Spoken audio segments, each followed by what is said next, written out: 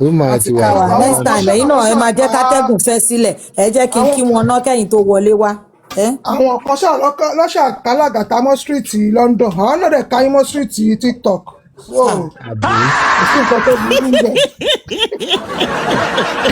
màá ṣe nǹkan lọ́wọ́ woman yìí o Mọ̀mí Yẹmí, màá wá ṣe nǹkan yọ̀ọ̀yọ̀ lọ́wọ́ wò woman yìí lálẹ́ yìí báyìí. ọlọ́run.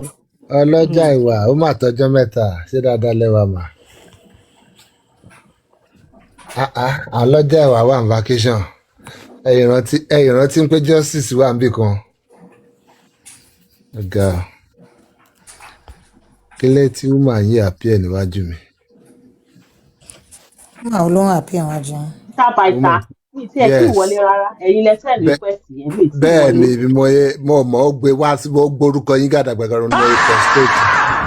ẹ sáré hemi bẹ́ẹ̀ ẹ sáré hemi lórí kan ẹ tí ẹ jẹ́ kí n balance no ẹ jẹ́ kí n way balance ṣe o ẹ káàsán ó yá ẹ káàsán sá ẹ kújọ́ mẹ́ta. ọjọ́ méjì pẹ̀lú ṣé dáadáa lẹ́wà. àdúpẹ́ lọ́wọ́ Ọlọ́run àdúpẹ́ lọ́wọ́ Ọlọ́run á yanjú rògbòdìyàn ní a lot has been happening. Ọlọ́run á fún yín yanjú o. àmì Jésù ó yá ẹ jẹ́ kí n mute.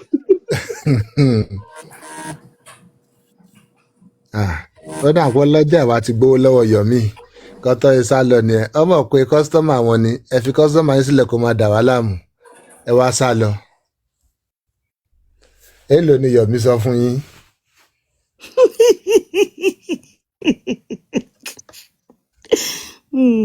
Àsìkò ìjẹ́wọ́ ẹ̀ṣẹ̀ ó yá náà.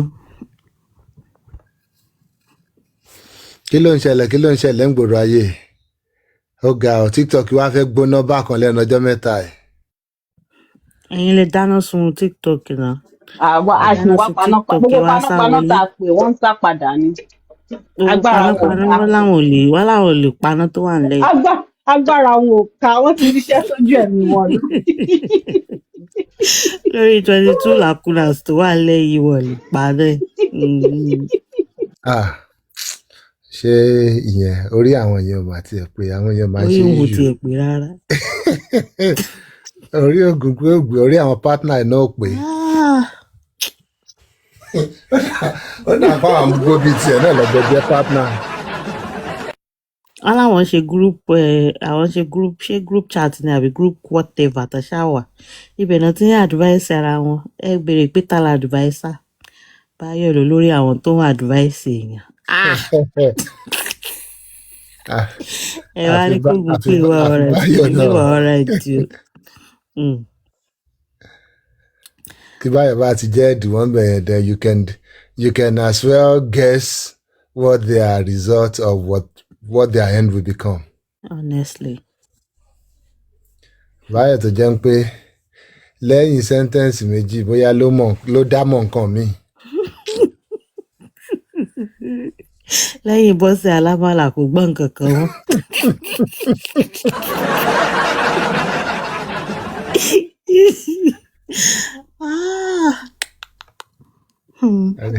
ẹ̀rí Báyọ̀ pé ń tiẹ̀. àtọ́ fearless dà ó ti tí ẹ̀ mú fearless ẹni mo gbọ́ rìkọ́dì tí ènìyàn ń burú play lọ́sàn-án lẹ́ẹ̀kan.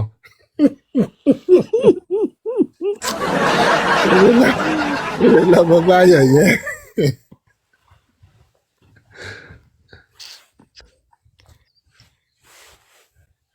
ọ̀gá.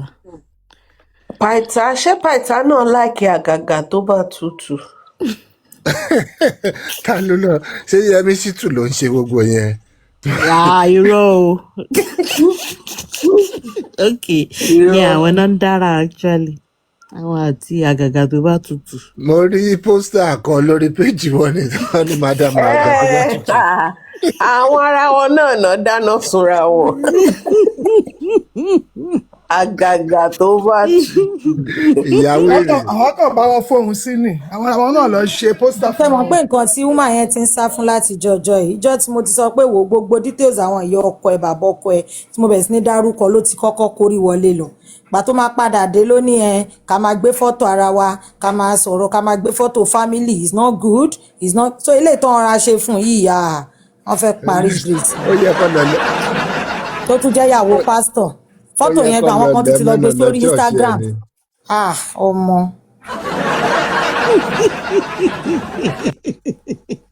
mo tún dé Instagram lẹ́ni mo tún bá ń bẹ̀ mo ní ẹ ṣàfẹ́ báyé rich grace jẹ́.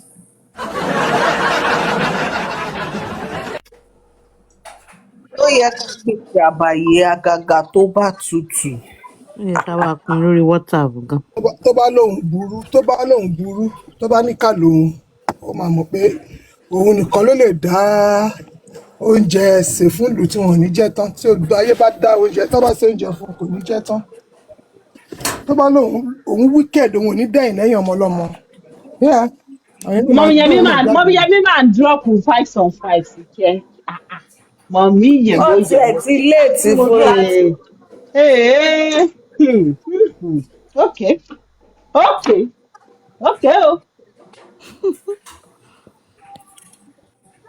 Àgàgà tó bá tútù là ń bálé olúwẹ̀rí pátá you know mute o ká má lọ máa gbọ́ nǹkan tí ò yẹ ká gbọ́ o. ìtẹ́ bá fẹ́ gbọ́ náà lẹ máa gbọ́. It's okay. kí ni èyí kẹ́ gbọ́ tẹ́ fẹ́ gbọ́. òbúrú tó bá gbọ́ náà àbí náà kí la wà fúnra wa fún. kò ní dá kán má lọ máa gbọ́ pàpàpàpàpà. èèyàn náà lọ. wọ́n kọ́ngí bẹ́ẹ̀dì ni. ó lè sáré bọ́ pàpà.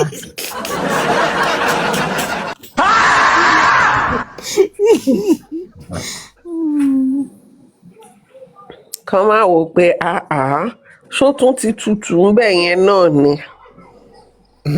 àgàgà tó bá tutù èmi gan láìkí ẹ.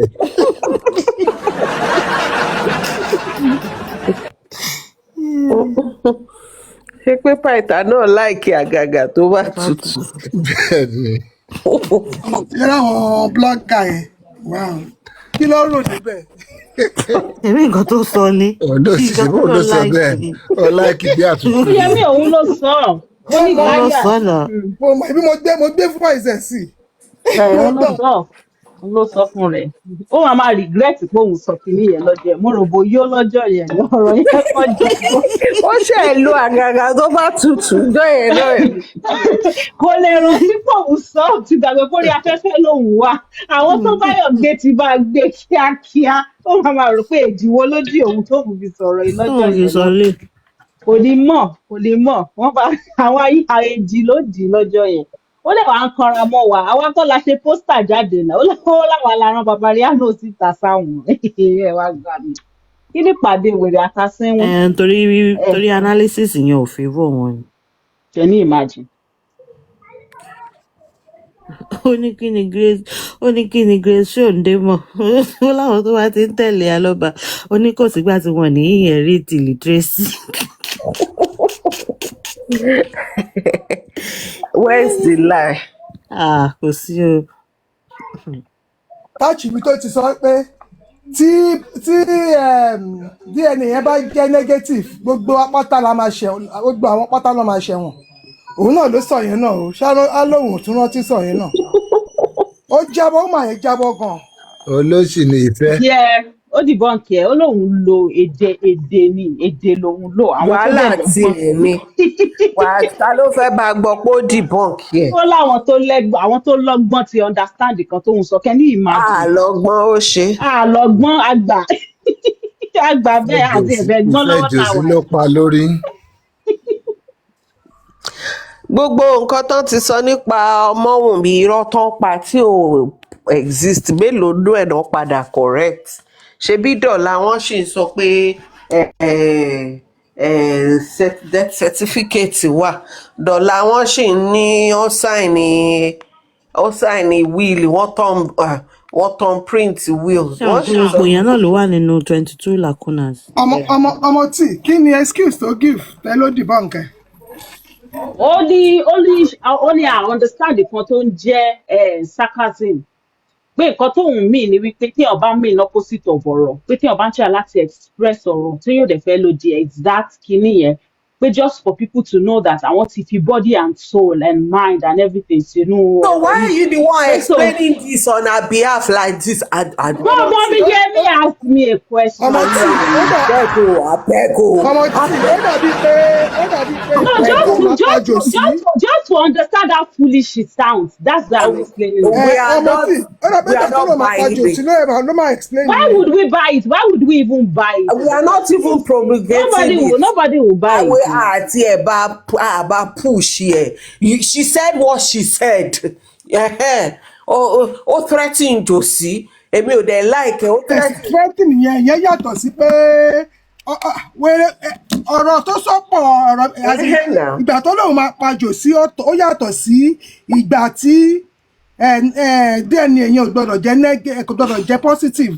sarcasm náà It's different sarcasm tó àwọn ọmọ kan tó ń jẹ́ sarcasm dáhùn sarcasm ọ̀dẹ̀ ó sábà kan sọ àwọn Ó máa rí Kazeem sí kò ń ṣe sarcasm. ó máa ń rò pé òyìnbó òyìnbó á máa sọ àwọn òyìnbó máa orí rò street pé òun gbọ́n ni. rèrè èèyàn kó lọ máa ràn kí o gba àwọn ará church ẹ̀ orí kó rí mọ́mì táwọn ń pè ìyá yóò gbádùn. Àyà pásítọ̀ ti wọnú ayé lọ. ti pẹ́. Ẹ̀sọ́ ọlọ́jà ẹ̀wà bí gbọ́ pa o. actually kò fìgbà kankan kúrò nú ayé ẹsẹ̀ kan nú ayé bí ẹsẹ̀ kan nú píṣọ̀ tó wà church. tọkọ ẹ̀ yà wọ́n jọ dúró sẹ́gbẹ̀ ara wọn ẹ máa rò bóyá àlejò ara wọn ni wọ́n o kò sí any company kò sí any emotional attachment láàrin wọn bó ṣe ya fọ́tò yẹn ẹ wọ́n wo ètò àti tíjọ́sì tó gbórí lẹ́jọ́sì láyà tí yẹn gbórí lé lórí. Àyà Jòsí dàbí àyà olùgbàlà ni. wọ́n lóun ìyàwó pásítọ̀. Physics ló wà láàrin òun àtọkọ ẹ̀, but chemistry ló wà láàrin òun àti Jòsí. Wọ́n ní very strong chemistry. Attraction yẹn pọ̀, ó wà attracted to Jòsí, olóṣèlú máa ń wà comfortable lára Jòsí. Ó ga. Olúwa bá mi wò ó. ó máa pè tán ni. Olúwa bá mi wò wá lọ́ba. Ẹ káalẹ́ gbogbo ilé o, ẹ kújọ́ mẹ́ta o. ṣe ẹ kálẹ́ o ṣe wà pa. Ẹ kí gbogbo ilé o. Ọlọ́jà Mo miss gbogbo yín, mo máa ń wọlé. Màá kàn wọlé máa wò pé Ọlọ́run máa fún yín lókun àtagbára o. To the last, ẹ má wọrí, cheerleader yìí ni mo jẹ́. Gbogbo ibikíbi tí máa lọ máa kan sára fún gbogbo yín. Kò ní sú yín, kò ní rẹ̀ yín. Ta lẹ fàyọ̀ mi lé lọ́wọ́? Ta ló fẹ́ dùn fún mi? Ẹ̀yin ni. Ìṣe Pythagoras. Ẹ̀yin lẹ́jọ́ ìgòkè mo kàn rẹ́rìn-ín látẹ̀kọ̀ pé kí ni Pythagoras ò débi pé èlò ni Yomi sọ Yomi tó ti ya wèrè gbọ́mọ yẹn ṣe wà yẹn kò sí àlàáfíà mọ́ wọ́n ti ṣẹ́rí èyí tó ti da nínú ayé ẹ̀ ló ti lò láti year 2000 yẹn láti ìsìn ìbáyìí 26 years after ó ti bọ́ kò lè rí mú mọ́ mo kàn wò pé ṣé mo fẹ́ máa bélé yìí because I don't know tí n bá kọ̀ ra àwọn clips yẹn tán bá kọ̀ gé máa ń pẹ́ ṣáyé èèyàn kan tún bàjẹ́ jù báyìí lọ wọ́n gbọ́dọ̀ fi ọ̀rọ̀ yọ̀ ṣépè fún yàn. ṣe máa jẹ́ kó gbé sáájú òfin. eléyìí ò lè wálé mọ́ lẹ́yìn kan gbókù ẹ̀ kọ́ lọ jù sínú gbórúmọlẹ̀ tí gbórúmọlẹ̀ bá wà ń lo òyìnbó mi ò lè sọ kọ́ lọ fún àwọn ẹranko mi ìmọ̀ bí àwọn ẹranko lóyìnbó máa ń jẹ òkú. gbórúmọlẹ̀ máa wà ní ìkan Winnipeg. ẹni Winnipeg ó ṣe jẹ́ The British ṣe bí you see wetin Sabata dey do again. Ṣe pé Sabata ń ṣe báyìí sí. Ṣe bẹ́ẹ̀ wà bẹ́ẹ̀ sí ẹ̀dá kẹ́sì lẹ́yìn ọ̀dọ́ pé jẹ́jẹ́ mo tún jókòó tí mo tún jẹ́ ìtura. Ṣé kí Sabata lọ́kọ́ wá fún mi? Sí wàhálà. ṣe ṣe dájú pé sàtẹ́mì. tó yẹ kí wọn náà dáhùn ní ṣáàdù. Ṣòwòjọ́ yẹ kí jẹ́ ọ̀dọ́ tiwa lẹ́yìn kọ́ wá sin ẹlẹ́dẹ̀ sí kó orun pa wá. Àwọn tó yẹ pààrọ̀ mọ́tò wọn lọ́wọ́ àwọn ò sọ pé kí gbórúmọlẹ̀ wà mẹ́. Kọ́ tó gbé òkú láti bẹ̀rẹ̀ wá sí Winnipeg nǹkan. Ó tún wá jókòó ẹlẹ́dẹ̀ ó ló ṣì gbogbo díẹ̀ yẹn ọ̀rá abẹ gan kò tiẹ̀ lè sẹ́ ọ̀rá abẹ mọ́ mi tiẹ̀ mọ́ ayé bọ́bọ́ yẹn ti bàjẹ́. Ó ti sọ tẹ́lẹ̀ pé kú omi ló máa pa ó bóyá Niagara náà máa lọ jù sí kò dẹ̀ ní ìdá tó máa lọ jù sí Niagara fọ̀ torí àkọ́tà nílé. Àwọn omi gan kọ̀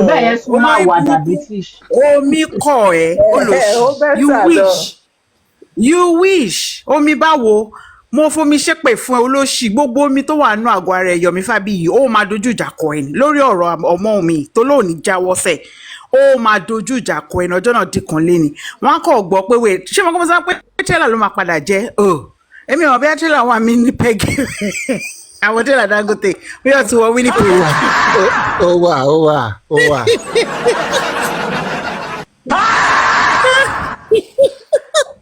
tó bá dé Nàìjíríà mi ló wà ní lóṣù. ọlọ́jẹ̀wà ṣé yẹ kẹ́yìn náà join ṣé yẹ kẹ́ ó tọ́jọ́ mẹ́ta ọlọ́jẹ̀wà kò tí wàhálà. ẹ má bínú ìgbà tí mi ẹ̀wẹ̀ wá bínú ó ṣọwọ́ òru mi ò mọ location wèrè ni mo ṣàmọ̀ kókò sí Nàìjíríà Mr. Pata lè ṣe já mi sí pé location Mr. Pata ló wà àwọn jọ ń gbé ni. Pàtàkì dákẹ́rẹ́ ara ilé ẹ̀ lọ́pọ̀ o. Kò dá o. Bí mo ṣe ń sọ àsọ yé àsàsọtẹ́lẹ̀ sínú àgọ́ ara èèyàn ó jẹ́ kí n máa fi location sí káwọn ọ̀run lè gbà fún mi tó ló ṣì ní bọ̀bọ̀ yẹn bó ṣe wà yẹn kó jàtìjàtìjà. Brandon ló wà jàre àmú ní Brandon sorry. ẹ má dáhùn kí ni ló wà jàre ẹ má dá wọn lóhùn. Winnipeg ló máa kú sí.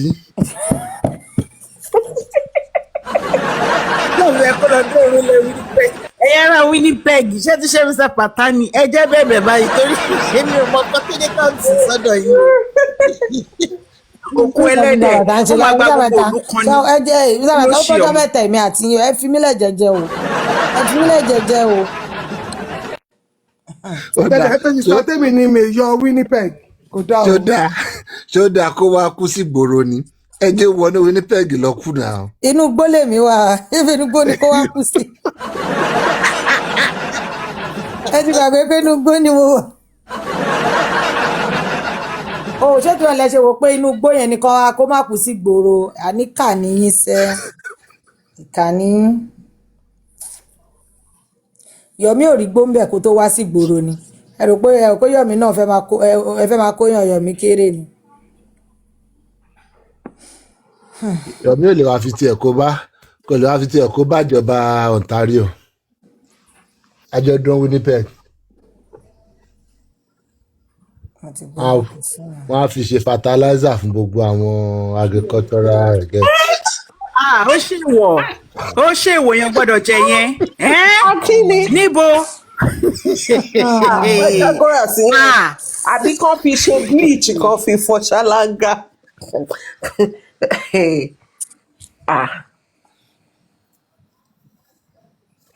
ẹlẹ́ṣẹ̀ ara ẹ̀ kó tiẹ̀ wò ṣùṣù kó o pé kí ló ń lè fi ṣàwọn aráàlú lóore kó dẹ̀ lọ donate ara ẹ̀ fún fish farm kó yá ẹ fòun fìdí àwọn ẹja.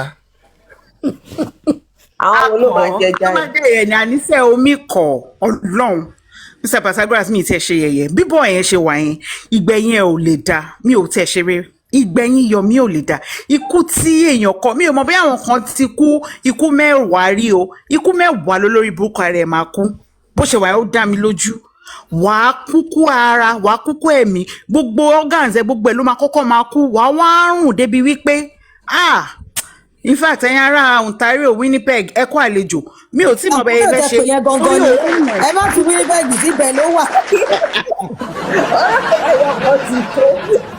ẹyọ kan àkọ́kọ́ yẹn ni kẹ́ mú ibi tó ti wà nìyẹn lóòótọ́ náà.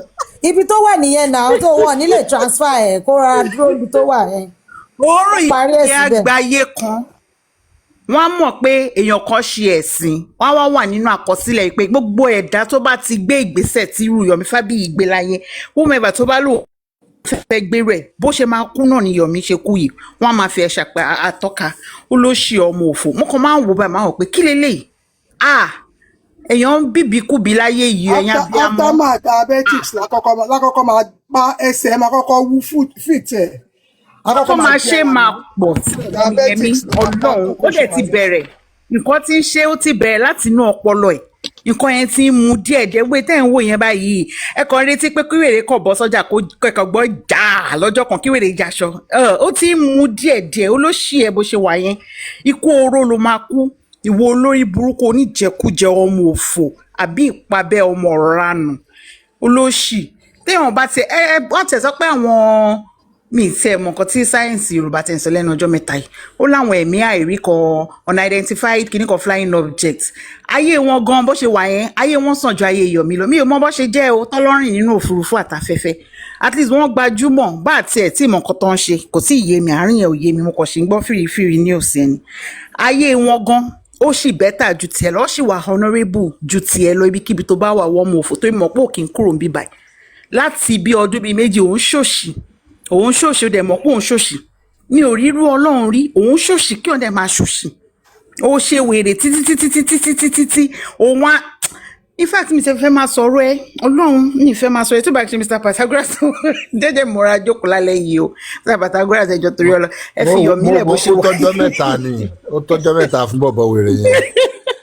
bóyá ti ya wèrè very despicable person kí ló dé kí ló ń wá kí ló sọnù lọ́wọ́ ẹ̀ I just see the news and everything ó dáṣọ́ lọ́wọ́ tí lọ ṣí fáìlì àbí kí ló fẹ́ ṣí àwa ń retí àtúbọ̀tán ẹ̀ bó ṣe lọ́wọ́ ló ṣe máa bọ̀ ọ máa padà yìnbọn pa ẹ̀ tó bá tún kú gbogbo bí kíbi tó bá ti rẹ́ni tó jọ ẹ́ ọ máa yìnbọn pa wọ́n ni kábàárẹ́ni tó jọ ẹ́ báyìí ọ máa sọ̀kò pa wọ́n ni lórí igun mẹ́rẹ̀ẹ̀rin ayé yìí lẹ́yìn tó bá tún kú tán ó lọ ṣe ọmọ òfò very dirty idiot á jókòó síbẹ̀ orí ìjókòó yẹn náà ló ti máa ṣoṣo lóorun èyí ìwẹ̀ ò ní wẹ̀ èyí kéèyàn fọ gbogbo pàlàpàlà ẹ̀ pọ̀ ò ní fọ̀ èérí ló kún bẹ̀ gbogbo ẹ̀ ló ń pàkúta aláyé irun owó obìnrin ò ní nulẹ̀ ò ní níta gbogbo àwọn tó ń gbé náà bí wọ́n ń ṣépè fún ẹni so kí wàá ní lájọrí ayé tó wá ó wá ń sá kiri bí òkúta tí ò dúró gbaṣọ lórí ẹ̀ wá ń rìn kiri lórí ipò ti ṣe ìbàjẹ́ sílẹ̀ ìbàjẹ́ tó ṣe náà ló ń tẹ̀lé ẹ̀yìn let's see the outcome of everything mi kàn ń wo ẹni mo fọwọ́ lẹ́rán tó èmi tẹ̀lé máa wé ìsọ̀rọ̀ mi lórí ẹ̀ torí àrò pé bí àtàbá bẹ́ẹ̀ sọ̀wọ́ àgbọ̀ ni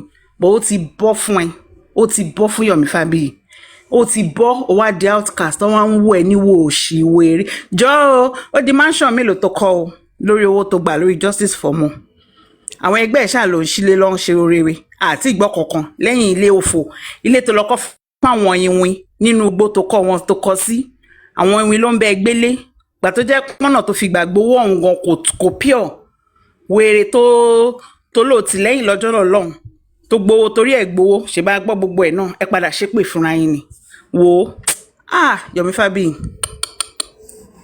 in fact mi tẹ̀ ní nǹkan tí mo fẹ́ bẹ́ẹ̀ sọ mo kí gbogbo ilé ọsá tẹ́mì mi ṣẹ́ wà Mr. Pythagoras mi ò gbowó lọ́wọ́ Yọ̀mí owó ò ní wèrè ní tó fẹ́ fún mi ẹni tẹ́ pé bó ṣe wà yẹn gan tí n bá ibi tó ti lè mú wèrè kọ́ so mọ́lẹ̀ báyìí kí gbogbo akadáwọ́jọ náà ni ọmọ òfò játijàti ẹ̀yin ará Winnipeg ṣé kí n pàdé ẹ̀ títì ni òyìnbó kọ̀ọ̀kan ò lè mú yín bó ṣe wà outcast ní pẹ́pẹ́ ò pé ẹlẹ́wẹ̀rẹ̀ lóko. àní kò sí Winnipeg Ontario ló wà sí. ok Ontario ó ti yé mi Ontario ẹlẹ́wẹ̀rẹ̀ lóko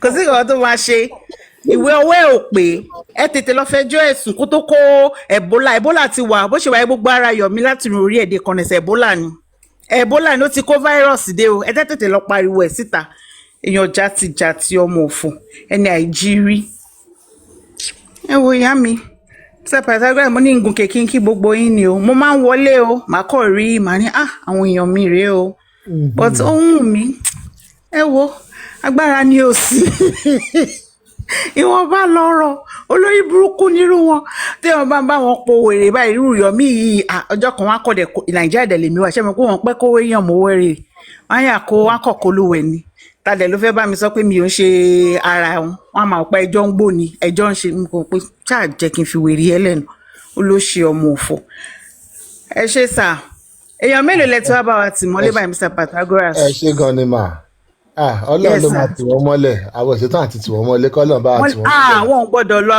mò ń gbọ́ tí mọ́mí Ìyátúndé post nítorí máa ń fọ́lọ̀ àwọn àti Ọmọládé lèmi lórí Facebook wọ́n post kíní fídíò kan tí mo gbọ́ láàárọ̀ I think yesterday tẹ́ ń ṣe tẹ́ analyze bóyá show wọn kan ṣá Ògúngbè tí ẹ sọ̀rọ̀ tí ẹ mo ní ṣé ìyẹn náà ibo ló ti mú wá tá mẹ́gùn wọ̀lú.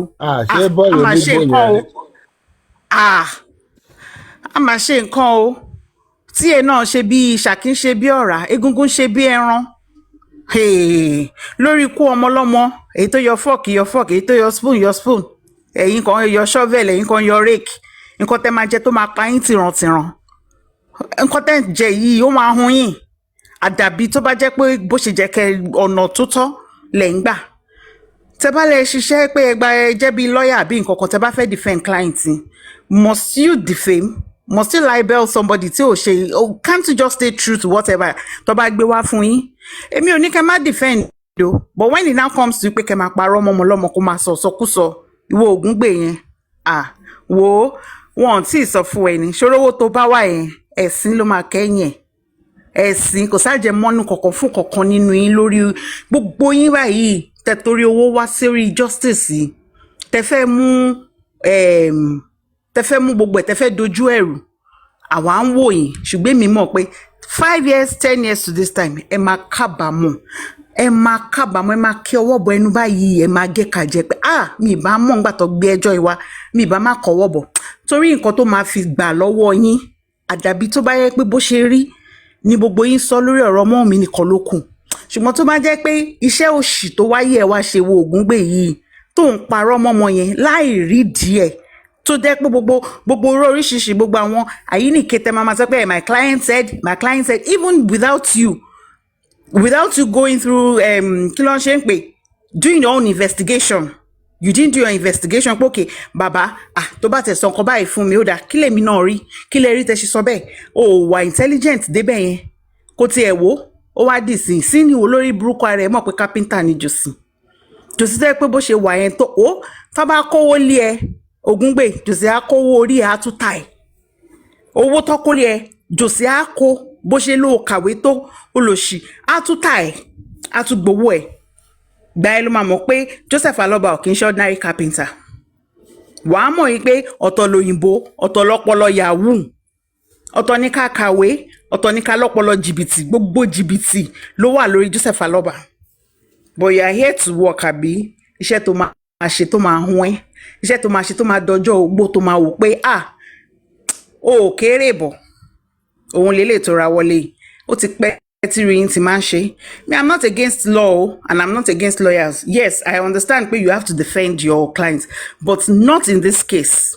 Not in this case. Eléyìí ẹ ti take it personal. The fact tó dẹ̀ ti wá mú pé òkè o ìwọ ń sìn ló fẹ́ ja ìjà jòsí fún bí mi ṣe rí nìyẹn ó wá dàbí ẹni pé wá gbé jòsí sẹ́gbẹ̀ẹ́ ó wá wò pé òkè jòsí I will take the bullet for you ọ̀tá àbọ̀n yẹn ló máa pa ẹ́ tọmọtọmọ olóṣì nìyẹn ọ̀tá àbáwọn tó wáyẹ gbogbo ọ̀tá àti ọ̀tá ọ̀rọ̀ ẹnu àtèpè àtowó tó máa hún gbogbo ẹ̀ òun ló máa pa ẹ́ tìrantìran ẹ̀yin olóṣì jàtìjàtì ẹ̀yin oníṣẹ́ èpè ẹ̀yin ìránṣẹ́ oṣù ìránṣẹ́ òkùnkùn gbogbo yín pátápátá lọ́lọ́run máa mú ẹ wo ẹ kàn gbọ́ pé àwọn kan kú níbì kan mo kàn máa wo oríṣiríṣi lórí social media ọlọ́run dáríjì mi èmi náà mọ̀ ọ́ ṣe o but mo ṣe ń sọ kí ọlọ́run fi ṣe ọwọ́ mi kó fi dá mi lẹ́jọ́ I will still say it because mo mọ̀ wípé mi ò bá tèèyàn kankan jẹ́ mi ò bá tèèyàn ṣẹ́rẹ́ yìí tí mo fún lépè yìí mo rí yín tán ni tó bá dá yín lójú ẹ̀yin náà ẹ̀ bọ́ sí wípé màá tí mo sọ sí mò ń là wípé gbogbo nǹkan tó ṣe lórí ọ̀rọ̀ yìí ìyẹn ló ń pè pé téèyàn bá tẹ̀ fẹ́ ṣàṣìyàn àbí èèyàn fẹ́ rán nǹkan kan níṣẹ́ because ọ̀rọ̀ gan lásán ìránṣẹ́ kan ni mo fẹ́ rán sínú ayé ẹ̀ ni mo dẹ̀ sọ fún nǹkan tó ṣe kó lè mọ ibi tó ti máa fún lórí burúkú ẹ̀ lọ́rùn Ògúngbé òun mo sọ wípé gbogbo bẹ́ ṣe lórí ọ̀rọ̀ kéèsì Mohbad àdàbí tó bá yẹ pé mọ́ Wunmi bóyí bí gbogbo ìrìn àjò yẹn ṣe rí wípé òun ló pa ọkọ ẹ̀ àbò mọ òun gangan ló lọ́wọ́ sí wípé ẹ lọ pa ọkọ àbí ó fẹ́ jogún ọkọ ní gbogbo ìrìn àjò yìí ló ṣe mú ẹ̀mí Mohbad lọ nìkan ló kù ló máa mú jẹ gbogbo yín pátápátá ilẹ̀ máa mú yín ẹ gbọ́ pé àwọn kan kú lọ́tún wọ́n kidnap wọn ló sí kó sẹ́ni tó mọ̀ ṣe gbogbo Nàìjíríà lèmi náà wà mò ń bẹ Ọlọ́run ni ṣùgbọ́n nǹkan kan lèmi mọ̀ wípé nílé ayé yìí ó lè gbé potato kó fi ká ọ̀gẹ̀dẹ̀ nǹkan tó bá ṣe tá bá ríran kan tó ti jẹ gbèsè kan gbogbo ẹ̀ náà ni mo máa ń sọ pé tọ̀ mi ò mọ nǹkan táwọn ìrandíran mi ti ṣe o ṣùgbọ́n tọ́lọ́run bá wò pé ẹ̀ṣẹ̀ orí mi ló máa wá àkọsílẹ̀ ni let it come. But all I will do is, for me and my own generation, I will do all I can to cleanse that. Okay, I don't know, whatever it is that generation before me, my great, my ancestors taught ṣe, kọ́lọ́run kó parẹ́, tó bá rò pé bẹ́ẹ̀ kọ́, tọ́, let everybody be accountable. I no dey fear. all die and I die but ká wá máa wò pé bóyá bákan lè ṣe jẹ́ yẹn ní kúure ní kúure gbogbo yín pátápátá tí ẹ̀ ń da ọ̀rọ̀ justice for Mo yìí because màá kàn tiẹ̀ wò mí pé tí n bá rí mi lórí tí n bá rí update Dámọ́ládé lè máa kó kí ló tún ṣẹlẹ̀ màá lọ sí comment section màá kà ìgbà míì màá wọlé síbí màá pé ọ̀rọ̀ yìí àbí mi ibi tá a bá dé yìí mo rò pé jẹ́ ká ti sinmi báyìí ṣùgbọ́n ọ̀rọ̀ ni màá tún gbóhùn ọmọ mi gbà mí máa pẹ́ gbogbo ẹ̀yin tẹ́lọ́mọ yìí ò ní sinmi gbogbo èso tó tinú yín jáde wọn ò ní sinmi ẹ̀yin fúnra yín ẹ ò ní nísinmi lórí ọmọ yín ẹ ò ní sinmi ṣé mo pé mi ò kí ń tètè gbàdúrà pé kẹ́ tètè rí kúkú torí mo mọ̀ pé tẹ̀mí yín bá gùn kójú yín ráre kẹ́ ṣe ẹ̀sìn yẹn débi pé kẹ́ máa bẹ̀bẹ̀ kẹ́ máa tọrọ ikú kẹ́ máa rí torí gbogbo ìṣẹ̀dá tó bá ti bí ọmọ tó ń ràgà bọ ọmọ títí ẹ̀ tó wá wò pọ̀ ọmọ ọlọ́mọ ló fẹ́ máa lé sẹ́ni kìnìún kò possible ní generation tá a wà yìí o tẹ́ bá ti ń ṣe tẹ́lẹ̀ tẹ́ ti ń mu jẹ lọ́wọ́ tá a wà yìí o kò possible ni a máa gbé yín rè ni gbogbo òṣùwọ̀n tẹ́ bá fi wọ̀ fún ọmọ ọlọ́mọ ló máa fi wọ̀n fún yín tọmọtọmọ tìran yín it will all come back to all of you gbogbo yín pátápátá àgbéyẹ̀wò Nàìjíríà èyí tí wọ́n bá rí kidnap nínú yín tọ̀ ókò àṣìta ìbọn nílùú tẹwà wàhálà tí yín nìyẹn mi ò gbéṣẹ́ rán yàn kò kàn mí nǹkan tẹ́ béèrè fún ọmọlọ́mọ ṣùgbọ́n lọ́mọlọ́mọ ẹ̀yin dé o ẹ dé o ṣé ká máa lọ ní.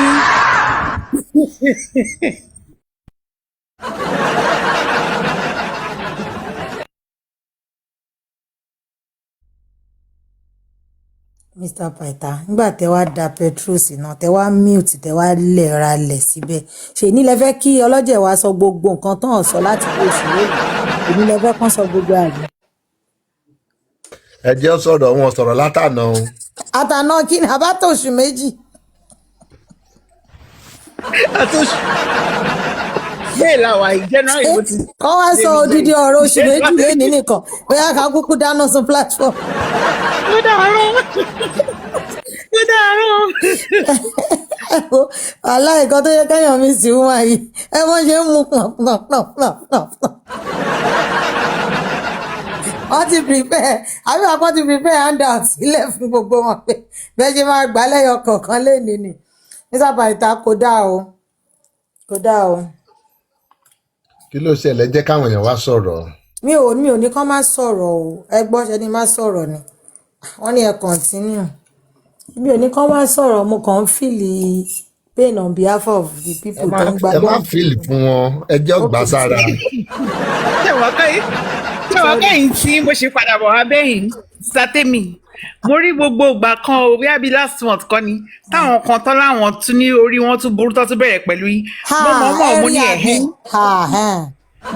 mo ní ẹ̀ bá mi fún dáadáa torí tábánikà bọ́ síta ṣe olótú máa preach fún wa ọmọ Jésù lòun àwádẹ̀rẹ̀ ńgbà mi a máa ń gbé Jésù ẹ̀gbẹ́ a máa mú èṣù yẹn lójú pẹ́rẹ́ wu ni torí gbogbo ẹni tó bá ní ká má ṣe ìlú a máa mú tiẹ̀ ṣe máa yé ni kí ló ṣẹlẹ̀ ṣe mọ̀ pé ẹ̀yin ò lẹ́mìí ọmọ Jésù ní bó dẹ̀ ṣe dà nìyẹn bọ̀kọ́ táwa ti rí láyé. mo ti gbọ́sẹ̀. kò sí ẹ̀fìn tábàdìkà wò ìka lọ́wọ́ pípò yìí. Ìka ni wọn kí lọmọ mi ṣe fún yín tí má gbóhùn ọmọ yẹn mo rí tọmọ yẹn tún ṣe tó tún sọ̀rọ̀ níbì kan tó tún sọ fáwọn kan mọ̀ pé kí ló dé gbogbo bó dẹ̀ ṣe sọ pé ó máa rí fún yín bẹ́ẹ̀ ló ṣe máa rí gbogbo bí ọmọ yẹn ṣe fi ẹ̀dùn ọkàn tó yẹ sọ fún yín pé bó ṣe máa rí náà ìṣẹ̀lẹ̀ ní jáwọ́ ni nǹkan tó máa já yín lọ́wọ́ lẹ́yìn ọmọ mi á mú yín kúrò ikú ọmọ á já yín lẹ́yìn ọmọ mi bó ṣe rí ni kó ọmọ ajá yín lẹ́yìn ọmọ mi olórí burúkú ni ẹ mo ṣe gbọ́ mi ní wákàtí ọ̀wọ̀ tó ń sọ pé bẹ́ẹ̀ kọ́ bó ṣe máa rí fún ẹ láwọ̀lẹ̀ sùn ni àdàbí tọmọ mi bá ṣẹ̀ tó bá rò ẹni pẹ̀lú kù Mr. Pythagoras. Mr. Paita ẹ ṣọ́ra yín lálẹ́ ẹ ṣọ́ra yín lé bẹ́ẹ̀ ṣẹ̀ṣẹ̀ àmì díẹ̀ lẹ̀ dáadáa mo sọ̀rọ̀ ẹ ṣọ́ra yín lálẹ́ yìí o èmi ń pè é àwọn ọ̀dà ṣe àmì.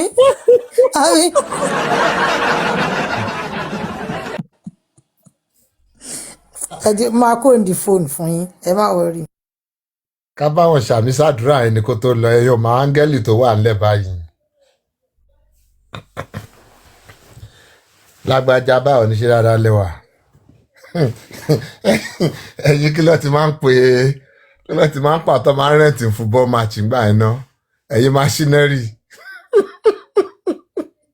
ẹ̀yin àtẹ̀síkápẹ́ẹ̀dì ẹ̀yin machinery tẹ́ wá ka 22 pages sátẹ́nì kílẹ̀tẹ̀ lọ́n ayé àwọn machinery láti wá burúkú mà ní báyọ̀ yẹn láti wá ka 22 bọ̀bọ́ yóò ní pages. làákàyè ẹyọ kan báyìí bó ṣe wùlé ọmọ very stupid guy. bó ṣe àná gan-an ẹ̀ṣẹ̀ give up lórí ọ̀rọ̀ ẹ̀ pé amúrò pé bọ̀bọ́ yìí lọ́pọlọ díẹ̀ ní mímọ́ pé kò sí nǹkan kan lórí ẹ̀. èyí tó kéré jùlọ ọ̀pọ̀lọpọ̀ ni. olórí burúkú ó fi gbogbo òrùngbọ̀n ṣe funfun tán yẹn ó lò sí gbójọjú orí ẹ̀ lọ ọmọ àlè. ó wò ó pé bọ́ọ̀ da ìṣẹ́ẹ̀tì kínní àwọn yìí ó mà tún yàtọ̀ àwọn machinery ló gbọ́dọ̀ ṣiṣẹ́ ó yìí. lọ pe machinery wá àwọn tí lọ́ọ̀yà wọn fi AI competition ló pè ní àbí tó fi respond ló pè ó pònú. àwọn ò nídìí kíní ká tó mọ èsì tá a fẹ́ fún yín torí ẹ gọ̀tì ọ̀dẹ ní bọ̀bọ̀ yẹn.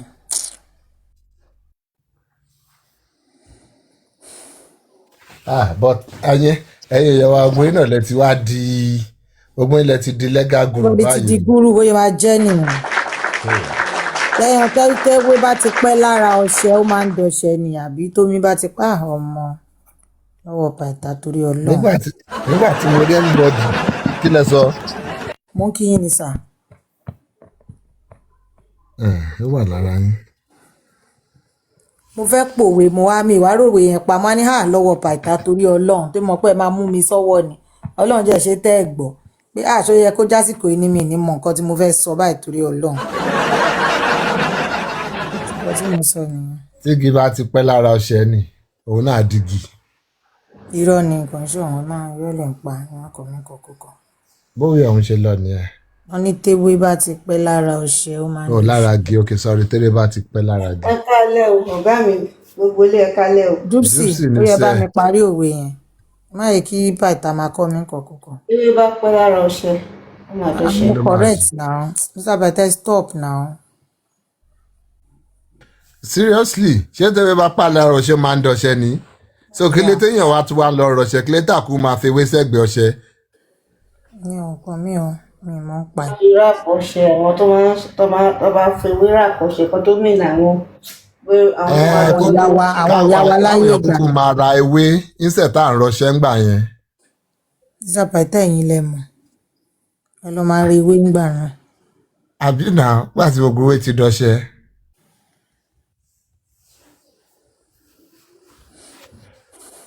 even Yẹmí Ṣìtù gan náà lè mọ orí wọn bọ́ in break down 22 pages ẹ̀ mú náà gbogbo ìwà yí ẹ lóde. just look at àti you. àtẹwé kan ò ní gbé. Àtòrí àti kàlùmọ̀rọ̀ bóyá kò lè gbé. tewé bá tún ti pẹ́ lára ọṣẹ àbí tọ́ṣẹ pẹ́ lára ewé kò sí ìta gbénu méjèèjì náà. ó ń lọ sí nìyẹn. bẹ́ẹ̀ ni ìtàkùn tó ní kẹrin máa hu odò. Dupsy aka olójúdúdú. olójúdúdú ló ń kéyìn. olójú dúdú tán ní irú ẹ̀ irú ẹ̀ tán ní kò ṣọ̀ríjìnà. Mr. Bàtà ṣẹ́gbọ́n kan tí ọlọ́jẹ̀ wa sọ pé àwọn sọ pé Ọlọ́run ló mú mi pé torí mi ò ní jẹ́ kán fún wọn jẹ tó bá fẹ́ fún ọmọ àárín ọ̀tá ni mo wà o èmi gan àwọn ọ̀wà mi yóò rà pé kò tẹ́ àwọn tèmi lọ́rùn gan who want violence and wọ́n fẹ́ kẹ́ dájú ni pé kẹ́ hùwà ìkà. kí máa wù àìkà ó máa dájú ni ó ti bọ́ síta wéré làwọn aráàta yìí yà wọ́n máa sáré pààyàn kéèyàn tó sọ pé èèyàn fẹ́ pa wọ́n ni ó ti yé mi ó kú yé mi kò sí wàhálà kálá. mo wà fún ẹ má fọ ó kàn jẹ́ pé ṣe tó bá ti dọ̀rọ̀ yẹn mo pé sátẹ́mì tí máa ní kí n gòkè orí mi nìkan ò lè dágbé ó lè dọ̀là ń sìn má kàn gbọ́ ẹ wò ẹ fi wọ́lẹ̀ ṣe mọ̀ pé èmi dẹ̀rẹ́ kò ń tán lára mi bọ̀rọ̀ bẹ́ẹ̀ ṣe wò mí you are enemy is an enemy o èmi ò mọ̀ pé ọ̀tá kan tún máa ń mi kò yé mi bí àtọ́kọ́ ti ṣó mi láyé yìí olórí burúkú ló pọ̀ jù náà ọmọ ádámọ̀ o àwọn tó fẹ́ yín ò tó nǹkan o bó ṣe wà yẹn wọ́n máa súnmọ́ yín ni láti lè ṣe àìdá fún yín, especially this era of social media, because mi ò mọ nǹkan tó fẹ́ jẹ. I just look at some people, mama wò pé okay, ṣé tó bá wá bà mí jẹ́ jọ nítorí Ọlọ́run ṣáyé ẹ̀ ti wá dà ó ní. hard mọ́ títí ẹ. Ariwo náà lè fi máa pa gbogbo fèmí ẹ. Mr. Pythagoras ẹjọ́ sà ó ní nǹkan kan tó máa ń sọ ní Yorùbá wá ní ọdẹ afífìlà pẹ̀rin oṣù kan àbọ̀jọ́ kọ̀ọ̀kan ló mọ. Ó tán ó tán. wọ́n á péjọ wọ́n á wá wò yín tó bá péjọ tó bá wò yín tán kí ló tún kù. I don't know, and you now find out pé gbogbo àwọn tó ń ṣe kinní yìí kò sọmọdé láàrin wọn, kò sọmọ 25 láàrin wọn, a máa rí 30 plus 40 50. Ẹjọ́ nítorí Ọlọ́run kí ni nǹkan náà, kí ló ń ṣe yín, kí ni nǹkan náà kò yé mi. It's quite irritating for me. Ó máa ń rí mi lára ni, mi mọ bó ṣe máa ń rí lára mi. I can't be a part of it because mo wò okay, yes, a lè jọ rẹ̀ kí nǹkan kan ṣẹlẹ̀, let's just iron it out. But when it now comes to something, okay, mo máa drag ẹni, mo máa parọ́ mọ́, mo máa don't worry Ọlọ́run, àwẹ̀ má tó parọ́ mọ́ mi, ṣáyé ẹ̀ torí ẹ̀ dá. Ṣáyé ẹ̀ torí ẹ̀ dá. Nǹkan tó máa ṣe náà nìyẹn. Láti bí ọ̀sẹ̀ mélòó kan sìn, views ẹ̀ máa padà drop ni. Àìmọye lọ́wọ́ wọn àwọn blogs kan wà ní gbogbo 2022 23 àwọn ni wọ́n ń reign. Tó bá ní kinní kan gbé news kan báyìí wọ́n á máa rí 3,000 5,000 nísìnyí lọ́wọ́ agídí ló fi máa rí 200. Wọ́n á post mí gan 5 hours ago bí i comment 5-6. Ẹjọ́ torí Ọlọ́run kí lẹ rí sà. irú ọmọ kí wà kájọ jẹ ni. Oh okay, ẹ máa rí gbogbo ẹ̀ kò ní jù bẹ́ẹ̀ lọ má kàn máa wò pé bóyá torí pé àwa kan àwa family orientated tó ẹ pé we have a purpose. It's not just about us. It's not just about me. I keep telling people the moment tí mo ti ní mo lọ fẹ́ èèyàn kan níbi tí mo ti fẹ́ kò tẹ̀ tó wá dúró lórí ti ẹnìkan mo tún wá ń bí àwọn ọmọ tóun bá tẹ̀ ní ó dáa wèrè tó ń ṣe o tẹjọ́ ń ṣe lórí social media ó ti sọ òun ń lọ jọ nítorí Ọlọ́run ṣé mo fẹ́ sọ ọmọ mi àwọn ọmọ mi dọmọ ọlọ́mọ ni táwọn ọmọ mi bá torí ẹ̀dọ́jọ́ wájú tí gbogbo nǹkan tèmi ìyá ti ṣu sílẹ̀ tó wá ń dààmú wọn gbogbo wàhálà tèmi ti fà tí mo ti rò pé cruise ni mò ń ṣe o in my 50s in my late 40s in my mid 40s in my early 40s tó wá bẹ̀rẹ̀ sí ní lọ dà wọ́n mọ́ ẹ láàmú lọ́jọ́ jọ explanation mo fẹ́ ṣe fún wọn mama ní I'm sorry I didn't know like you did not know àbí I didn't know it was good. ọlọ́jà ìwà wisdom àwọn people yóò lè gbogbo nǹkan tẹ̀ ń dish out yìí so ẹ jẹ́ káwọn tó wà fún ìparun kọ́ lọ parun so. Henry sọ́sà tó yí gbogbo wa náà kọ́ la máa ronú bákan náà ọ̀rọ̀ lẹ́sọ́ so ìdí ẹni mi máa ń rò ń gbà mí tí n bá ti pa ó ti ń ṣe wèrè mà kọ́ pé oṣù yín tún ti lé bọ́ta olójogbo àbí kí ló ṣe pé ológbòjò bàbá eégún ọ̀yá bọ́ta kojú. ọpọlọ orí olùgbòògùn lè tẹ̀sán. wọ́n mi dúpsì mi ṣẹ́ wà mà ẹ kújọ́ mẹ́ta máa ṣe wà family nǹkan mà mo miss gbogbo yìí o mo máa ń wọlé àwa náà miss mo máa ń wọlé gbà mí wà lọ ni èmi olójújú ẹjọ fẹlẹsì mi kọ o. bí àwọn sùn bí àwọn àbíṣẹ mo miss gbogbo yín o Mr. Pythagoras ẹ̀yin gan mo kí o. àti bully fearless information fearless wà bí kọ̀ǹpútà bully wọn sí. kí ni sísá mi ṣe fún yín.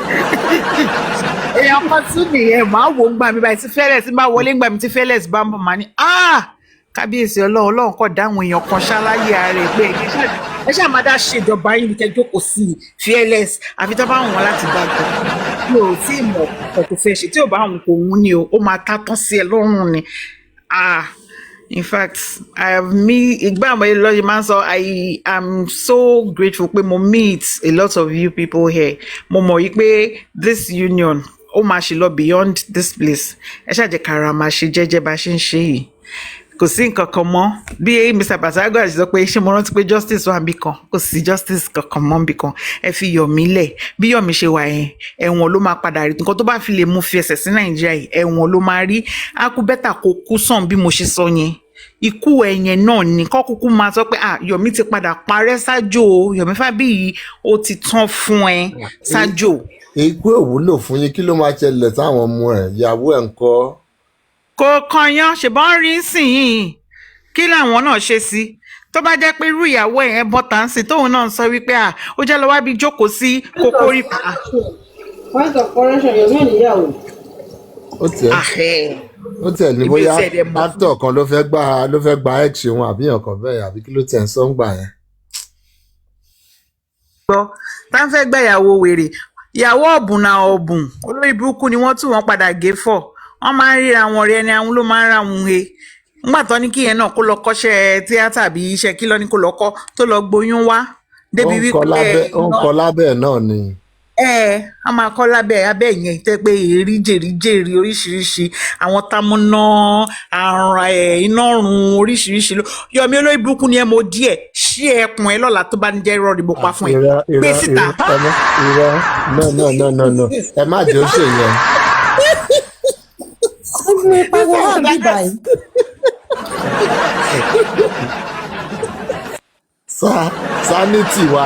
sanity wa wà stake. Please don't do that to us. ọlọ́jẹ̀wẹ̀ gbọ́ kó sọ pé àtọ̀ òun máa bi àwọn kan pé òun fara ṣe òun fàtọ̀ ṣe ni pé wọ́n tún da òun lórí J4M. olórí burúkú ibo ni wèrè lọ deposit stop spam. wàláyà àwọn ọmọ bíi mẹ́rin màá ní Yọ̀mí náà lọ lára wọn kò máa kéré nú ayé lótúbọ̀tà ló tún ní àtọ̀ òun máa bi wọ́n pé fáàtì pé wọ́n ti ẹ̀wọ̀n tún mú wọn mọ́lẹ̀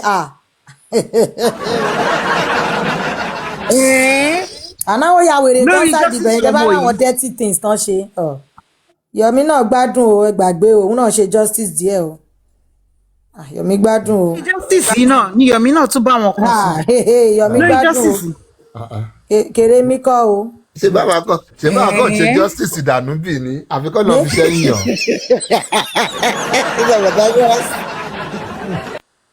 ọlọ́jẹ̀wà ẹ ti padà jẹ́ ká lọ bí tí màá yìí máa ń fẹ́ ká lọ ẹ jẹ́ á padà.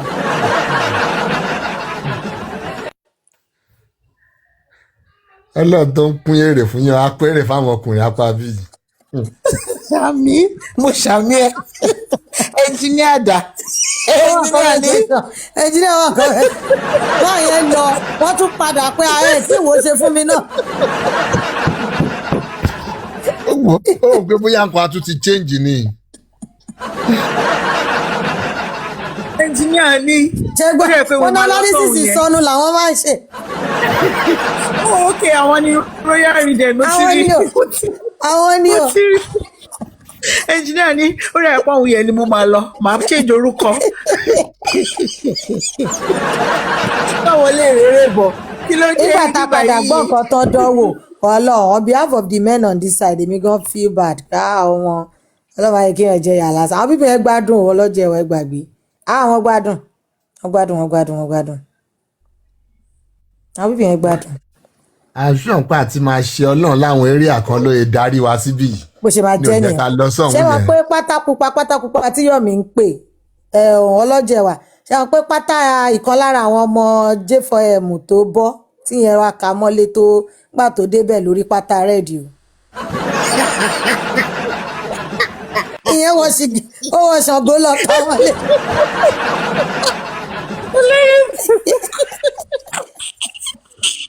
olóṣì abájọ tí wèrè ṣe para pátápupa wọn ti fi nu wèrè lórí bí ẹgbà tó sùn yẹn ti fi porí wèrè. ọ̀dẹ̀ yẹn náà ó fẹ́ gbajẹ́ ara Yọ̀mí ní kó dẹ̀ pé Yọ̀mí ò lájẹ́ lára. kó sájẹ́ yìí bó ṣe wà ẹ́ kóró ní bọ́ǹfù kéèyàn kọ wúwo ranù ní kò tóbi fàkíà rádaràda sílẹ̀ ògo kankan ò sí lára wèrè mọ́ olójú bíi fítífítí bíi oko olóṣì. ọlọ́jẹ̀ wà ìtàbẹ̀tẹ̀ máa mute o ẹ̀hàn mute kíánsìn kíákíá.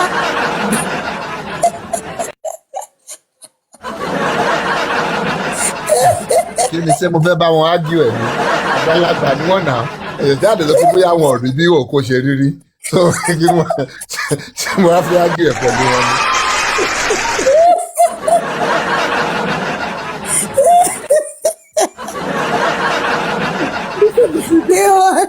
kí ni wọ́n kóra mi sí lálẹ́ náà. inú ti ń dùn mí. prof ẹ tó jẹ́ jẹ́ bá mẹ́ta wo tó mo sì sàlẹ̀ rẹ́rìn báyìí. ẹ bá wo sàlẹ̀ jórí fítífítí ni. Wèrè òde kọ̀ọ̀kan. Olórí burúkú ní pikin penis. Olóṣì mo tún sọ lẹ́ẹ̀kan mo díẹ̀ gbé oko rẹ̀ síta. Olóṣì. wá ṣe kọ́mẹ́ntì ó rà kí mi ò kọ́kọ́ gbọ́dọ̀ mo tún ná etí ẹ̀ báyìí mo lójú fítífítí tọ́mẹ̀tọ́ wọ́n sáré mute bóyá wọ́n sáré rẹ́rìn ni mo rí tó tẹ́ bọ́tì ẹ̀rọ mute kíákíá. mo yẹ̀ wò ni.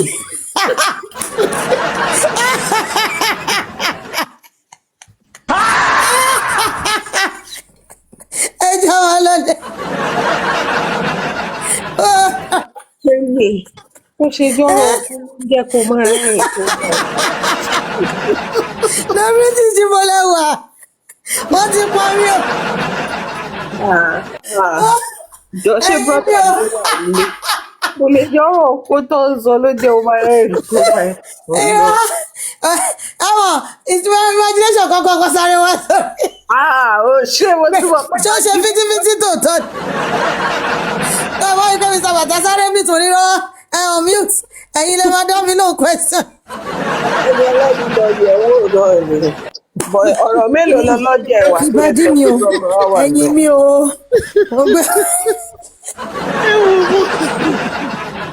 Mo ṣe kan lálẹ́ yìí o.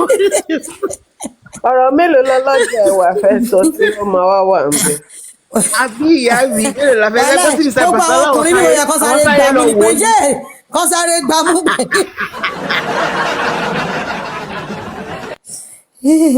iṣẹ́ sì ló ń dún ẹ̀yìn lèmi tí ló ń filẹ̀ rìn.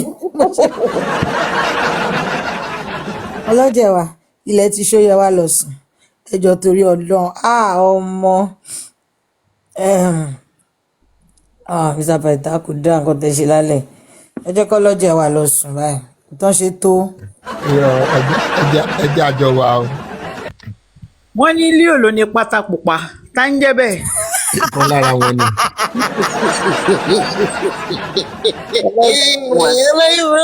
Ìyọ̀mí táyé ti pa bùkún tẹ́lẹ̀ wọ́n tún wá fi pátá pupa ní wọ́n. lọ́jọ́ wa tó tọ́ mà ní tẹ̀ wá láìsẹ̀ ẹ̀. Tẹ́mi ò ṣàlàyé. ajá máa ń pe kí ló dé tó ń pe pátápupa ẹjọ́ tó máa confess báyìí kí lẹ sọ mà. Wọ́n ní ìyẹn náà ló fìkà sínú ẹ̀ náà ló ń rùn. ṣọ́sùsọ yẹn náà ni. Ẹ̀hẹ́ náà Leo yẹn náà. níbo ló fi kà sí. Àbí tó.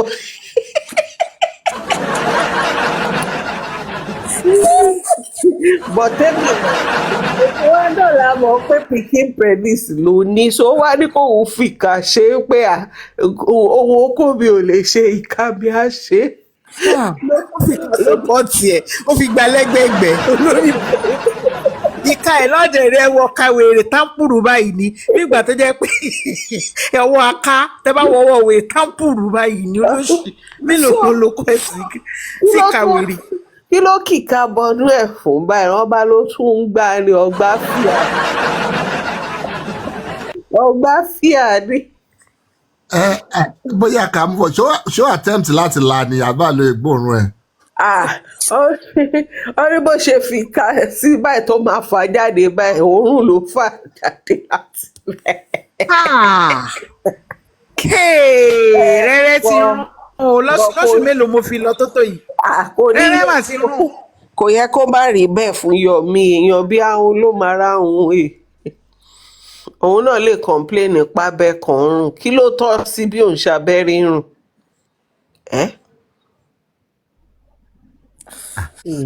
ó wọ̀ pé beggars náà ní choice. Wàláì abẹ́rírùn náà ló tọ́ sí Yọ̀mí kò lè ṣàǹkan tó dáa jẹ yàtọ̀ sí yẹn náà. Bóyá kó fuck off. Yọ̀mí bóyá kó lọ fuck off. So oríṣiríṣi ti ṣẹlẹ̀ mélòó la fẹ́ sọ mélòó la fẹ́ kà. mélòó la fẹ́ wí mélòó la fẹ́ sọ.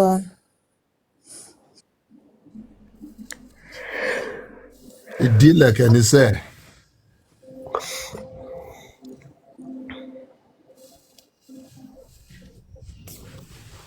Ìlẹ̀kẹ̀ má kí mi sàpàtà.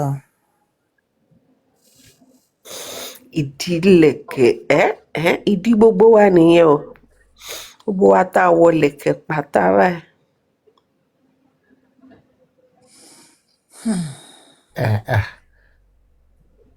I don't think you need to tell us that here.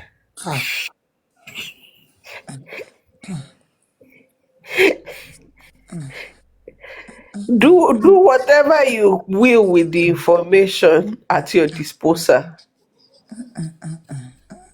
You cannot be putting ideas into our prof said and all that, please. Our prof, wow, did they complain?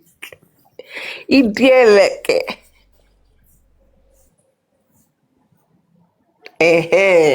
You see, I'm waka jẹ́jẹ́ ní chain ni o. Ìlẹ̀kẹ̀ yẹn ló máa ń dà kó jẹ́ multiple kó wá máa ṣe kéré wàwà kéré wà kéré wàwà. The man just dey do kéré wàwà kéré wà. But what's the point of all gbogbo nǹkan bẹ́ẹ̀ náà? Point of killing. Kéèyàn wọ ìlẹ̀kẹ̀ sí di. Ìlẹ̀kẹ̀ ni o, chain ni o, I know that. You don't like it. Ṣé kò sí bí hazard kìíní bẹ́ẹ̀ because at the end of the day we have to be careful. I mean the men folks. Okay, hazard wo ló wà ń bẹ̀? Èmi ò lè sọ bóyá káwọn prof wá ṣàlàyé. Kò sí lẹ́yìn kẹ́ẹ̀dínmú during the do. Tẹ́ ẹ̀ bá rí mu irun gbámú ponytail bíìdì yẹn náà ó kàn jẹ́ pé àwọn ìlẹ̀kẹ̀ kan wà tẹ́ bá jà prof já sí jàre ó ní hazard báwo. Kéèyàn lọ fi nǹkan kọ́ chain àbí lọ fi kọ́ lẹ̀kẹ̀ ní gbogbo téèyàn ti wà hyperactive. Kí ló dé bẹ́ẹ̀ ló gùn tó ń gùn dé orí ìbàdí ibi tí ìlẹ̀kẹ̀ wà ní kí ló dé.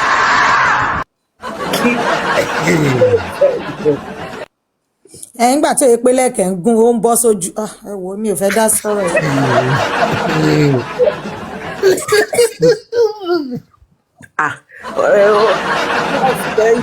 láì ṣe chain ajá.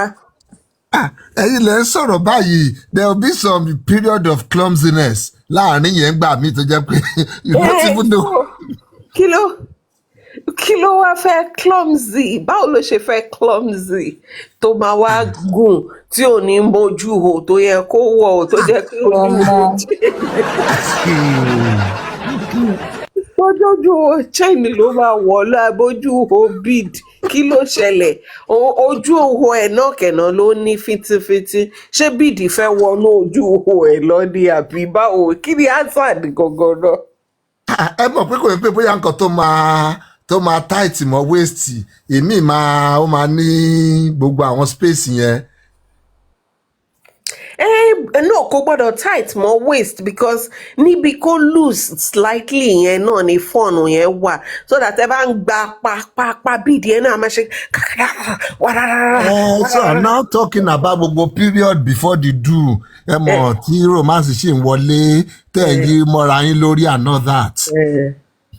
Kí ni lọ slide sí space àárín yẹn kí ọ̀dẹ́ ní bóyá kó nǹkan tiẹ̀ tán. Kí ló ń slide ilẹ̀ mọ̀ nǹkan tẹ̀ ń yí káàkiri ilẹ̀ mọ̀ tẹ̀ ń tán nù.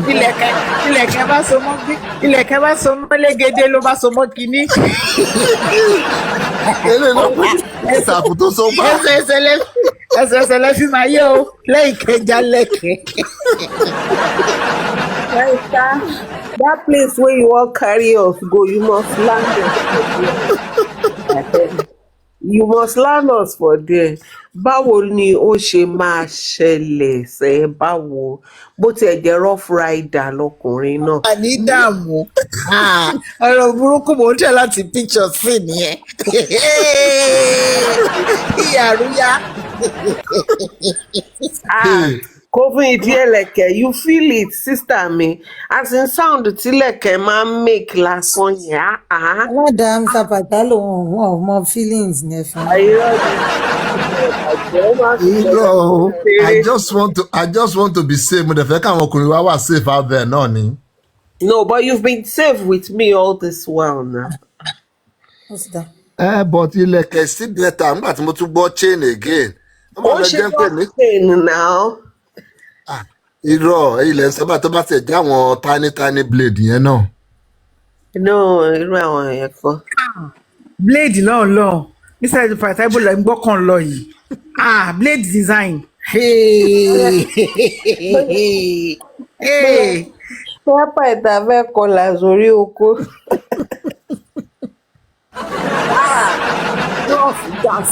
You only speak for yourself, sir. We are in safe hands. So.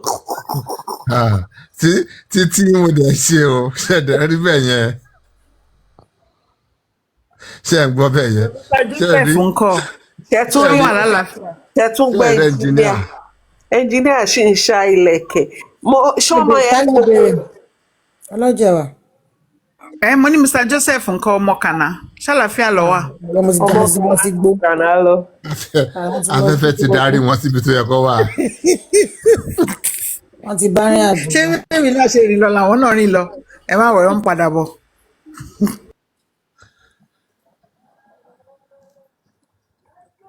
Ọmọ kàná kan báyìí. Ó ga.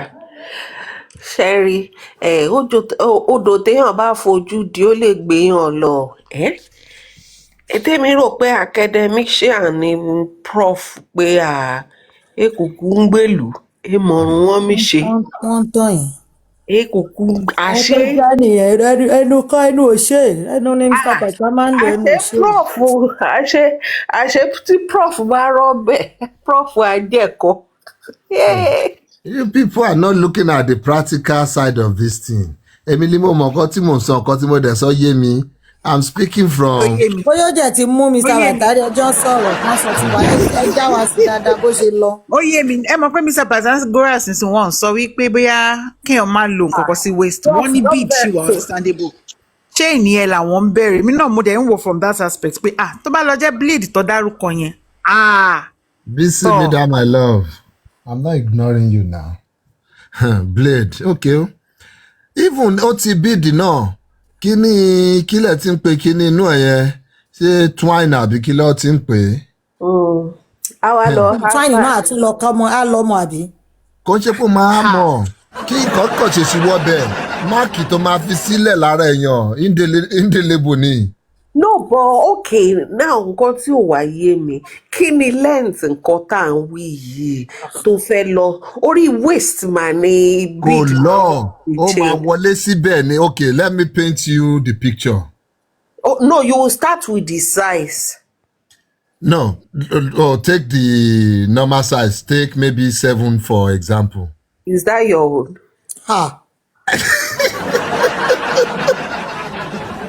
Jẹ́ ká sọ̀rọ̀ justice kí ni gbogbo eléyìí lálẹ́ bá torí ọ̀rọ̀.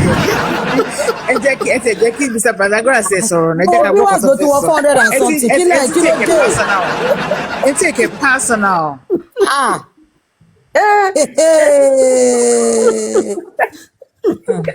Ó ti dá.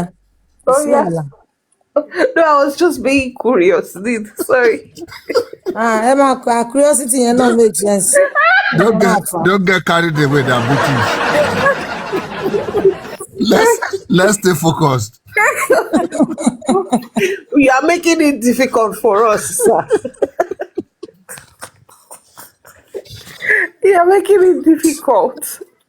Okay, so let's work with 7.5. Okay, if that's your choice. No, that's not my choice. Ẹjọ́ ẹja kú mi ò fẹ́ tọ́pìkì ẹja kú lórí ẹjọ́ tó lọ. Bí ìwà títa ni. Àlàyé British sí ní ẹ̀sìn. Téèyàn bá dé láti church, a lọ sí oúnjẹ fún family ẹ̀, a wọkọ̀ ẹ̀ mọ́ra, a practicalize àwọn nǹkan tó bá ń gbọ́. Wàká jẹ́jẹ́ 7.5 yẹn kéré right? Kí náà fi ń ṣe? But ó dàbí Pythagoras náà ló gbé 7.5 wá. I only echo what we said. No, I was working with 7 just for the purpose of this, but I look like you have something with 7.5. No, I don't even no, 9. Okay. I'm a 9er. Okay.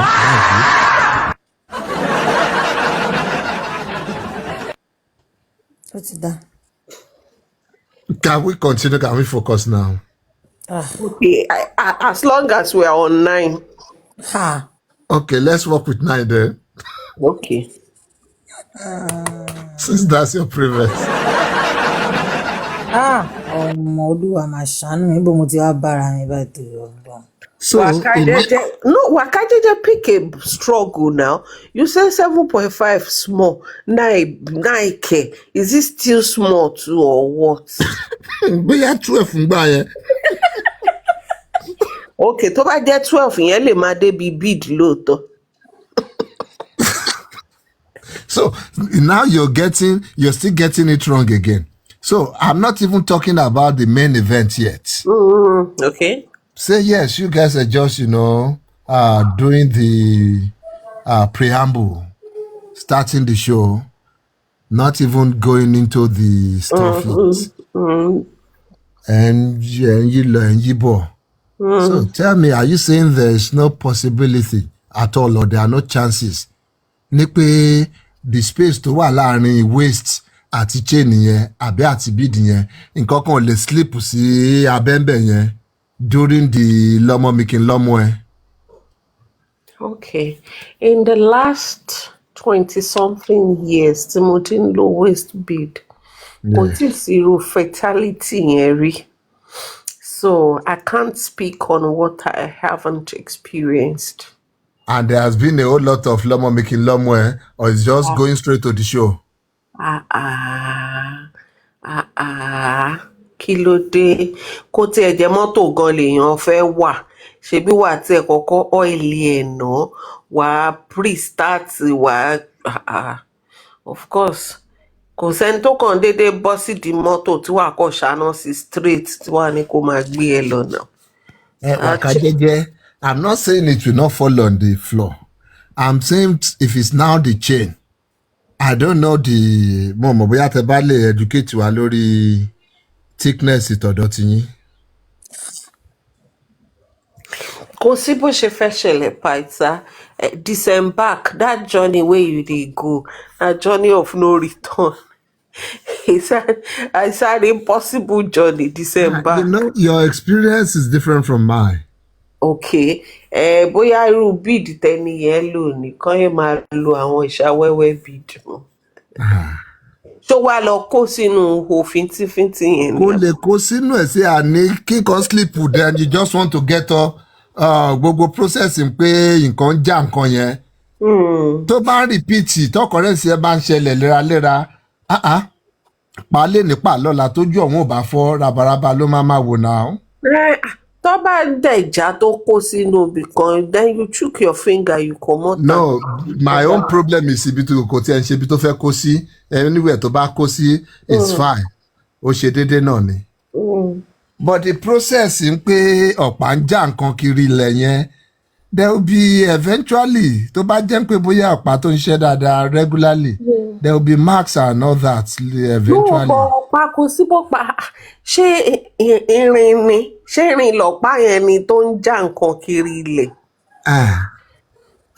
Okay. Ṣé irin ni?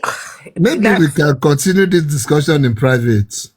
If like say they carry us go where we don't know because na iron na iron sharpened iron because kote mi mo this irin tó fẹ́ já this ọ̀pá tó fẹ́ já bead even before the do normal during the do no tó bá di ojú tí tempo bá high ta ti wà lójú gbé fún mi kí n gbé fún ẹ bead méjà. Ṣé ń gbọ́ mi? Nígbà àwọn Fúlàdé ìwà tó lórí kọ́ wá sọ pé ọ̀pá ọba mi já lẹ́kẹ̀. Ọ̀pá ò já lẹ́kẹ̀ lójú ẹ rí. Okay. Sis, Irú orin wo lẹ wá kọ yìí sí mọ́mí Dupsy? Ọ̀pá tó ń jálẹ̀kẹ̀ during the action ló máa jálẹ̀kẹ̀. No, most of the time ọ̀pá kọ́ ló máa jálẹ̀kẹ̀ during the action no. It is before action lọ̀pá ń jálẹ̀kẹ̀ o, or there's a slit. No, hold on, bro, don't do that, bro. Ọ̀pá tó during the action kò ń ṣe pé ọ̀pá yẹn kankan ló jálẹ̀kẹ̀, activity ọ̀pá. Speak for what you know about ọ̀pá gangan jálẹ̀kẹ̀ sẹ́. Okay, èmi ò mọrú àwọn lẹ̀kẹ̀ tẹ́ ń lò. Tí twine yẹn tí ò bá dúró dáadáa ń kọ́ da British, tó bá yẹ pé tó ti weak, tọ́pá yẹn kọ́ jáde tó gbá sí gbòò tí gbogbo lẹ̀kẹ̀ kọ́ dà sílẹ̀. Then yẹn náà la ṣe ní kán yé lo àwọn ìlẹ̀kẹ̀ tí ò dàńgájíá. Àwọn ìlẹ̀kẹ̀ tán ti kọ́kọ́ bá yín sókì twine ẹ̀ lásán tó ti wà lẹ́rẹ̀ẹ́. Ọ̀rọ̀ tẹ́ ń sọ ìgbéyà ká kúkú pé ìdílẹ̀kẹ̀. Àwọn ọlọ́tí lè ṣàlàyé báyìí. Wá ṣàlàyé. Thank you, Jare. Ọmọ́tómilọ́lá, ọwọ́ ló during tàbá ń ṣe mọ̀mí-mọ̀ eré mọ̀mí-mọ̀ ẹ́ ọ̀pá kankan kọ́ ló ń já ìlẹ̀kẹ̀ kò possible. Okay, you have limited experience in this area there. Hajia Fola Robinson, Aiki Dogodeya, Akike Kwanabiu. So àwọn sọ̀nùkù gangan tó dẹ̀ máa ń fọ̀pá jálẹ̀kẹ̀ gan lẹ́ṣẹ̀ṣẹ̀ dárúkọ lédè wọn gan lẹ́lò yẹn. The British àwọn fífún yẹn nǹkan wà lọ́wọ́ wọn ẹrù ń bẹ lábẹ́ burantashi. Ṣé tó ń bọ̀? Ṣé yìí ṣe ni 50k pounds fún kíni fún lẹ́kẹ̀ àbí fún kíni? Irú lẹ́kẹ̀ wo nìyẹn? Can beads be used spiritually against men? Ṣé gbogbo spiritually yẹn? Nǹkan tẹ́mi feel bead fúnra rẹ̀ is aesthetics. I don't know if it happens to anyone else, but have you ever checked yourself out in the mirror? Ladies, sisters, have you ever checked yourself out in the mirror when you have your waist bead on? Do you see how incredibly fucking sexy it looks on you? So, tí ó bá ní effect yẹn gangan lórí ìwọ fúnra rẹ̀ tó wọ nǹkan ẹ̀. I don't know of anybody else but if I dey see my beads like this ó máa ń gbá lórí mi. So tó bá ń gbá lórí ìwọ fúnra rẹ̀ bẹ́ẹ̀ yẹn báwo ni ò ṣe ní gbá lórí ọkùnrin? So effect yẹn ló máa ń ní lára ọkùnrin. Tó sọ lẹ́sẹ̀ dà British because yes àwọn ọkùnrin kan wà naturally àwọn fúnra wọn gan ló máa tiẹ̀ tún rà fáwọn ìyàwó wọn. Exactly. Just to endow their beauty and everything. Oníkálukú kò dàbí piercing ní iná ni ṣẹlòmíì ṣe rí nose ring yìí the fact pé obìnrin tẹ̀ ní nose ring lásán mi mọ̀ fantasy fi ní fẹ́ lomi a kàn máa wọ pé bákan. Mr. Pythagoras náà kàn ń ṣeré náà ni àwọn náà mọ̀ pé how lè jalè. Comment section ni pé ṣé wọ́n lè lo kini spiritually bead spiritually on men, and I think that the only spiritual effect is the mind itself. Èmi ti wọ jeans rí tí kini waist bead mi dẹ̀ psychologically náà ni tó dẹ̀ hàn. The next thing èmi ò mọ̀ bóyá pre-com ni àti gbogbo ṣòkòtò bá dẹ̀ ti ṣe kiri ó ti tutù dé lórí bíìdì tó kàn rí ṣé ìyẹn náà ṣe mo ṣògùn sí ni. Prove nǹkan ìṣògùn sí. Anyway. Second base, let's move on. Let's move back to justice. Beyond the we will try it on you too, Kalimo, but you're good. I welcome the challenge.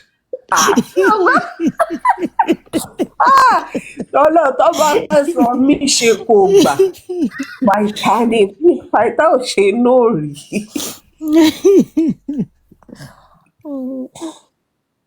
So it's a psychological thing. And there are men tó jẹ́ pé àwọn tẹ̀ tighten mind wọn already because in their head wọ́n believe pé wọ́n ní àògùn ní bead. So they have already like close their mind against even any effect it will have on them. But beauty is beauty.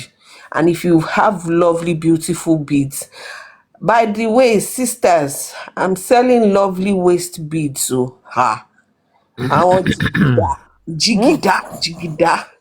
Don't mama shake. I dey sell. Oh yeah, justice. Torí lè ti comment section dákẹ́ lọ yìí. Ọlọ́run ló mọ̀ nǹkan tí gbogbo wọn ṣe ń bẹ̀ yẹn. Let's get back to wọ́n justice. wọ́pàá tó máa bá wọn jálẹ̀kẹ̀ wọn. Ẹlòmíì gan ti ń help rẹ̀. Màsájà mi, ọmọ tí ti bọ́lẹ̀, màsájà mi ti dáṣẹ́lẹ̀ gbà mí. wọ́n ní á padà sí justice yìí. Justice kid. Màsájà mi ti dáṣẹ́lẹ̀ olúwa yìí. Mo dẹ̀ plug ẹ̀ títí kò Yẹmí Ṣìtù ló dẹ̀ ti sùn báyìí. Mo dẹ̀ fẹ́ kọ́ explain ní 22 pages yẹn fún mi because the truth is that mo ì tí ní time láti go through ẹ̀. Yẹmí Ṣìtù ẹ̀ wà á bẹ̀ yẹn gbogbo nǹkan tá à ń sọ yẹn dá sí. justice ni wọ́n bá wá. Láyẹmí èyí tẹ̀ ń sọ yẹn ò kàn wọ́n egi lọ́pọ̀ wọn pẹ̀lú ọ̀pá tó jálẹ̀ kí yóò yà. Mi ò lópinion. Mi ò kí ń wọ̀ sọ mi ò lópinion about it. Àkótí ìdásíkò àṣẹ 22 if you wan hear 22 làkúnà. Ẹ̀yin náà là ń dúró dé ẹ̀rí àwọn tí bí gan ti ń expect yín láti sọ̀rọ̀ lórí ẹ̀. If you wan hear 22 làkúnà you go and beat actually wọ́n ti débi ti pẹ́ wọ́n ń dúró ni. you go and beat Ṣòdé. Bí yẹ́lò ṣe ti tàn lórí kinní báyìí àwọn èèyàn ti rọ́ wọlé pé bàbá yìí dé. Tonight we're strictly talking about Baby D. Ó wà bẹ́ẹ̀. Ẹ má ṣe àwọn èèyàn wa léṣe dose yẹn náà ti tó overdose ló máa jẹ́. Oh no. Mo fẹ́ gbé wọn débẹ̀, mo fẹ́ paint picture what is possible. ẹ ti gbé wọn kọjá abẹ. What is possible with what? With Baby D ni. You don't have the full details now, and you're not opening up your mind to see the other possibilities I was trying to paint. No, that your possibilities. That your possibility. Possible no, but téèyàn bá já mi ní Baby D á sanwó ẹ̀ o. òyìn ti di dandan. kò tí ì jẹ́. As long as it's a consensual activity, you cannot owe them to pay for that. no ṣé wọn á ní kó já mi lẹ́kẹ̀ẹ́ ni. No, it's part of the risk, the hazard involved in it. Ọmọládé lè mi. Once you consent to, it's just like once you consent to some sporting events. ẹ̀ka tó bá ti já o máa sanwó ẹ̀. That is just. Mr. Pythagoras bóyá ká máa kúkú sign contract form tó bá sì já ti wàá yẹn. sanwó ẹ̀. Ọ̀rọ̀ burúkú kulẹ̀. ilẹ̀kẹ̀ ni waist beads.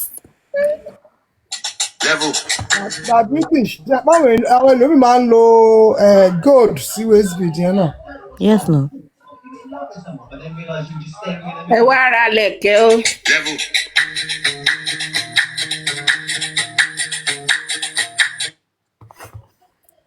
So you see ó pọ̀ yẹ́yẹ́ o. I like the top one, it's very nice. Èèyàn kọ́kọ́ sí comment section wọ́n ní Ògúngbè fi wọ́n lára kọ́nà ní wèrè gbé sábẹ́ wọ́n ló máa ń fi tiẹ̀ ṣe bẹ́ẹ̀tì ló máa ráàpù ẹ̀ ráhùn. Kí ló fẹ́ kí dàbítì ṣe ṣe ń gbà bí èèyàn ń tàgì dàbítì sí bẹ́ẹ̀ sí. Wọ́n ra comment section yìí kọ́. Kiri. Wọ́n tàgì náà ní Ògúngbè get 23 anaconda for Sokoto. Làkúnà náà ni. Làkúnà nìyẹn kẹ́kọ̀ọ́ lé ní nǹkan kan àwọn ọmọ orí Mr. yọ. Pastor Emily wà yín wá o. Ta ló tún jẹ́ Millie? ó wà comment section ó ní we can Ó share one dẹ̀ lè blanket. ṣe lè máa ṣe àwọn. Èwo ni tèmi tó dárúkọ mi ni.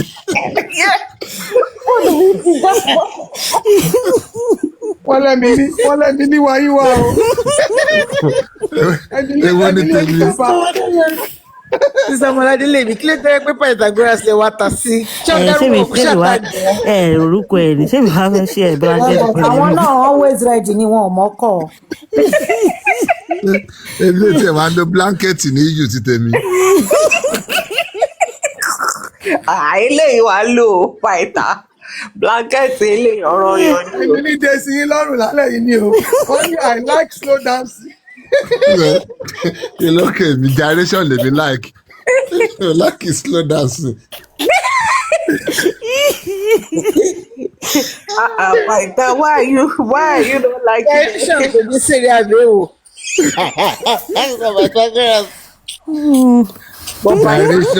Gyration style of dancing lèmi like. Pytha, why you Emily not tó ti liking já wá tí ò lókun lọ́rùn. it? Why you not liking Emily ní it? blanket ọ̀hún. Emily súnmọ́ bí màá fún ẹ ní kíní làgàtà kúrò bá. Ẹni sùúrù ẹ má gbéṣẹ́ lé lọ ta prof wà bẹ́ẹ̀ o. No, now. Wáwo. prof náà dẹ̀ ti ń ta náà sálẹ̀. Prof will like his slow dancing. Ẹ̀rọ engineer prof lọ́wọ́ engineer ti pẹ́ ń di ọ̀rọ̀ yìí ó ṣe jẹ́ prof wá gbé. Engineer you there? Oh yeah, I connect.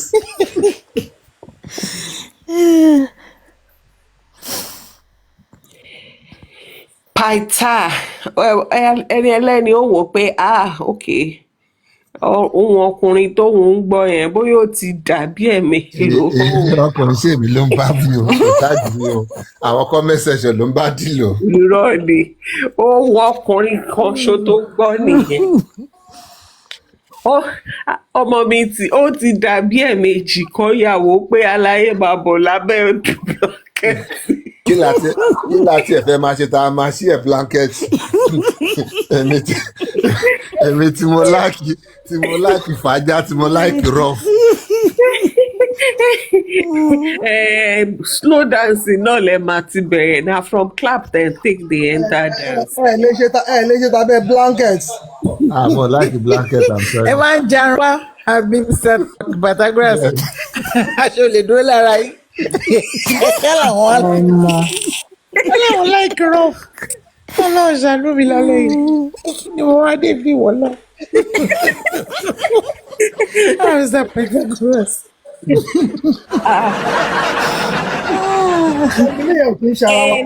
In case you don't know, Pytha is an Aries, so ló máa fàjà gidi. Ó wá ní rough yẹn náà ni. Na Aries man ibi o. So bóyá abẹ́ blanket yẹn o kò ní work lóòótọ́ but Pytha no, let's work with our imagination but starting ẹ lè bẹ̀rẹ̀ látàbẹ́ blanket náà. No, I like to prepare the ground. What is the point? No now ibi tẹ́ bá ti kọ́kọ́ ń ṣe ẹ̀ blanket yẹn ibẹ̀ lẹ máa ti bẹ̀rẹ̀ àwọn slow work yẹn soft touch. Bọ̀ kí làbọ̀rọ̀ ṣe ẹ̀ kọ́kọ́ ṣe ẹ̀ blanket. A ti mọ end now, a ti mọ nǹkan tá a wá sí yàrá wá ṣe. No, kó lè cozy fáwọn méjèèjì. Ó ṣàmọ̀ pọ́kùnrin kan ló wà ń bíbà. Ohun ọkùnrin ló gbọ́ náà. Gbogbo àkóńṣàwọ̀ obìnrin ló fẹ́ bá sọ̀rọ̀. Pytha ló wá. Irọ́ and seriously prof ló dẹ̀ wá o. Irọ́ ni kò gbóhùn prof kò mọ̀ pé prof gan exist. Mo ti click lórí profile ẹ̀ friends la méjèèjì. Mr. Pythagoras, ẹ má dáadáa bí mi. Ẹ má kò bá prof o. Now. Mi ò ní gbà fún mi lálẹ́ yìí. Mr. Pythagoras, ẹ má dáhùn lò. The British rò pé gbogbo èèyàn ló máa ń soft bíi tàwọn. Mo rántí ọjọ́ táwọn àti Queen M tó mú mi sọ́wọ́ lórí com. Tí mo sọ pé tó bá dójú àwa máa ń jarun pa ní gbogbo àdánù. Lọ́ní àárẹ̀ wo ni àwọn máa ṣe soft. No. Mr. Pythagoras, ẹ má dákẹ́. Ó ní Èmi àti ìjọba ní kátígórì rough ni. onídídànù yẹn náà àti Queen M ṣe mú mi sálẹ́lẹ́ ńlá nìyẹn. ó ní Tọ́ ní position ni.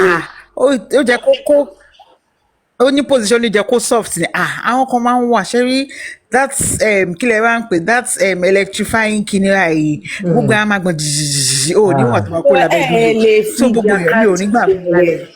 ẹ ní fìjàkadì bẹ̀rẹ̀ láti. Ìjàkadì ló rọ fá àwọn kan máa ń lọ síbi ẹ̀yẹn pẹ̀lú battleground field ìbílẹ̀ pé mindset ni alájagun ni láìṣe fìjà láti lérí síra wa rẹ́dì. mi ò gbà fún ilé lẹ́yìn. àti lérí síra wa. Màá máa gbé soft kìíní bọ̀ irọ́. bójá mo lè lù ẹ́ bójá o lè lù bóyá o lè lù pápá nìṣó ń bẹ̀ ẹ wá ní soft. ókè abájọ tán ní ẹ̀frẹ̀ bọ̀ you go Owundo.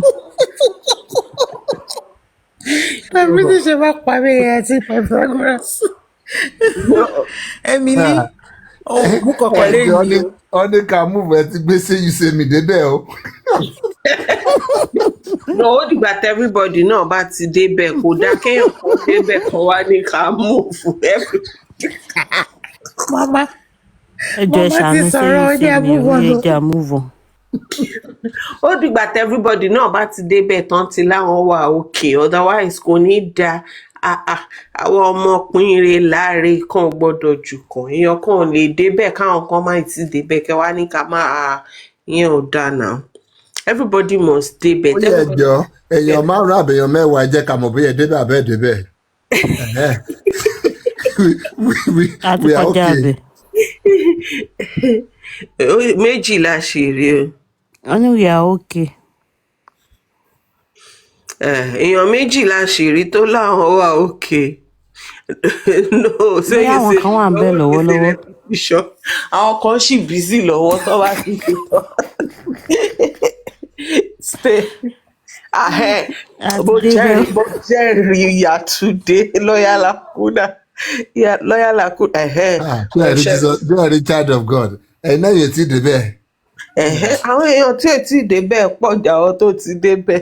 Ẹ ṣàánú àwọn tó ti dé rẹ̀ o. Yàtúndé lọ́yà làkúnà. àwọn kan ń sìn pace tiwọn àwọn tó bá start slow wọn ò lè tètè débẹ̀. Yàtúndé ṣáà máa change profile picture o ṣáà máa lè máa fi mọ̀ pẹ́yìn ni ẹ bá ń change àwọn oríṣiríṣi. wọ́n tó bá start slow wọn ò lè tètè débẹ̀ ṣe ráwọn oníjàgídíjàgan tó jẹ́ jàdọ̀ gbé wọlé. ilẹ̀ tí ń ṣú bóyá ẹ jẹ́ ká parí jọ́sìn lọ́la Monday weekend ta nínú ni ẹ jẹ́ padà sí jọ́sìn. Ẹ ti gẹ̀ẹ́tì ẹ̀ bẹ́ẹ̀ yẹn host náà ti débẹ̀ fẹ́bọ̀ ti débẹ̀ nìyẹn. everybody ti débẹ̀ àti débẹ̀ ẹ ṣe ẹ káàbọ̀. ó quiet láàrin kan náà ló tó ó ti débẹ̀ ni mo dẹ̀ jẹ́rìí brọ́dà mi. Host mi àṣírí. irú ẹ̀sáwọ́ nìyẹn. Ilé ẹ̀rọ ni ọlá ìjà Pythagoras. Àbòsí wà nínú òní o, undertone àbòsí o. Ọlọ́run àgbà kàstọ́yọ̀ ní Pythagoras. àgbàyà ni gbogbo yín àgbàyà. gbọ́wọ́ ẹ̀sà yẹn rí lẹ́nu. ọ̀rọ̀ yín ti sú mi Ọlọ́run ọ̀rọ̀ yín ti sú mi. mo tún dákẹ́ pé ẹ wò gbogbo ibi tẹ́ ń lọ yìí ẹ fi mí lẹ̀ ẹ tún ní wọn dákẹ́ lọ́la ẹ ṣáà padà síbi tá a ti ń bọ̀. ẹ ṣáà fi wọ́n lẹ̀ o ẹ fi máa yẹn lẹ̀. wọn náà ti gbé òsì débẹ̀ ẹ̀yin Olúwa lógo ògo fẹ́lẹ́dùmarè. ẹ̀yin náà inú èmi máa ń dùn tí host mi bá ti débẹ̀. ẹ má dá British lóhùn mọ́ o Mr. Pytha ẹ má dá wọn lóhùn mọ́. everybody ò bá tiẹ̀ débẹ̀ tí host mi bá ti débẹ̀ mo wà òkè. àwọn ò lè débẹ̀ ìwọ̀n 3 hours lẹ́nìí dá British ò lè débẹ̀ níta máa ń sọ lọ yẹn ẹ má dá wọn lóhùn. àmọ́ máa ń pẹ́ kí n tó wá lọ lóòótọ́. British kí ló dé náà. no mi ìsọ kankan mọ́ ọmọ mi ti wọlé. mo ní question kan. ọmọ Wunmi mi kálẹ̀ o. hello sir. So ẹ jẹ́ move on bẹ́ẹ̀ yẹn àti kúrò ní adopters. Very question kan. Ó yẹ bèrè. In the case of defamation, Yeah. tí judge bá award pé so money should be paid, and then that person should go and make apology on dailies and maybe on the media. Okay. If number one, can it be appealed? That's question one. Then, what if the person did not pay that money? What's going to be the consequences?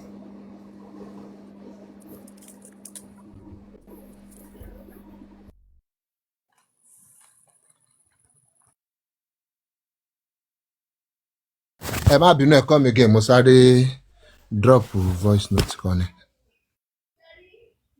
Any can, what's it called, defamation case be appealed? Yes, of course. Abi, Yes. is that not the question? Yes. Then the other part is, what if the person refused to pay that money? What's going to be the consequences? There are a lot of options available depending. So only get the garnishee order against the person. Wọ́n lè freeze the account èèyàn yẹn. Only amount is contempt. So there are a lot of possibilities, a lot of outcome tó lè ṣẹlẹ̀ lẹ́yìn ẹ̀. But once there's been a finality in the judgment, bóyá ti appeal ẹ̀ àbí wọ́n decide láti má appeal ẹ̀, time appeal dẹ̀ ti kọjá, then the judgment stands. So there wà kù sọ́wọ́ the judgment creditor láti wá bóyá fẹ́ pursue bóyá fẹ́ gba owó ẹ̀, because at that point that person is the judgment creditor and there are various tools available láti secure judgment yẹn àti láti secure whatever is due to that person.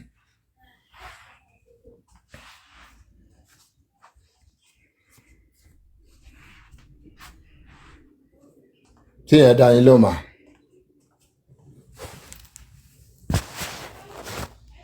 Ṣé mo dá yín lóhùn? Yes, ẹ dá mi lóhùn mi tí ẹ mọ̀ pé mi ò mute. In the first, nígbà tí first down question yẹn sìn, you mentioned garnish something. Yeah, What's garnishee that? order. More Garnish like order. Can you explain? more like àwọn account yẹn tó bá ní ní bank. There is another called garnishee order tí judge máa issue against yẹn. Gbogbo for example tí ìròyìn bá ń ṣiṣẹ́ ń sìn yín, irú wages yẹn àbáwọn owó táwọn ẹlòmíì bá ń jẹ, they will be forced to pay to that other person or to an account tí èèyàn yẹn máa wá láṣẹ́sì sí, tí creditor yẹn máa láṣẹ́sì sí. So irú order yẹn wọ́n lè mú lọ síbi téèyàn yẹn ti ń ṣiṣẹ́ àbí any other person tó bá ń jẹ́ èèyàn yẹn tí ó ń jẹ debtor yẹn, because at that point that person becomes a debtor. Tó ń jẹ debtor yẹn lówó, creditor lè mú order yẹn lọ síbẹ̀. So owó tó bá ń jẹ instead kan san fún, the other person yẹn ló máa san fún.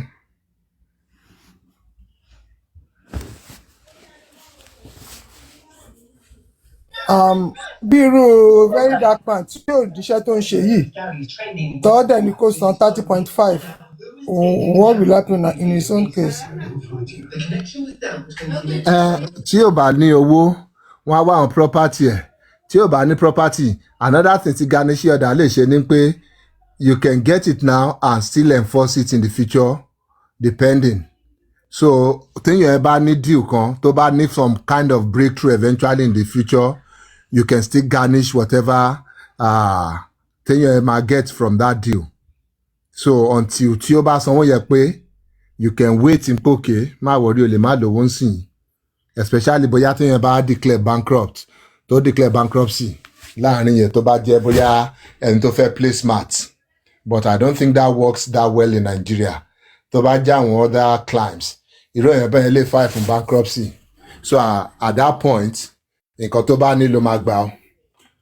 Tí ó bá ti file fún bankruptcy, then gbogbo àwọn tó bá jẹ lówó, there's another of who comes first depending on the kind of debt.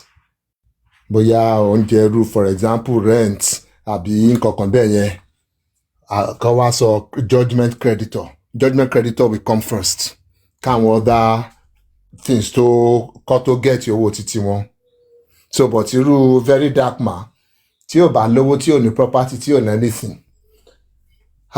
In Nigerian space, practically, there might be nothing you can do if you cannot trace anything to him under Nigeria setting.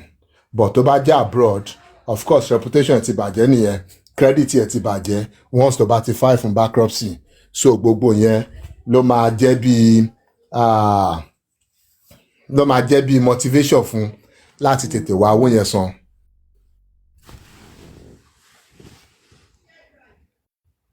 tó bá ní property wọ́n lè gbẹ́sẹ̀ lé property ẹ̀.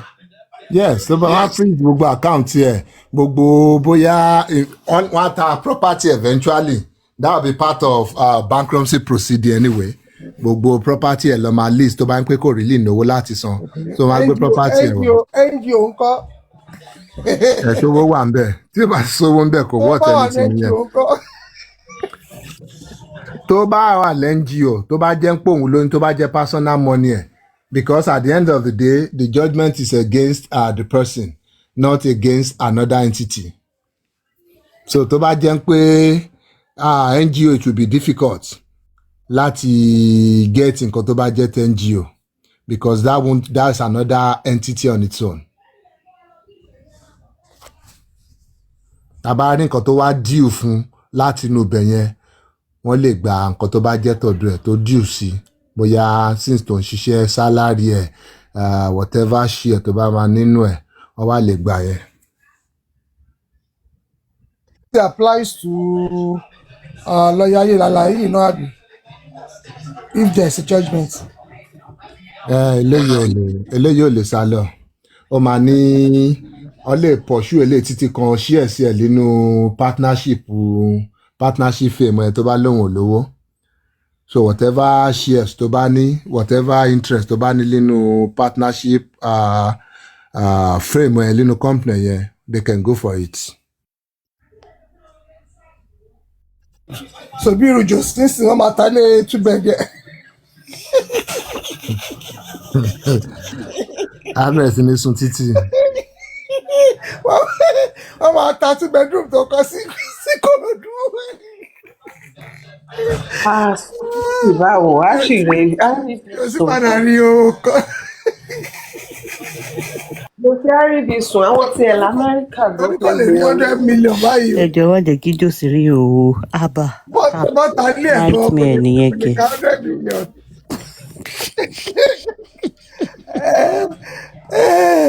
Ẹ jọ̀ọ́ ọ̀pọ̀ ẹ̀tẹ́ sọ̀rọ̀ lórí ìwé AI tí wèrè yẹn lọ́kọ̀ o. Ẹ ti gbé wa débẹ̀. I'm about to explain o. Just want to hear your voice in it, sir. Ẹ̀yin èèyàn wá gan ẹ ti analyze ẹ ti tú palẹ̀. Nǹkan tó ń come fún yín nìyàn tó náà ẹ lọ àyà kí ló ti ń pè machinery. Ẹ lọ gbá machinery wá láti wá tú palẹ̀ because they thought they can hide under the multitude. They can hide under the multiple pages. Nǹkan tọ́rọ̀ bí àwọn lè ṣe ní pé bóyá gbogbo jargons gbogbo rubbish táwọn kọ síbẹ̀ yẹn it will become more like a daunting tax for people láti bẹ̀rẹ̀ sí ní tú.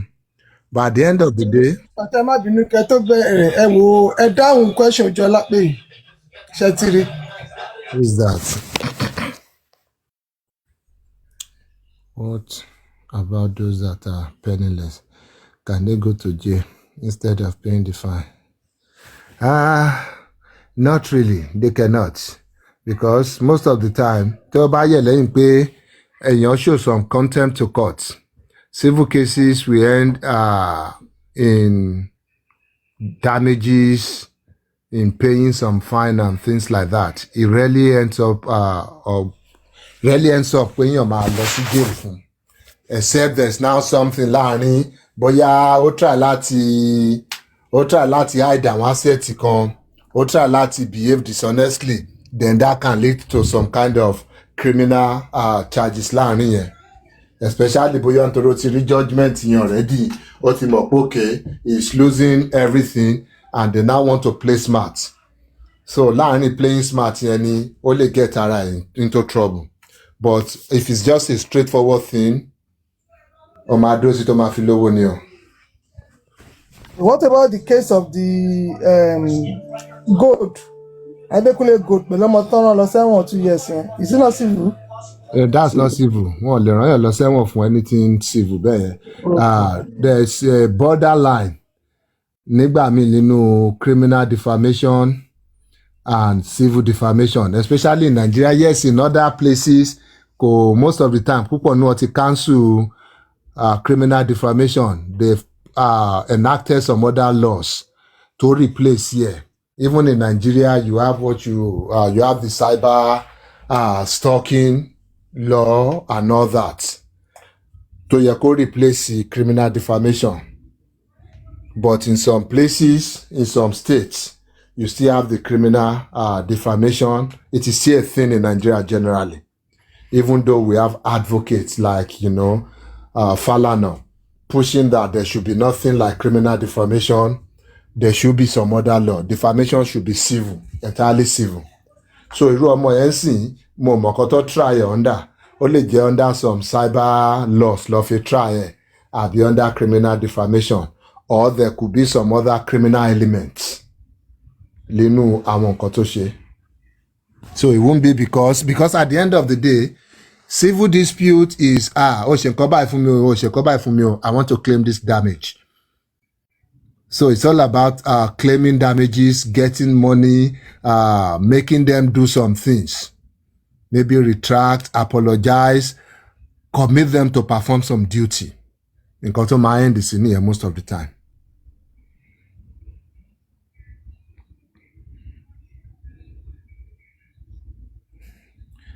Say you say me I'm at move kúrò ní topic yẹn tẹ́ ní kí n come àbí kí lẹ́ ń sọ ẹ̀.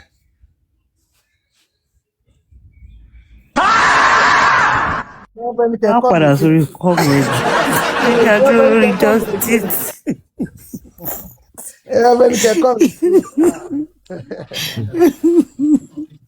Ṣé mi àgbàlagbà ni o? Ẹ má ẹ̀kọ́ kúlẹ̀ tó ẹ pé gbogbo nǹkan báyìí ṣé gbogbo nǹkan báyìí ló yẹ kẹ́ máa dá sí ni. Kílẹ̀ tó lè bẹ́yìn náà fúnra yín. Ṣáwọn ò lè gbójú gbà pọ̀ rí ni? Ṣé dandan kí Mr. Pythagoras sọ kankan rí ni? Ṣé bọ́ dárúkọ wa ni?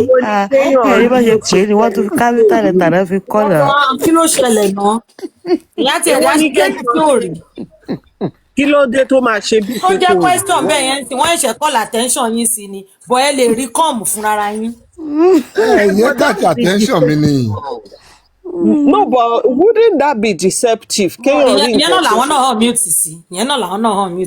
Ìyẹn tí ẹ̀kọ́ ni mo wá on mute sí for real. Mo fẹ́ béèrè pé ṣé ogungbe ṣé criminal defamation là ń lọ fún ogungbe ṣá? No, civil ni a máa lọ fún. For now, it's still in the region of civil defamation.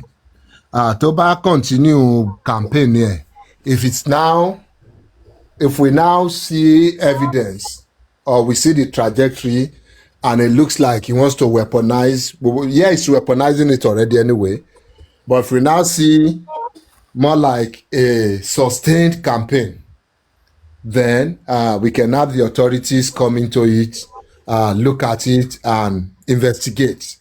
And because at the end of the day, it's up to the authority to see if some, infractions or criminal activities or comment have been made. Because the law is it's not straightforward. Civil defamation and criminal defamation is the same element, but one has to carry the weight of inciting public against somebody or trying to cause somebody to fear for their life, for their safety in it. The other one has to do with reputation. So it's between reputation and your life and your safety. Méjèèjì l'Ògúngbè ti dá sílẹ̀ báyìí. Méjèèjì. Reputational damage and the threat to safety. But from the words The but they lawyers show have written the you. pre-action notice. Of course, that's a civil issue right here now. Okay, a máa gbéra wa débẹ̀ lórí criminal ẹ̀. Méjèèjì la máa slam ẹ̀. Ṣé wọn kì í ṣe méjèèjì ní Nàìjíríà ni? Wọ́n ṣe méjèèjì, of course. As in concurrently. No better. Ẹ jọ ṣé kò sí òfin tán lè fi dé gẹ́gẹ́ bíi wípé ṣe mọ̀ àwọn ìjìyà kan wà fún báwo ni fẹ́ sọ for people that deliberately okay, let me use this as an example. Ṣe mọ̀ pé àwọn tó bá jẹ́ professional fighter yẹn bí taekwondo àbí boxer tó jẹ́ professional ṣe mọ̀ pé ó ní ìjà tó lè jà ń ta tó jẹ́ pé tó bá jà ó lè mú ẹ lọ sẹ́wọ̀n because wọ́n expect okay there is a limit to how you would attack or fight that battle at that point because being a professional wọ́n expect pé kó lo discretion ni. Ṣé bóun ṣe wà yìí tó lóun jẹ́ lọ́ọ̀yà yìí tó dẹ̀ ṣe mọ̀nàmọ̀nà yìí ṣé kò jẹ́ kí kèsè wà special aside from wípé okay normal law fún general as in mi mo kàn béèrè ní sáà tó jẹ́ kó dé as a professional pé you should know better. Yeah, you should know better, of course, and that's why you have the disciplinary committee there of the NBA. And that's why we're encouraging people for these actions and the previous ones that they should report him to the NBA because at the end of the day, our NBA Lomawo professional conduct here. Lomawo, how he has carried himself, how he has presented or represented the body in the public. And Loma le dá sẹ̀ríà fún ní aspect yẹn láti bring here back on track. Or tó bá kú jẹ́ pé ó ti lose the track ẹ̀ pátápátá ni kó put here in another kind of track pé kó máa bá tiẹ̀ lọ eventually but kò ń tètè dé stage yẹn náà. But at the end of the day, he's still just like any other normal person. Tó bá ti kọjá ayé, tó bá ti kọjá capacity ẹ̀. And that's why I found it funny. Nínú lẹ́tà tó ń kọ oríṣiríṣi jargons like kí ló ti ń pè privilege, be qualified privilege. Ni òun ṣe sọ àwọn ọ̀rọ̀ míì tó ń try láti hide under Joseph Aloba. It's laughable that he will not understand the difference between making or having a qualified privilege when he has the legal duty to communicate something. Because when you talk about qualified privilege, no issue to raise because when it comes to defamation, there are some basic defense to it. This person has defamed me. There are some basic things that you can use to defend yourself. That no, I didn't defame you. For example, whatever I said, that was the truth. That's one of the strongest defense to any defamation issue, any defamation statement. So as long as whatever that person is saying is the truth, and there is evidence to prove it, then the case of defamation collapses at that point. Another thing is if it's fair comments, and that's part of the things, because of course they couldn't claim that first and the strongest defense to defamation in their own case here in their 22 pages of jargons. They couldn't claim that, oh, what we said was the truth, so there's no case to answer. So they went for the second one, that is fair comment. But the thing there is that when you are talking about fair comments, it has to be based on facts. Opinion doesn't imply facts. You might have your own opinion. It doesn't mean that is the fact. And it cannot be motivated by malice. Mo fẹ́ bring it down kind of thing. Because yes, you might be giving your comment. Look, mo provide comments meaning now. I just thought, because there's a difference between, I think this person must be a criminal. than saying this person is definitely a criminal. There's a difference between, I think these people know something about what happened, than I was the one that told their lover that, are you sure it's not these people that killed Mohbad? When you're having these imputations, when you're having these projections that are not based on any facts that you cannot prove, then you can succeed in using fair comment as your defense to defaming somebody. Another one there is another thing they relied on in their letter also, qualified privilege. When as Immunizer's TikTok page, Abi, whatever page, or share life one, when did it become a courtroom? Or when did the Immunizer or the public become the Inspector General of Police? Because when you're talking about qualified privilege, it will be what, if you have a legal responsibility, yes, he has a legal responsibility here to communicate maybe his findings, his thinking. If you say all those things in the courtroom, maybe in the heat of argument and things like that, you are protected. You cannot be sued for those things you say in the courtroom. Worst case scenario, the judge will caution you, maybe fine you for contempt or whatever, and that's where it ends. But if you now come out on TikTok, on the internet, and start spewing this, how can I put it now? These conjectures, these your imaginations, and you start making a story out of it. And you're even still protected if he was writing a letter to, for example, some investigate somebody, like maybe the police. And you're putting all this in there, or you believe because of this, because of this one, you have made this kind of conclusion. It is still qualified privilege. Okay, petition ló ń kọ sí ọlọ́pàá in your capacity as a lawyer. So you have a duty to communicate that to somebody who has a duty to receive that. The public, they don't have that duty to receive that communication. Yes, you might have a duty to communicate your findings or your thinking, your imaginations.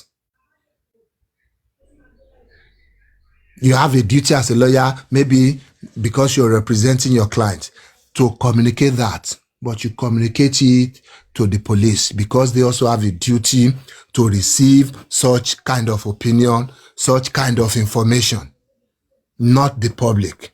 So that is where their defense of qualified privilege, it begins to break down here. Of course, could an absolute privilege, because absolute privilege will be àwọn nǹkan tó sọ lẹ́nu courts, àwọn statement judges, statement lawyers fúnra ẹ̀ náà, àbí bóyá nǹkan tó ṣẹlẹ̀ nínú House of Parliament and things like that. That is where absolute privilege come. You cannot sue anybody for whatever tó bá sọ nínú setting here. So, ibo ni defense wọn ti wá ń wá. So for him, he will be sued, going back to Olajayo's question, he will be sued like any other normal person. Nínú issue yìí. And for NBA, people can now submit petitions. And that's why I find whatever that stupid boy, Bayo, tó ń sọ, mo ti response tell him pé orí Bayo fẹ́ kàn pé tí any other person bá ń give opinion àbí tó ti ń give submission, Bayo submission should be the least anybody might consider as sin or as anything intellectual. Bayo trade in public gossip, beer parlor gossip, àwọn ọ̀rọ̀ àwọn ìyá lọ́jà, nǹkan tẹ́ máa gbọ́ lẹ́nu Bayo nìyẹn. So if you are now saying professionals can come out when they have presented themselves as professionals to the public, they can misbehave, what do you think the body, that body, MBA, or any other body to guide the conduct and professionals me? What do you think the bodies are for? You think they're just there as decoration? They are watchdogs, and how can they watch? They cannot do all these things by themselves. It is when people know that, oh, and you only can say yama yama. I think you people should have a look at it, investigate this, and see if any of what they have done or what they have said is against you guys' rule or your ethics. And if it's against it, you need to do something about it. Nǹkan táwọn bodies yẹn tó ń ṣe nìyẹn, iṣẹ́ wọn nìyẹn. That's what they stand for. Just the same way, if anybody calls themselves, for example, say social worker, and they come online and portray something that is not becoming, that is unbecoming of a social worker, you have their bodies there too. You have to call them that, is this what you guys are all about now? Just like any other thing, if you have association of bakers, and you see a baker, I don't know how to bake, maybe baking cake with cassava flour or something, and you think it's not healthy, hygienic or something, you write to that their body to any bakers, she cassava flour, let them alone see in your what's going on here. But I know that's too much for Bayo to understand. But that is what it is. So he can be sued as any normal person, because at that point, and what they keep forgetting, or what he forgot in this particular case, that whatever Wunmi is alleging him of or accusing him of is in his personal capacity. But he keeps going back to hide under Joseph Aloba, and that strategy is flawed. Because you cannot hide under Joseph Aloba in this one. You have said these things in your personal capacity. You have not come online to say, even my client told me, or even my client said, or my client suspected.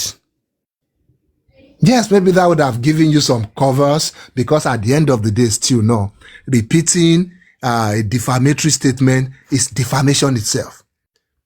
But yes, but that can give you some kind of cover, depending on how you can navigate or use the laws available and the defenses available.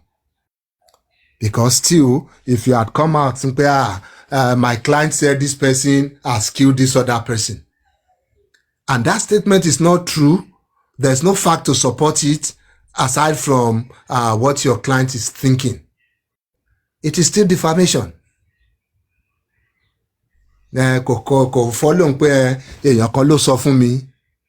Repeating it itself is defamation.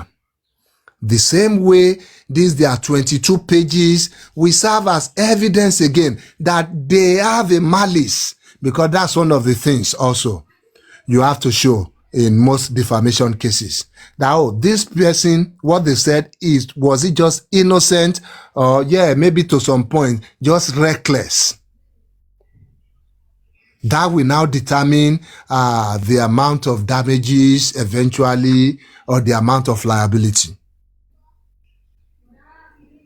But if you can now prove that it's born out of malice, it's more like a calculated attempt, it's a campaign against that person, then it becomes so strong. And this is later 22 pages has proven that whatever he came out to say on the life of that felon, on the life of that no-lifer, immunizer, was born out of malice. This letter, 22 pages, just provided us with that proof. So, in a way, we now have him by the jugular. You know, when your enemy, when they are committing blunders, just let them continue. Don't stop them. So mo mọ̀ bóyá mo rí question yẹn answer and tó dà pé mo ti ń ti ọwọ́ bọ 22 pages wọn already. Ọlọ́jà ìwà. So because it's kind of funny when I saw, because at the end of the day, gbogbo 22 pages yẹn látòrí délẹ̀ is just more like a storytelling. That's not even making sense, because think about it, so story, let the story make some kind of sense. It's just blatant professional misconduct, to put it mildly. Because it's not about you trying to offer any kind of legal representation for your clients. Even the partners to buy on collector gun, they're not even offering any sound legal representation for the ogungbe himself. The only thing that document has successfully achieved is providing further evidence that whatever is happening here is a calculated malice. It's a total disregard for the ethics of the Nigerian bar. Because suspicion is not an element in law. Because you are a lawyer or you are representing somebody, that doesn't give you a license to become a digital thug. You can't become a thug because of that. So they have completely missed all the issues from this their response. The central issue, they have avoided it. Maybe they thought they are being tactical with that, but they've avoided the whole issues here. They're not asking whether citizens can demand investigation or the investigation into an issue. It's not about, is the issue of Mohbad's death, is it tragic, is it not tragic, is it resolved, is it not resolved? That is not the issue here. The main issue itself is that how come, or why did a lawyer,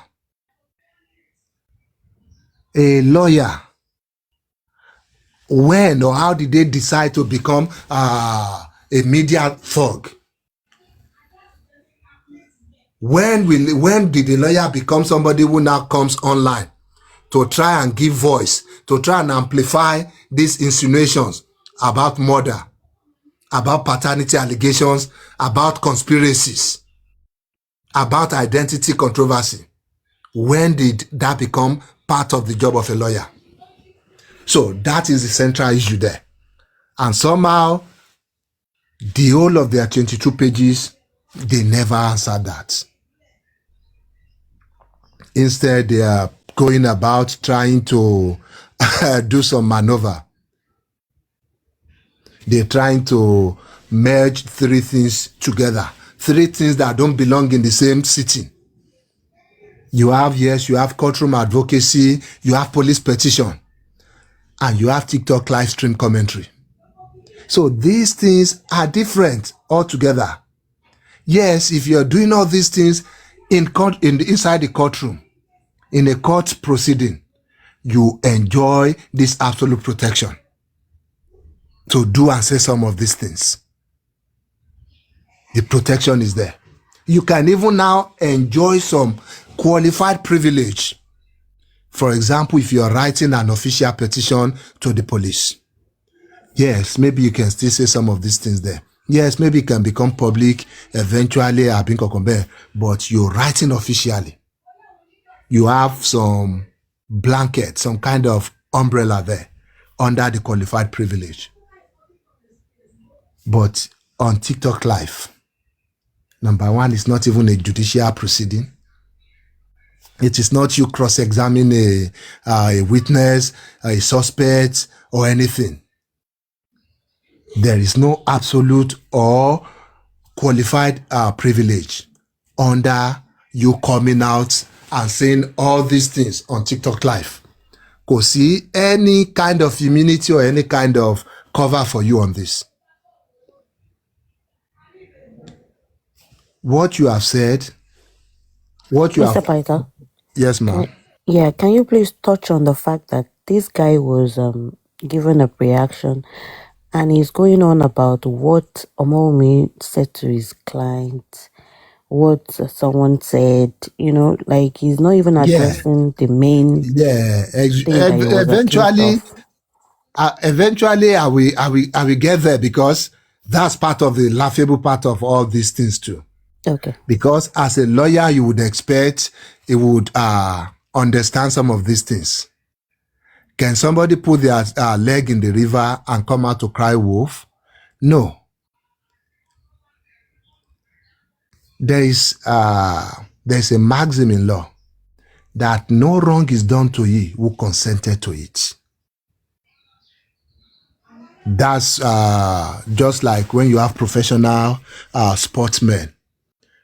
When you decide to join that circle, you are giving away some of your rights. If you get a concussion from a football match and things like that, there's nobody you can sue.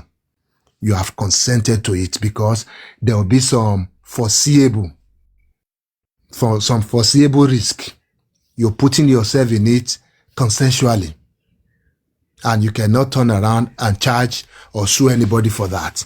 The same way, if you record a phone conversation and you cause it to be broadcasted, to be published, you cannot turn around and start crying you've been defamed. Bukky Jesse is a known associate of Joseph Aloba. Bukky Jesse played this secret recording, this unlawful recording, to put it rightly. She played this unlawful recording, she published it, she broadcasted it, and she's a known associate of Joseph Aloba. There's no evidence whatsoever that Omomi made this recording, that Omomi released this recording. Defamation has to be an action of the defendant. An action portraying the other party, portraying them badly or in bad light to at least one third party. At least one third party. You have to prove that. It's not something you just wake up one morning and Baba Orinyokwe. And what is Baba Orinyokwe? What is the defamation there? Go and bring psych evaluation one now. Carry it 100% here. One pori epe. So, but that's not even the case. And that Ogungbe will miss that part of it. Begs that question. You now want to wonder that how did they become a lawyer? Or just for now, is it that they're just throwing away that part of their law education just to carry out this hatchet job for Joseph Aloba and who knows, maybe Naira Marley. And you can see the way I'm framing my word. Who knows? Maybe. That is what somebody who is sensible enough, who knows the implication of the law. Those are the things they need to be mindful of. These were part of the things he wasn't mindful of. When he was out there saying, I was the one that even told Mr. Aloba that, are you sure these people are not the ones that killed Mohbad? Who are these people? Wunmi.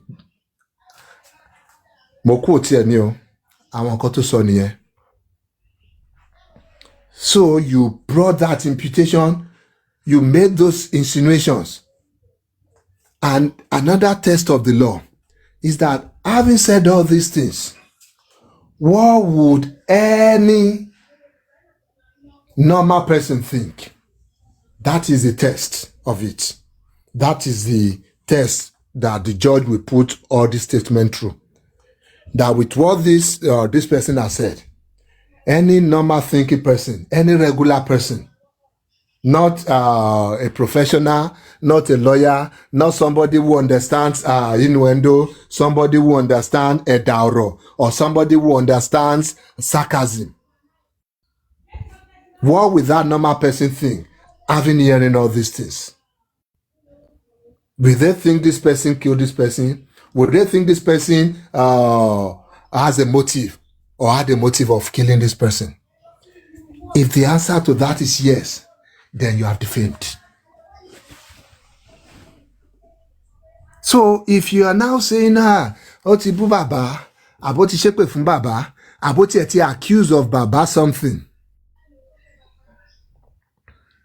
and you cannot prove that this publishing, because it has to be published to at least one third party. This publishing was not done by this other party to fair accuse and put the fame well. If you cannot link it, then you have no case. And the irony here is that if she even decides to pursue a case against Josie on that again, she will still be in the right for having this unlawful recording of her, for disseminating it to the public. In fact, it's a textbook case of defamation against Joseph Aloba himself. Because the purpose of bringing that into the public, of recording it first and releasing it to one of his non-associates, tó ń jókòó sórí platform where tọ́jọ́ ń sọ̀rọ̀ tó ń acknowledge from time to time, is to lower our esteem, Omomi's esteem, in the eyes of the public. So it's even a case against Joseph Aloba, and that a lawyer will now want to sensationalize this or try to twist it into their defense. Because don't even forget, this case is not even it's not between Wunmi and Joseph Aloba. This is between Dayo Ogungbe. We don't even care at this point if he's a lawyer or not. In his personal capacity, he has made statements that does not qualify as a fair comment. He has made statement that does not enjoy any kind of privilege. He has made a reckless statement born out of malice. This is what this case is all about. So if you are now saying, are you sure these people are not the ones that killed Mohbad? Or you're saying things like, oh, if that son truly belongs to Mohbad, there is something they don't want the world to know. These are definitive insinuations. This is not facts at all. These are not facts. So it's not neutral kind of investigative statement. You are not trying to investigate anything. You are not even saddled with that responsibility to start with. But these are not even investigative statements. These are more like weaponized insinuations. You did not just stop at there. You have caused it to be broadcasted to global audience. So you spending pages after pages trying to explain why you think you have some suspicion, but you never explained in all these 22 pages of yours why a lawyer should be amplifying this kind of suspicion on social media platform. Why a lawyer should be the one, should be the medium, should be the voice to bring about these accusations. Why should you cross that border of professional responsibility to become this media nuisance? That is what your 22 pages did not explain to people. That is what people want. That's what they want to know. There's a difference if you're saying, oh, we will urge the police to investigate, than saying these people may have killed Mohbad. The distinction, it matters a lot when it comes to the law of thoughts. And he was there bringing up different cases, trying to misapply them. Yes, these are settled law, but you have misapplied these laws. When you are saying fair comment, for a comment to be fair, Number one, it has to be an honest expression of opinion based on facts.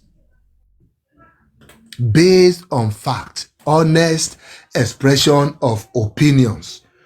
Based on facts. That is the most important word, the facts. I cannot just go and sit online, and because I can give my opinion, I have freedom of speech. I have protection under fair comments, and I just go about with conjectures, with things that has not been supported by fact at all. Because at the end of the day, what are facts? Facts are things that can be proven. The proof is already there. Some people have proven it. You can always go back again and prove it. When you talk about how is 10 plus 10 20, some people have done the calculation. They have proven it through some mathematical tests. Some people can still go back and see how they got to 10 plus 10 equals 20. That is fact. It's not just my opinion. I can sit down here and just say 10 plus 10 is 31.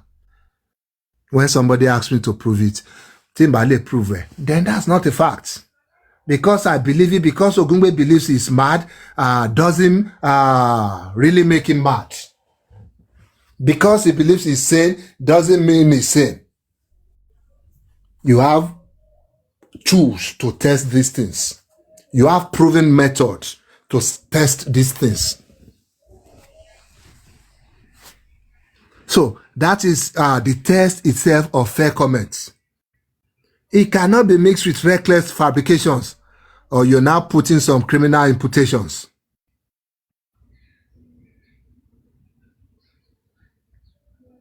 So, there's clear distinction here. And maybe for these, there are 22 pages. The most ironic whatever in it is even this their strategy of escalation. You actually republishing this thing is more like you saying you are ready to go down. And I don't know for how much. I don't know for what.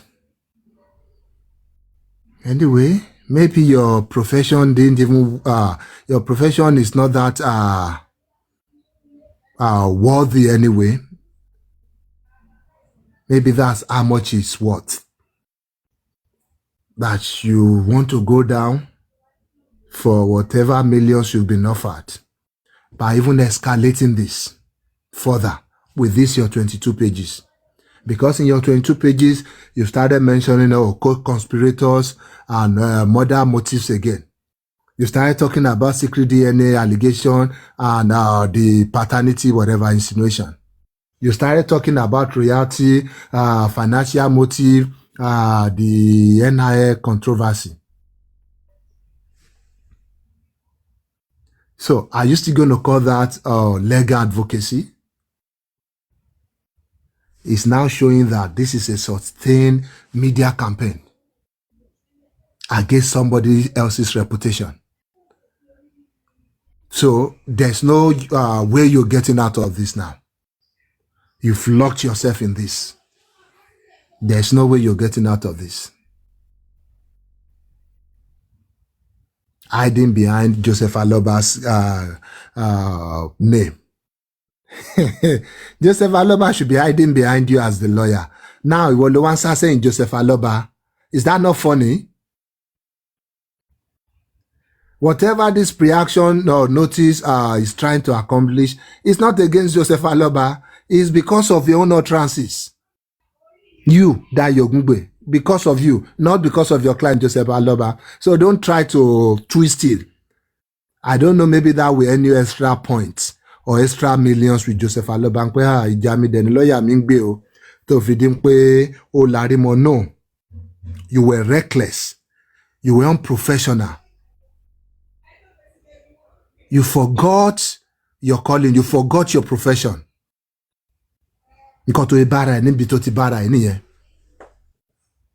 Instead of now you defending your own professional misconduct, Your response is not trying to hide behind the man is grieving. The man says some things. It shows you are even legally bankrupt. You don't even know strategies. You don't even know where to start your own defense from. If this all you can afford as a defense, if this all you can put together for your naughty, stupid, reckless behavior.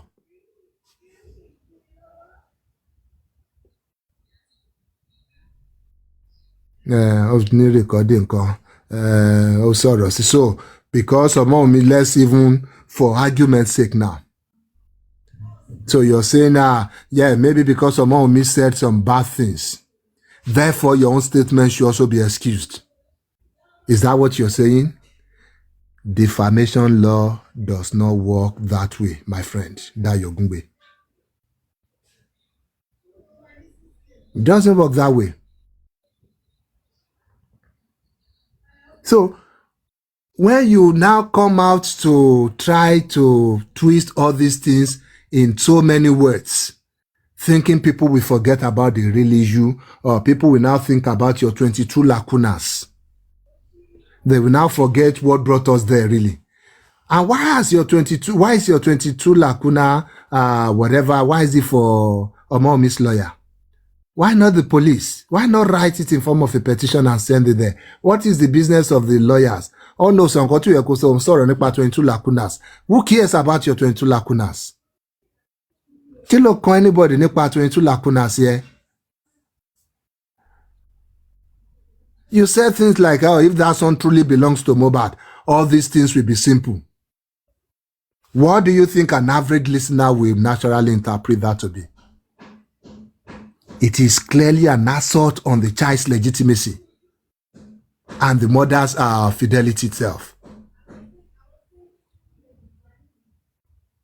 So tell me, if that has lowered our esteem, our repute, or our reputation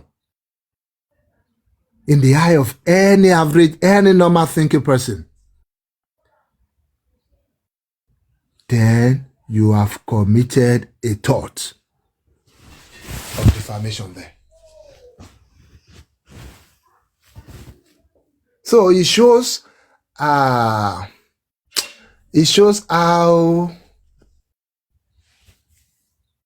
I didn't want to use the word stupid.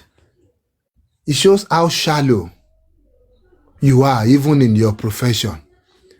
If this is the best you can come up with, if this is the best you can come up with, it shows how shallow you are. If you can come out and accuse somebody, make insinuations, and accuse somebody of murder,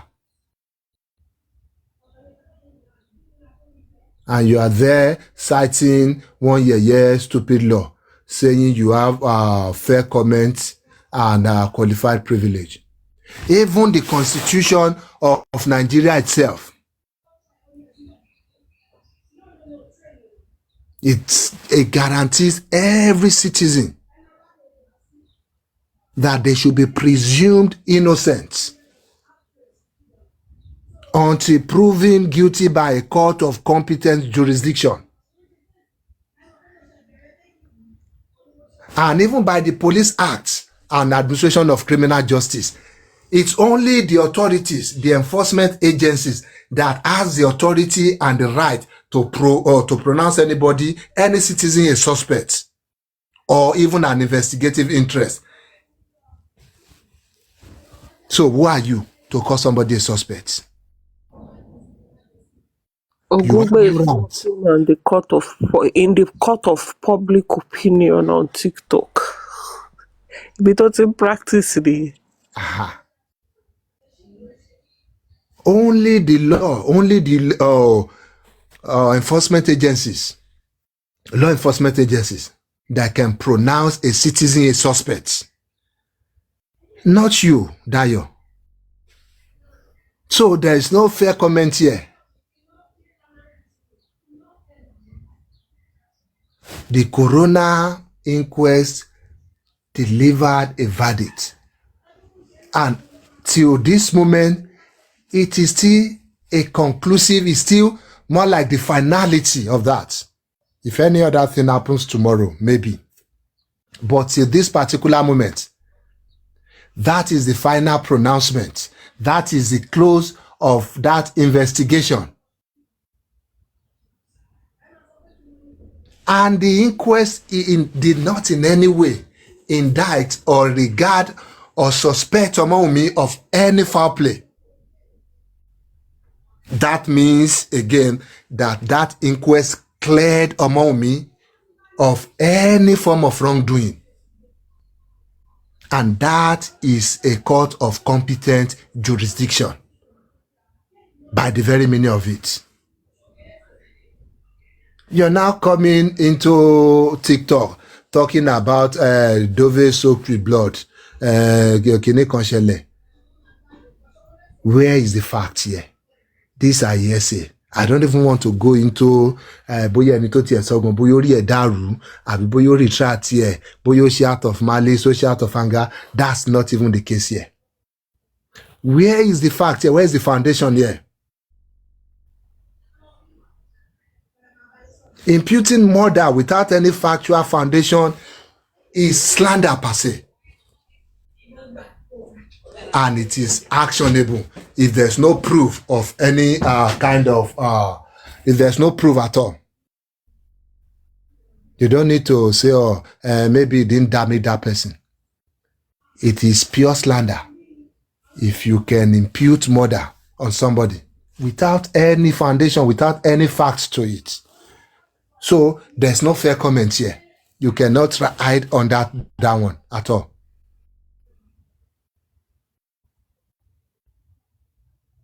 You're now going to the life of a felon, somebody who himself is more or less a criminal. So how can that even qualify as any form of privilege? It's already showing malice. This is the same person that published the young lady's personal details. This is the same person that was claiming he has in his possession nude of this young lady. So this is a criminal. This man already himself is a criminal. You now went on that life and you now say, oh, some qualified privilege can be there for you. Are you this daft, oladayo ogungbe? Yes. So daft. Àbí báwo ni àbí level daftness wò tún nìyẹn again? If as a lawyer you cannot even try to cover your ass, you cannot even try to use some of your education when navigating, because the matter is simple. It's not like, oh, it's a complex issue. That's if he has the education, no. Yeah, you're right there. Because it's not even a complex issue. Tó bá jẹ́ complex issue and bóyá kò tí rí issue yẹn rí. Don't also pé ó tí rí issue yẹn rí. Because from what I heard, this guy will go to court and the next thing you will see is him sharing his pictures in court in the WhatsApp group of his schoolmates. So this is like a very big deal to him. Anytime tó bá ti appear in court, ó máa ṣe video, máa ṣe photo nínú àwọn schoolmates WhatsApp group ẹ̀, ó máa lọ sọ síbẹ̀ ní another day in court. So I understand it's a big deal to you. But still, it's a simple case. It's straightforward. It's a case of a greedy father, not a grieving father. A greedy father who wants to inherit his dead son. It's a straightforward case. Dead son tó ní ọmọ láyé, tó níyàwó tó fi sílẹ̀, tó lẹ́gbọ̀n tó lábúrò, tó níyà. But one father is deciding that he wants to be in charge of everything. He wants to dictate. He wants to be the bàbá ìsìnkú níbi òkú ọmọ ẹ̀. So it's a straightforward case. It's not something complex. I'm okay. Kò tí ì rí àwọn orú kéèsì bẹ́ẹ̀ yẹn rí ni nǹkan tó fà á tí ò ṣe mọ bóyá máa navigate ara ẹ̀ nìyẹn ni.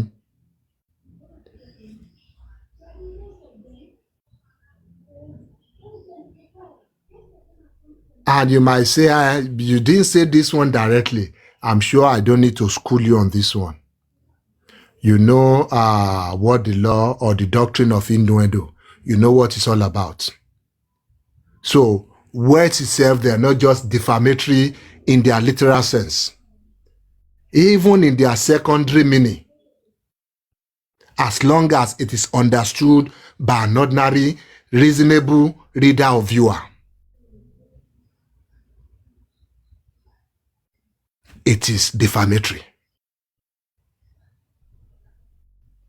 So if you're saying, it could be as simple as you saying, if that son truly belongs to Mohbad,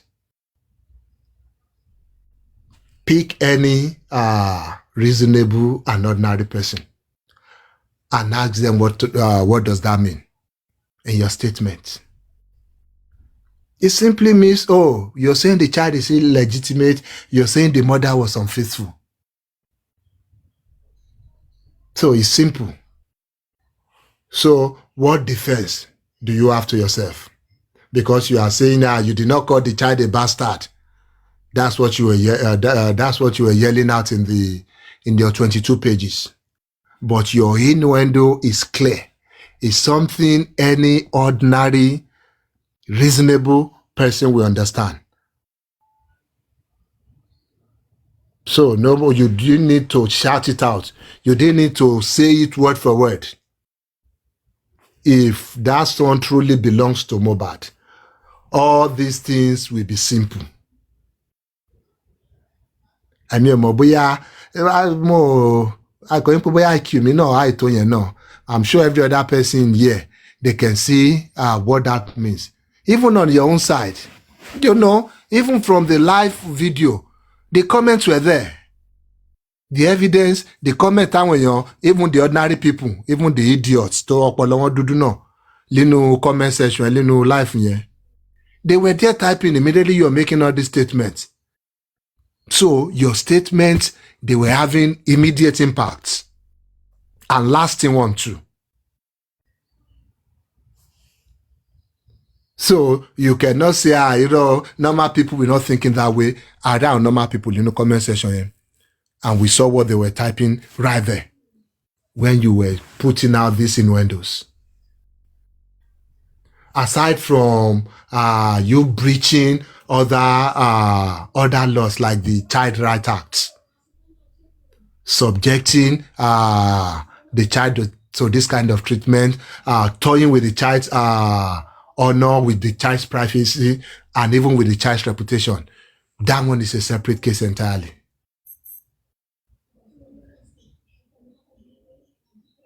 Did he quote the Child Rights Act? No, he didn't. Subjecting that child into that kind of arbitrary or unlawful interference is more like breaking the law itself. Section 8 of that law.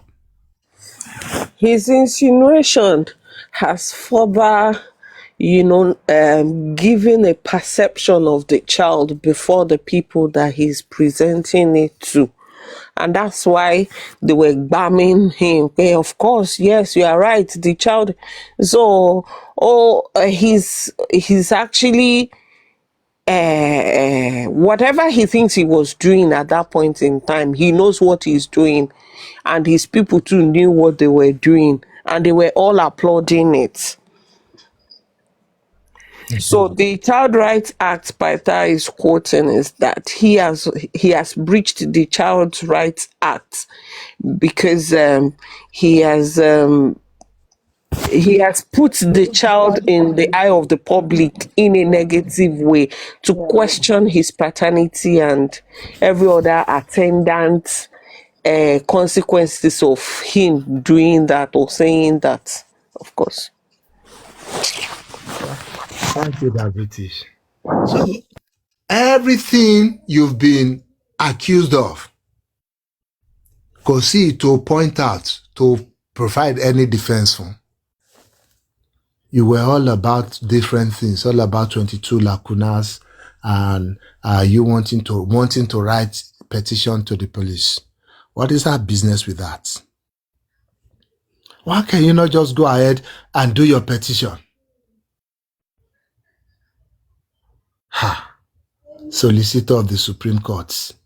Hey. You now turned yourself to an entertainer on TikTok. Wanting the applaud and all that.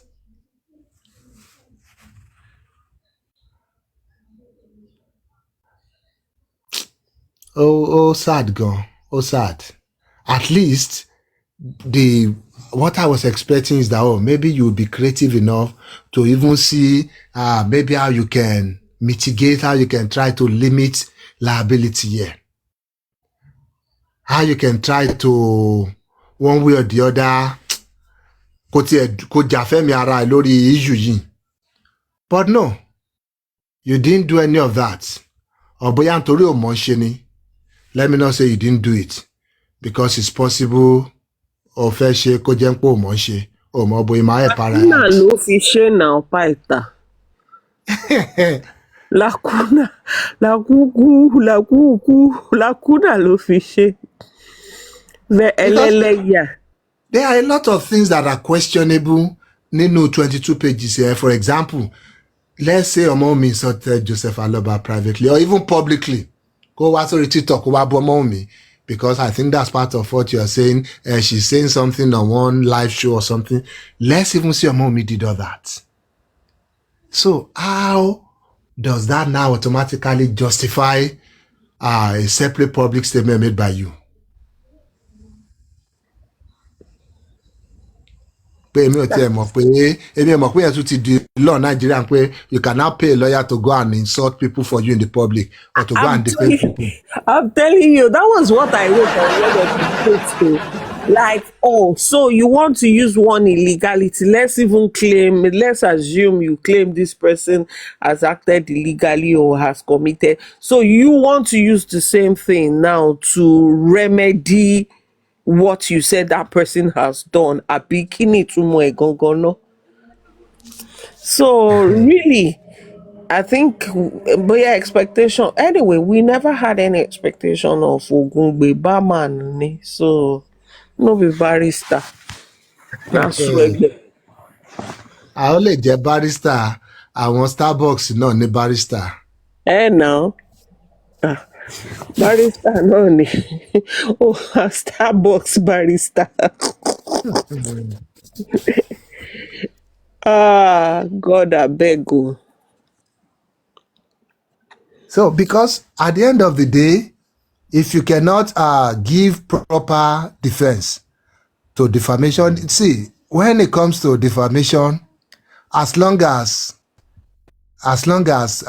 damages, I mean reputational damages, can be proven. And even sometimes you don't even need to prove some things. For example, if you are imputing a crime on somebody without any fact, without any justification, it is slander per se, as per the Nigerian law. They don't even need to prove any damage at all. If you say, Emily Mo Jin kan báyìí níbì kan, it's a crime, and there's no evidence to it, you cannot prove it. I don't need to prove pé àwọn ọ̀rẹ́ bí wá ń fojú olè wò mí níta torí nǹkan tó sọ. No. It's a settled law. I don't need to prove anything. You need to prove yourself. Need láti prove bóyá ẹ̀ ń fẹ́ tèmi àbẹ́ fẹ́ tèmi. No, mo ní láti prove ẹ̀. Tó bá ti wá some criminal elements inú ẹ̀. Nobody needs to prove anything. It is settled law already. It's decided cases already. Once you impute crime on somebody and you cannot prove it, you have slandered them. It is left for them to ask for damages. They don't need to show you any damage at all. To their reputation, to their person, or to anything. They don't need to show anything. Àwọn civil case mi wà, àwọn ọ̀rọ̀ mi wà tó jẹ́ pé mo bú àbí mo sọ nǹkan báyìí, you need to show that, oh, what will people think of this person? Has this thing affected this person in any way? Has it lowered their esteem in the eyes of regular thinking people? You need to ask those questions. But when it comes to crime, like you say, no, you're now saying she's doing identity fraud. She possesses 5 or 10 NIN and things like that. That's an imputation of crime. She doesn't need to prove anything. That is slander, per se. And I believe you know these things. In a way, God, I think I want to believe you know how deep in trouble you are now. You might not know it before. Maybe with this little explanation of mine, somehow, I think you will be shaking your head in prayer.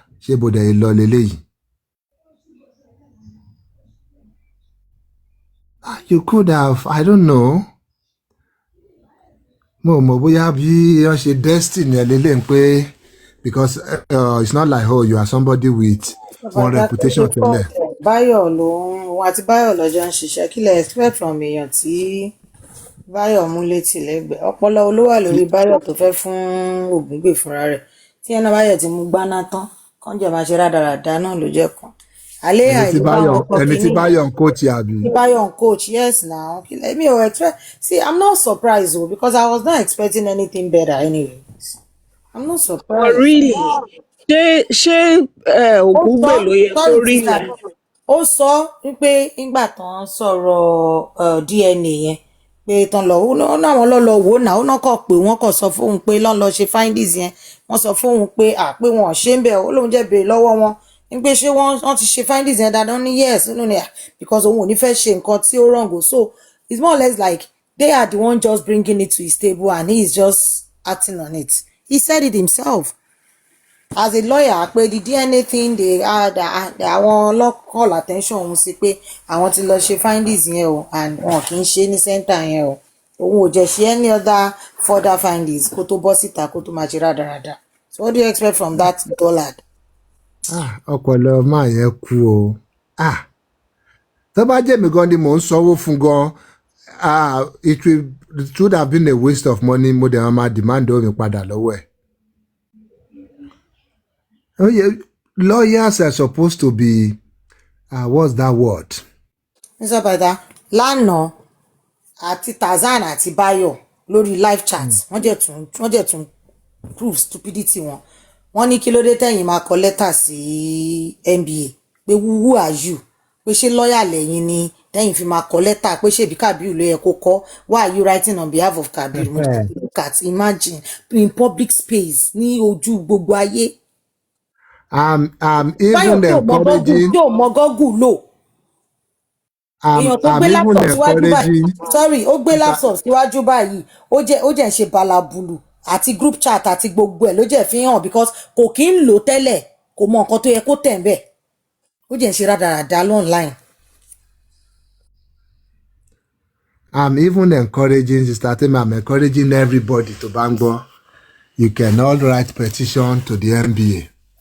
You have his name, you have his registration number there, you have his Supreme Court number there. So anybody can write petition. You can take a cue from the one I found and I posted online there. You can take a cue from it. Anybody, if you feel his actions, his utterances, is unbecoming of a professional, of a legal professional, you are free. In fact, it will be wrong for you not to write a petition and forward it to the NBA. So, kí Báyọ̀ wá lọ para ẹ̀ ń gbà yẹn. Èmi ò mọ bí anybody ṣe ní láti explain yẹn fún Báyọ̀ that anybody at all, whether you have an interest in the matter or no interest at all, you can write. But kí la expect lọ́wọ́ Báyọ̀ náà? As in, ṣé yẹn ti ẹ̀ mọ̀ anything about constitutional rights gan pàpà?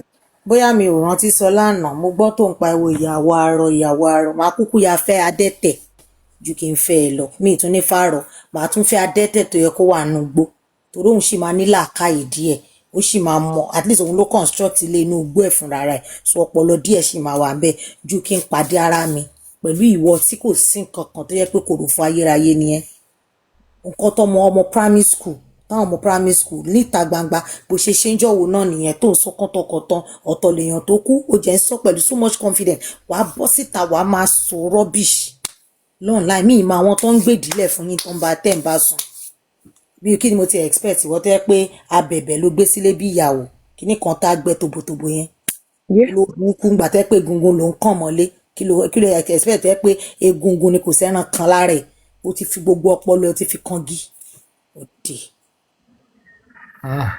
àgbà tó kò tún Ìyẹn ò gbà dáa wọ́n nìkan. àgbà tó kó báyàwó ẹ̀ báyọ̀ gbogbo lérí ibú ni ẹ́.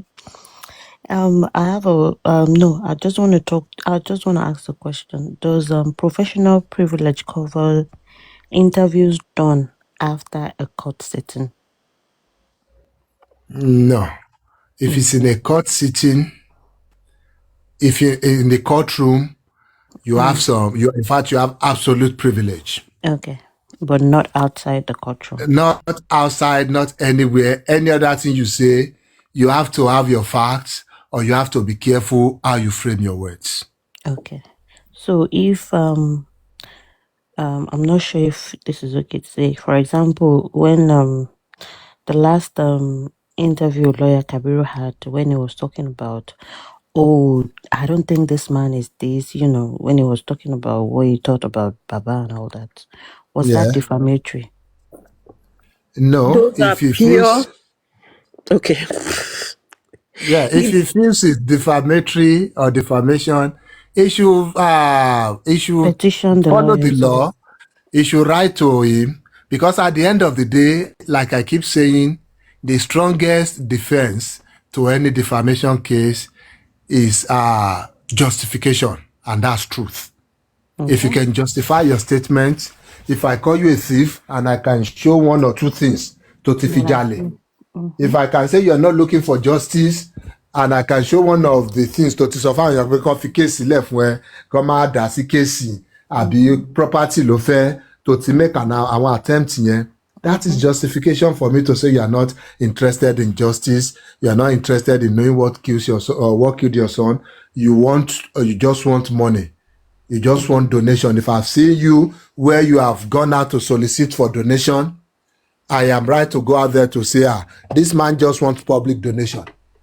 And So that would be based on your opinion. It's not like you are even making any allegation. It's just if you be my opinion and because I have some facts, exactly some evidence to back it up. yes, based on how the person has either conducted themselves or evidence out there. Ó dẹ̀ yàmpìà tó bá jẹ́ fúrúgùnsì. Ó yapa, ó pọ̀ bàjẹ́ from day one sef. Ìgbà wo ni Fálànà gan tiẹ̀ tí kọ́kọ́ kọ nínú lẹ́tà Fálànà ní Day one. 2023? Okay, Báyọ̀ sọ pé ó ń brag pé òun ló advice bàbá pé ṣé kò rí, he was trying to tell Wunmi pé ṣé kò gbọ́ nǹkan tí bàbá sọ ní defamation kìíní pé ṣebí the man faced you and told you pé mi ò defame ẹ̀ náà ẹ jọ̀ọ́ ẹ bá mi bèrè lọ́wọ́ idiot yìí ṣé ìyẹn wá mean pé wọ́n ti throw case out ni or kí ló ń rejoice about kankan? I don't understand. Ó rejoice pé òun advice ọlọ́pọlọ kíkú. Ọlọ́pọlọ kíkú àbọ̀lọ́pọlọ. So you advising him to deny it means what? Case tí bàbá ẹ̀ ti wọ wàhálà because the judge, if I can remember in the last sitting, the judge asked the man, have you watched that video? So sọ pé coexist. Ṣé o ti rí nsẹ́rin? Yes. So what do you have to say about it? So he admitted he's seen it because people are saying he said he has not seen it. No, ó ti admit pé òun ti wo video yẹn, at least ó ti admit ẹ̀ ní court bóyá ó dẹ̀ ti wá wò bóyá kò dẹ̀ ti wá wò. And the question to put across to him ni pé, so ṣó ti ṣe, what did you think about it? Ó lóun ò ṣe anything wrong nínú ẹ̀. Thank God he didn't deny pé òun ò sọ àwọn ọ̀rọ̀ yẹn. So we have it as part of the proceeding that he has admitted saying those things. Wow. He's just saying òun ò rí as bad thing. Òun ò fi pé òun ṣe anything wrong according to the law. Okay. ìyẹn ni wọ́n fi wá ń sọ Lord, lánàá tó ní Baba boldly said I didn't defame anybody there. Baba boldly said it. He said it boldly. Mi ò mọ àwọn tó ń fẹ́ yín people yìí o. Ọkùnrin lè má da o, ó lè má ṣe é wò o. Bọ̀ kó má ní ọpọlọ, kó má ní làákàyè. Mi mọ bẹ ṣe ń tolé. Mi ò mọ àwọn tó ń fẹ́ yín. Kọkùnrin wà kó má ní ọpọlọ. Sí, má fine má da. Bọ̀ jẹ́ kí ọ̀rọ̀ tó mọ́pọlọ wá kó máa jáde lórí ẹ̀. Gbàgbé. Má tiẹ̀ lówó lọ́wọ́ gan. Mi ì mọ àwọn tó ń fẹ́ yín. Orí yín ó kú burúkú. Bínú jàre o, lè máa dàbí bọ́ǹbù díẹ̀díẹ̀ látọ̀dọ̀ tèmi o. Inú kan máa ń bí mi kí obìnrin mo sì lè gbọ́ kóbìnrin sọ̀rọ̀ kó tiẹ̀ ní pébi díẹ̀díẹ̀ wọ́n á ní ó ti fi bímọ ó ti fi bọ́ ọkùnrin kí lẹ fọpọlọ yín ṣe tẹ́ ẹ̀ ní lọ́pọlọ kí lẹ fi ń tolé kí lẹ fi ń jẹ́ baálé ilé gan tẹ́ ẹ̀ fi nílé sọ. Tèmi ó wà important ó gbọ́dọ̀ fine kó dẹ̀ lọ́pọlọ. A ní kó má fine tó bá ti lọ́pọlọ tó ti lè sound kó sọ̀rọ̀ láwùjọ kéèyàn sọ pọ́kọ mi nìyẹn lọ́ọ̀kan yẹn àmì àmókè o. Bọ̀ aṣáàdúpẹ́ ṣá gbogbo ẹ̀ ni wọ́n wá kó pọ̀ ọlọ́kànjúwà bọ́dà mi handsome pa ọpọlọ wà. Ilé wọ̀nyẹ̀ ọlọ́ máa fi ìyá méjì jòkú gbẹ̀ni ṣé màá tún wá máa rọ kò tún wá ní fine. Gbogbo ti láàárọ̀ bọ́dà tèmi ò ń ṣàárọ̀ o. Èmi ò mọ bí tèmi ti láàárọ̀. Ó ní àwọn olòṣì orí social media. Ó ní the Wa series family tí bọ̀bọ̀ yẹn fọ́ lójú tí ìyàwó ẹ̀ dúró tí at least the guy is handsome. Ó ti ẹ̀ fọ́ lójú. Ẹ ó fọ́ lójú mi. Nígbà tí wọ́n fún Báyọ̀ jẹ́ mo sáré mọ mi sórí ọ̀rọ̀ Báyọ̀ ni.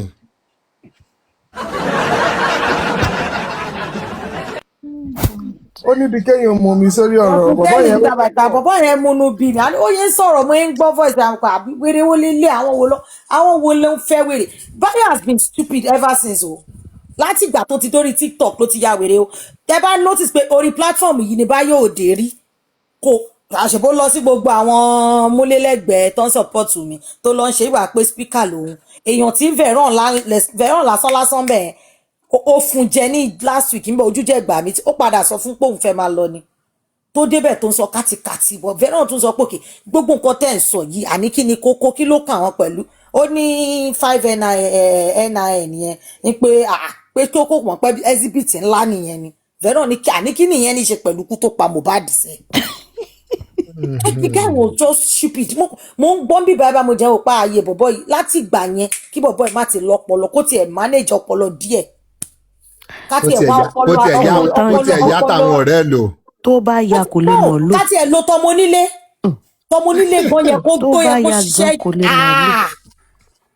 tó bá yá tẹ̀lé ẹlẹ́ni ó lè má mọ̀ lò. Béèyàn ṣe oògùn ìsọ̀yè fún Báyọ̀ kò lè ṣiṣẹ́. Wọ́n ṣoògùn ìsọ̀yè fún Báyọ̀ kò lè gbádùn kò lè ṣiṣẹ́.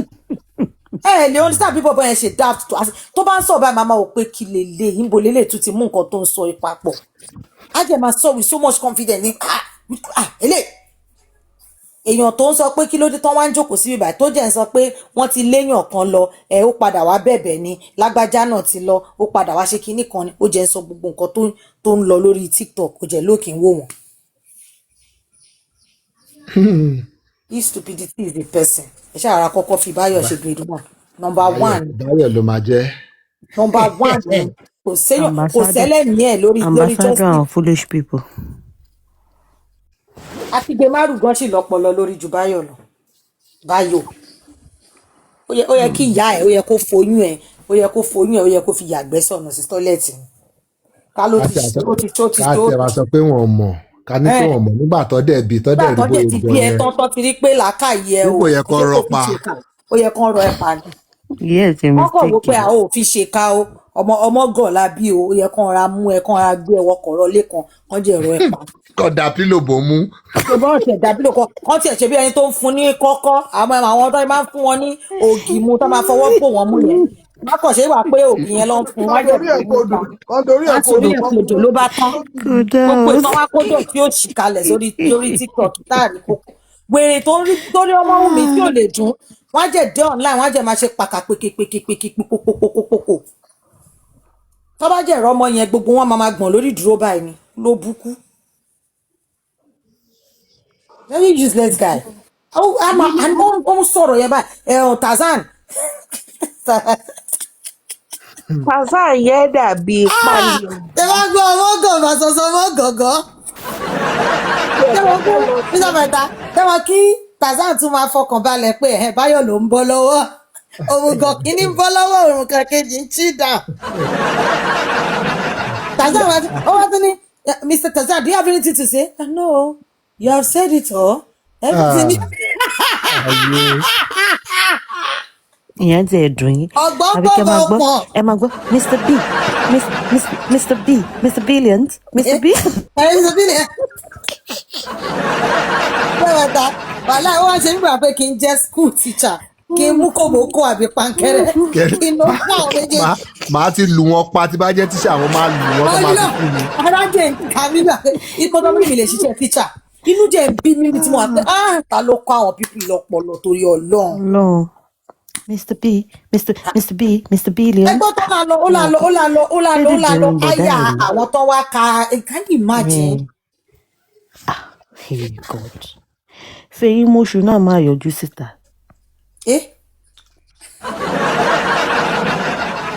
tí ò yé wọn ni pé wọn mọ̀ pé a ní division of wọ́n labour. mọ̀ ọmọ mi ẹ̀mí sí ẹ má lọ fọ́ fún wọn wọ́n mọ̀ ọkàn fẹ́ Báyọ̀ kan máa ń fẹ́ kódà pé òun sọ̀rọ̀ ni ó máa ń fẹ́ kódà pé òun sọ̀rọ̀ ni. Irọ́ ti báyé Báyọ̀ jẹ́ Báyọ̀ Báyọ̀ lè irọ́ ló parọ́ máa ń ju fayé ẹ̀ kọ́rọ́. pa tó bá ti bọ́ tábà kó wá máa gbé lámbà lẹ́ni ìjọ́ tí mọ mi Josephine lọ àtàkẹ́ mọ́ kinní tó ó pa láì fúnjọ́ yẹn later tó ní I'm sorry I think I mixed it up tẹ́ bá jẹ́ bó ṣe ń pe orúkọ máa yẹn pẹ̀lú so much confidence pé kinní kan ló pa ọlọ́pàá yẹn ọ̀rọ̀ justice for Mohbad ló kúlé lórí àtàtàkì pa ni ó ń sọ jẹ́ nǹkanra kan tó lọ tẹ sí tì bẹ́ẹ̀ pé that thing tó ń sọ yẹn sí ṣe wọn pé a lè sue ẹ sí because that's my brother you're referring You're to. talking about.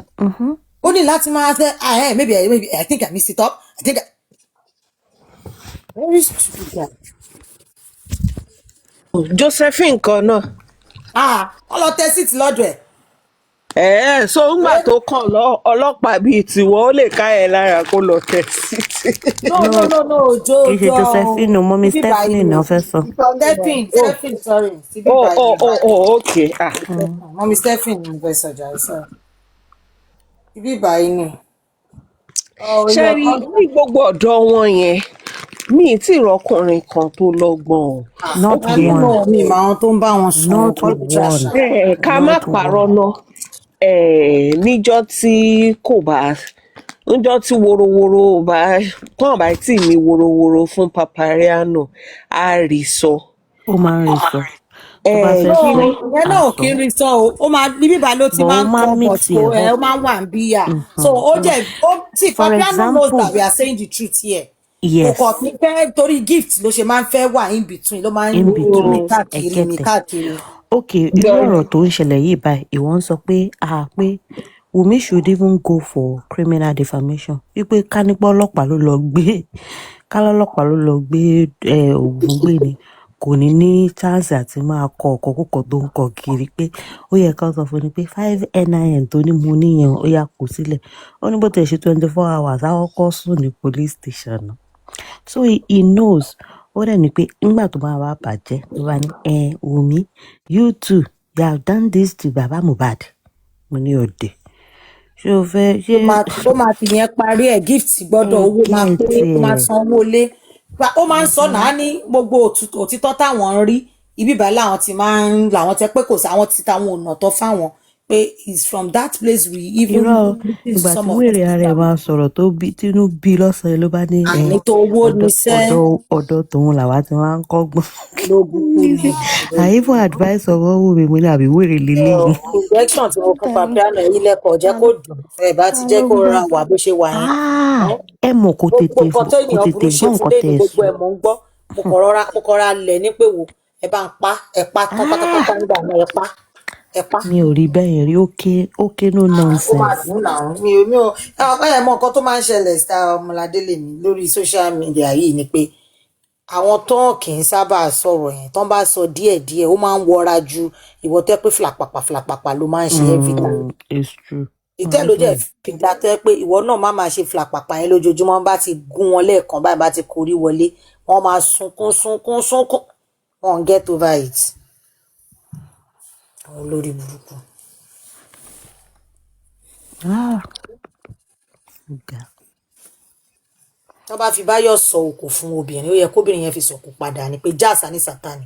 Tèmi ìgbà kan kíní ni mo rò pé ó gọ̀ọ̀gàn ṣẹlẹ̀ because ṣẹlẹ̀ yẹn Báyọ̀ ìyẹn sì gò náà. mo ti mọ Báyọ̀ ti pẹ́sẹ̀ ìgbà tó ti máa ń tẹ̀lé mama sita tó máa ń lọ sọ́dọ̀ nìbọ̀ tó máa jọ lọ máa hágìw ìgbà ẹni mi ò rí pé Báyọ̀ ò lè kò lè sọ pé jọ́ kan wà tèmi àtòun jọ láti ìgbà yẹn ẹ mọ̀ súra yẹn mo ti rí súra ọmọ gọ̀ wọn ni ó máa kù lára ẹ̀ tó bá yẹ ti rí irú kan báyẹn mi ò ń fẹ́ ní connection pẹ̀lú irú wọn rárá láyé mi. àbọ̀ ṣẹlẹ̀ gígọ̀ ṣẹlẹ̀ is a special kind of. Báyọ̀ tún gọ̀ yàtọ̀ kì í sábà lísìn sí Báyọ̀ ni. Bọ̀sẹ̀lẹ̀ náà yàtọ̀ tẹ̀lẹ̀ gbọ́ Báyọ̀ tún ti fi ẹni pro max nínú. Twins làwọn méjèèjì Ọlọ́run twins. Nítorí tí kéèyàn tiẹ̀ give submission márùn-ún kéèyàn tiẹ̀ rẹ yọ kan mú bẹ́ẹ̀ lè rí half múnú ti Báyọ̀. Who carried Baba from Berekete? tí ṣẹlẹ̀ ò tiẹ̀ ní wà nílé tables ẹ̀. Who pulled Baba out of Berekete? Ọjọ́ kejì òun gbọ́ Bẹ̀rẹ̀kẹ̀tẹ̀ Gaza òun fi kí ló jẹ́ Bẹ̀rẹ̀kẹ̀tẹ̀ Gaza kí ló ní ṣẹlẹ̀ yẹn. Oh God. Ọba wèrè ní gbogbo àwọn fífi yẹn Ọlọ́run. Who pulled Baba out of Berekete? Irú ṣẹlẹ̀ yẹn náà máa ní pé. Àti àgàgà kó ṣàtútù ìyẹn náà gbọ́ tàbáyà máa so òyìnbó wèrè burúkú. Irú ṣẹlẹ̀ yẹn náà máa ní tó bá keep quiet tó look intelligent. The moment tó bá jẹ́ open ẹnu ẹ̀ báyìí. Àgàgà tó bá tutù ní kí ọmọ mi gbé ọmọ lé òjò sí lẹ́sẹ̀ onídàájú wàhálà ti pọ̀ ju ẹgbẹ́ ọmọ ní. Wọ́n ní báwo ló ṣe máa sọ pé ọmọ òun ò sèèbù lẹ́gbẹ̀ẹ́ ṣe ní gbogbo yẹn lèmi náà ti bọ́ mọ́ mi sọ.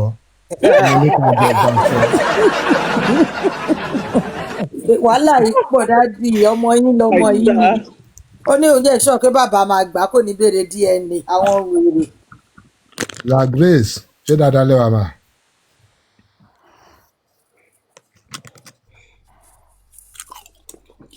Mọ́mí La Grace yẹn lásán. Okay, kò sí wàhálà. They no even tag you but you see say dem dey greet you. I'm calling name now. Ẹ má dá sí o ó ti dá. Bá ti sọ my brother báyìí ìgbà ilẹ̀ máa rí wọn tó máa tag who is your brother sister tèmi. Àwọn tèmi nìyẹn. Àwọn tí Mr. Paita nìyẹn o. Àwọn silent Mr. Paita nìyẹn o. Àwọn rival sister tèmi mọ̀ èmi kò mọ̀ La Grace yẹn. Ẹ lè mọ̀ wọ́n o ẹ má dá sí o. Àwọn tí Mr. Paita nìyẹn o. Oya tell me something. Àwọn special Mr. Paita nìyẹn o ẹ má dá sí o. Àwọn specials. Àwọn special Mr. Paita nìyẹn o. Akinyo special. Na only be the Paita special nobody else is allowed to be special to him. Ó ti dá. Ẹ ti ń gbọ́ ẹ̀yìn pa àwọn náà tún ti ń report ìgbà olè yìí náà bẹ̀rẹ̀ sí ní ṣe báyìí máa kó fìtì yín Ọlọ́run kò fìtì yín Ọlọ́run La Grace Ọlọ́run nǹkan tẹ́ ṣe yóò fìtì yín ẹ stop ẹ̀ kò fìtì yín ó ti dá. Anybody tó bá tún lọ special sí Paita Lakuda ni máa gbé jáde fún Mr. Paita tí ì ṣiṣẹ́ tán ẹgbẹ́ wa débẹ̀ ẹjọ́ ẹ fi àwọn alágbèrè. Wọ́n tún ti gbé yín débẹ̀ báyìí mọ́mí yẹn. Ṣé gbogbo 22 pages lẹ́fẹ̀ẹ́ lọ fún tuntun?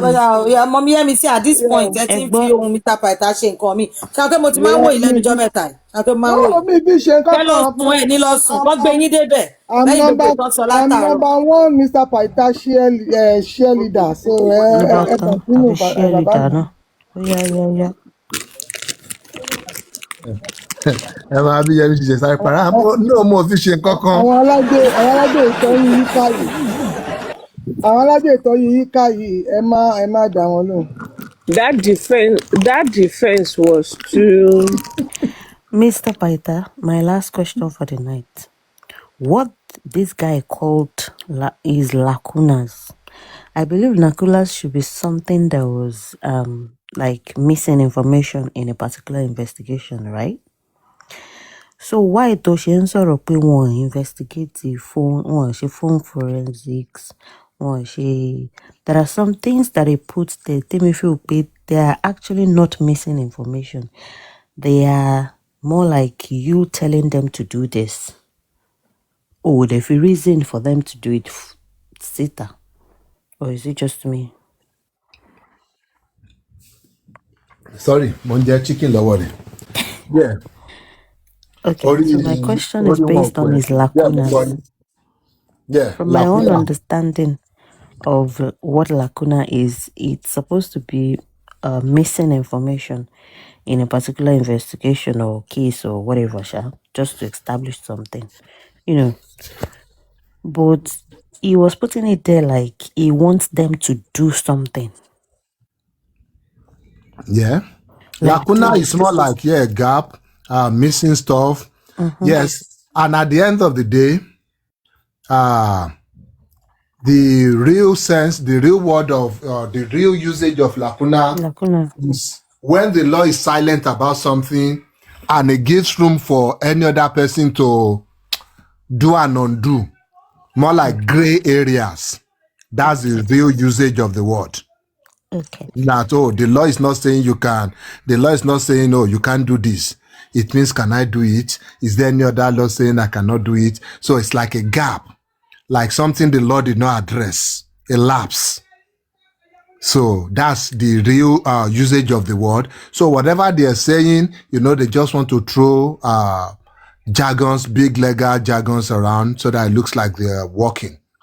So, because you're not giving reasons for you to. He didn't give any reason for them to do phone forensics to get what exactly. He's not giving all that. That is the issue. They are not being logical. Number one, the guys are not even trained to investigate anything. You don't know what areas. You see, it's only when you know something that's when you can dive into it or point hole in it. That you didn't do it well. This is what you should have done. This is the proper way of investigating.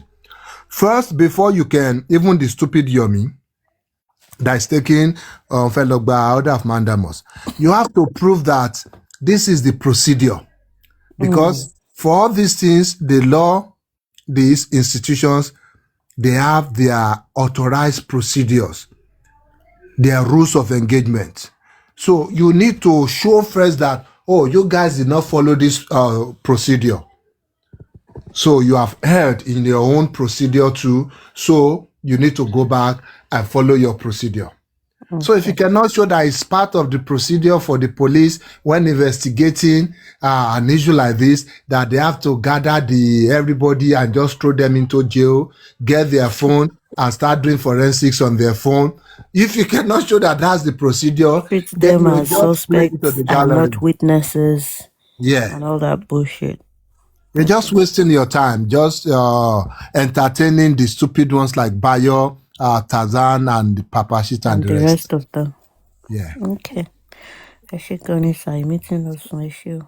Yes, ma. Good night, everybody. Yes, ma. Somebody was asking there. Yes, what Josie admitted is that he said those words, or he said that interview. Yes, it's not admitting guilt at this point, but it's for the courts. If I have said what you said has harmed my reputation, as it's not something you should say because you don't have facts to it. You have admitted that, yes, I said those things. I believe I should be able to say them. It is now a matter for the judge to now decide that, okay, since you said those things and already I can even see evidence that you actually said them. Because if you had denied those things, then we might now get into a position where is the recording even fabricated? AI ni. That will be the next line. We will now need to determine where he said it first before we move forward. But what to save warning that particular back and forth. Now that you said them, the judge now needs to look at the law. Now to compare your statements with the dictates of the law, the spirit of the law. Should you say those things? Where's the proof for them? Do you have the privilege to say them? Is it just like a fair comment? Is there any malice from it? Did you say it to sell this person short in the public? All those things, if the judge is now able to determine that, low, you cannot say these things without any proof. That is when the truth, or that's when the reality will now be done on him. So, in context stage that we're seeing here, and part of the process in Lagos State, they usually encourage mediation, especially when it looks like it's a family dispute. It is part of the judiciary process. Apart from the cost of, prolonged trial and the messiness it might bring, they try to consciously encourage parties to go and sit down. You have the mediator from Lagos State there. They try to see if they can come to an agreement. So basically what I'm saying is that's what the judge has asked them to do now, that I'll go and sit down with the mediator. See, because the judge asked the lawyer that, did you watch this video with your client? Because your client is here saying rubbish, and he said no. And they just quoted him. And that's another thing I find funny and I find irritating about this guy. And that's why I keep saying this guy is not even about the well-being of his clients.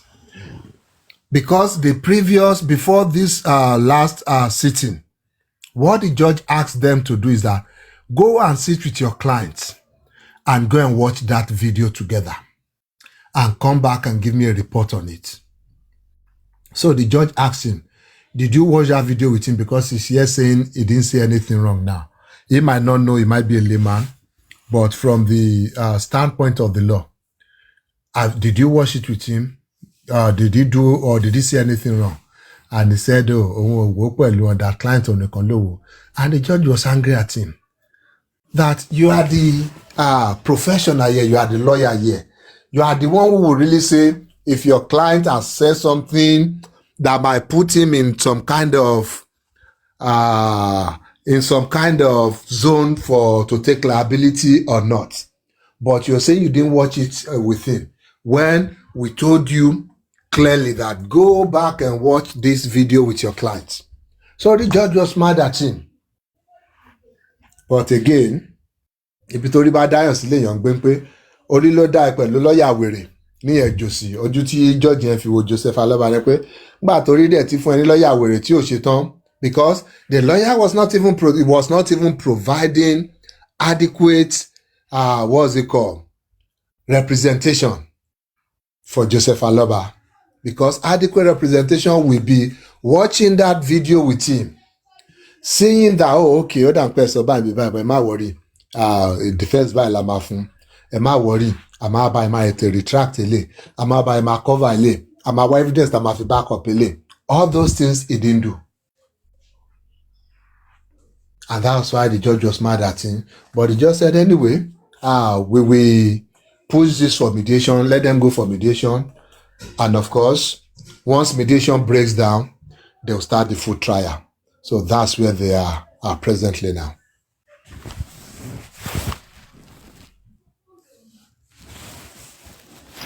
Ṣé Ògúngbé náà ló ń represent Jòsí ní defamation? Àwọn fíìmù ẹ̀ náà ni. Àwọn fẹ́ẹ̀mẹ̀ náà ni. Àwọn Jòsí ti bàjẹ́ o, kò tiẹ̀ ní ẹni ìgbà tó lè sá sí. Okay. Yes, Ògúngbé is a lazy lawyer, exactly. Ó dà pé wọ́n ń fi ọwọ́ pé ó jẹ́ ọmọ Wunmi.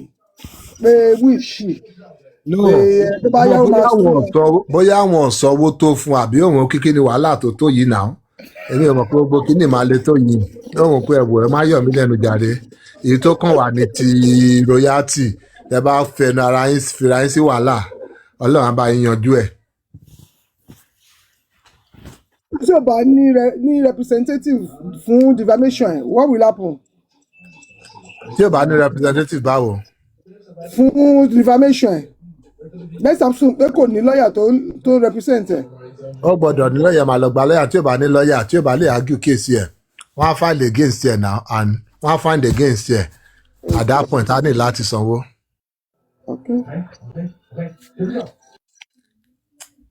lọ́ọ̀yà ni lọ́ọ̀yà àwèrè tó ń gbé kiri yìí o lọ́ọ̀yà tó yẹ kó máa bá yọ ọ̀ràn kúrò lọ́rùn tó tún wá ń dá ọ̀ràn sí i lọ́rùn. nǹkan tó lọ́n fẹ́ fún nìyẹn. ó dàbí kó kú máa ní lọ́ọ̀yà kó mọ̀ pé ọwọ́ Ọlọ́run lòun wà òun ti fẹnu kọ ìjìyà tó bá tó tọ́ sóun kí wọ́n fóun bọ̀tẹ́lẹ̀ tún dọ̀rọ̀ kún ọ̀ràn fún ni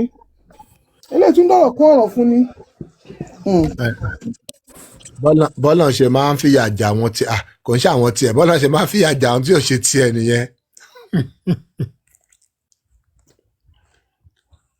àwọn tiẹ̀ bọ́lá ṣe fìyà jẹ wọ́n nìyẹn.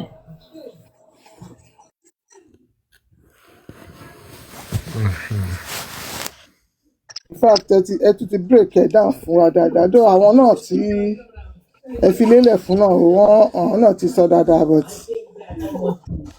to a layman mo dẹ̀bi ní pé gbogbo àwọn náà tó wà níbà yìí àwọn wèrè àtàwọn tó wà lórí FYP odò wọn mo bìlí pé màá ti gbọ́ mo dẹ̀ pé Dayọ̀ Ògúngbè náà máa wà níbà yìí I hope you are listening to the voice of reasoning nísìn pé it's not just to have a bar it's not just to call yourself a lawyer. You have to have learned and know what you went to school for. Mo believe pé wọn náà wàá ti mọ ibi tó ti ṣàṣìṣe báyìí. kí ló tiẹ̀ máa wá ṣẹlẹ̀ báyìí sí yìí tó bá kóra wọn lọ tí ọ̀rọ̀ ẹ̀ bá dé kọ́ọ̀tì báyìí tóun bá ń fèsì defamation case tí client ẹ̀ náà ń fèsì kéèsì tí náà bá ń jiyàn tó ń jọmọ èèyàn kí lèèyàn máa ṣe. bára ẹ̀ lákọ́gbọ̀n bẹ́ẹ̀ mo ṣe kọ́kọ́ béèrè question pé tí jòsí ò bá ní representative kí ló máa ṣẹlẹ̀ sí. wọ́n ti ní kó lọ petition lọ́ọ̀yà tiyín náà so èyí náà máa ṣe defamation case. tí wàhálà defamation ṣe káàkiri ni. àwa ń retí ẹ̀ tí wọ́n bá ti fà ìlú ẹ̀. ẹjọ́ ẹ̀kọ́ torí wọ́n sì ń pe bébì mi ní lọ́ọ̀yà Kàbírù lọ́ọ̀yà Ògúngbè ni ó ti rò pé àwọn jọ ń fi gagbága ni orí ẹ̀ ò pé ò mẹ́gbẹ́ rárá. tẹ́ ẹ̀ bá ti fáìlì ẹ̀ kò lè bẹ́ńṣọ́ fún yín. kò jẹ́ ní bẹ́ńṣọ́ fún wọn náà jẹ́ ká kúlù fún yín kò áyẹ̀ fún yín ni.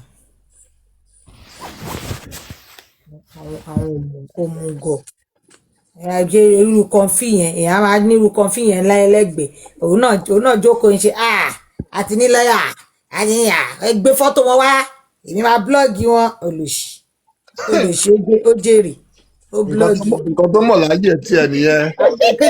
kí ló tún fẹ́ mọ̀ ibi tó ń lẹ wèrè mọ́ nìyẹn orí kò tí wọ́n kò tí ti wèrè lọ́ lẹ wèrè mọ́. wọ́n gbé picture wọn wá èèyàn tó post picture rẹ̀ síta ṣé kò mọ̀ bẹ́ẹ̀ irú. èèyàn tó post picture tẹ́ pọ́n tún fún lépè mọ́ bí picture tó post òun ló búlé èèyàn òun ló tún fún lépè gbogbo olóṣèlú fọdà láti ní orí ẹ̀ ò tiẹ̀ pé pé èèyàn kò máa ṣe kíní yẹn mọ́ gbogbo kọ́mẹ̀ntì tó bá tún wà ń bẹ̀ ìwọ ló tún máa bù lépè ìwọ ló post ìwọ ló tún gbé pè ọ̀dẹ̀ amọ̀kùn mẹ́kọ̀ọ́. àwọn oríṣiríṣi èèyàn lórí justice yìí. ìrìn àjò téèyàn ò lè gbàgbé títí láéláé. you cannot write the story of our life. ìyá sọ story justice fọmọ wọn. so Kẹ́mi tó lọ sùn ọ̀rọ̀ kan ṣá ọ̀rọ̀ Dayọ̀ is my popular saying here tí mo enjoy láti máa sọ. òun lọ̀rọ̀ ọ̀rọ̀ Dayọ̀.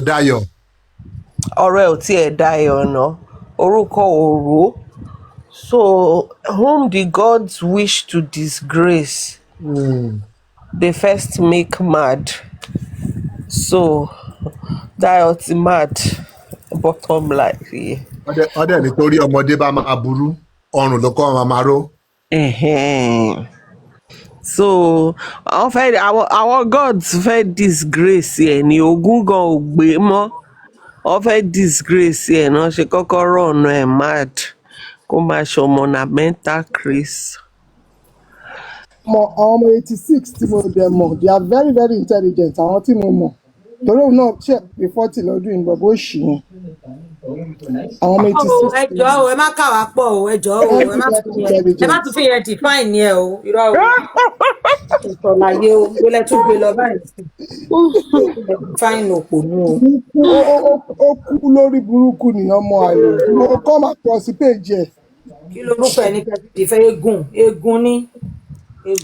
ọmọ oko tó ṣẹ̀ wá sẹ́kọ̀ọ́. ọmọ oko ní ọyọ ọmọ gbé ni. ọmọ mi ní ọmọ oko ní ẹ ò ṣe wá sẹ́kọ̀ọ́. wọ́n ṣẹ̀gbọ́n wá sẹ́kọ̀ọ́ ni. There are other rhymes náà tó pè nínú máa tún lọ gbóhùn ọmọ mi kí n tó sùn. Alright o gbogbo ilé Pytha dey chop we dey sleep.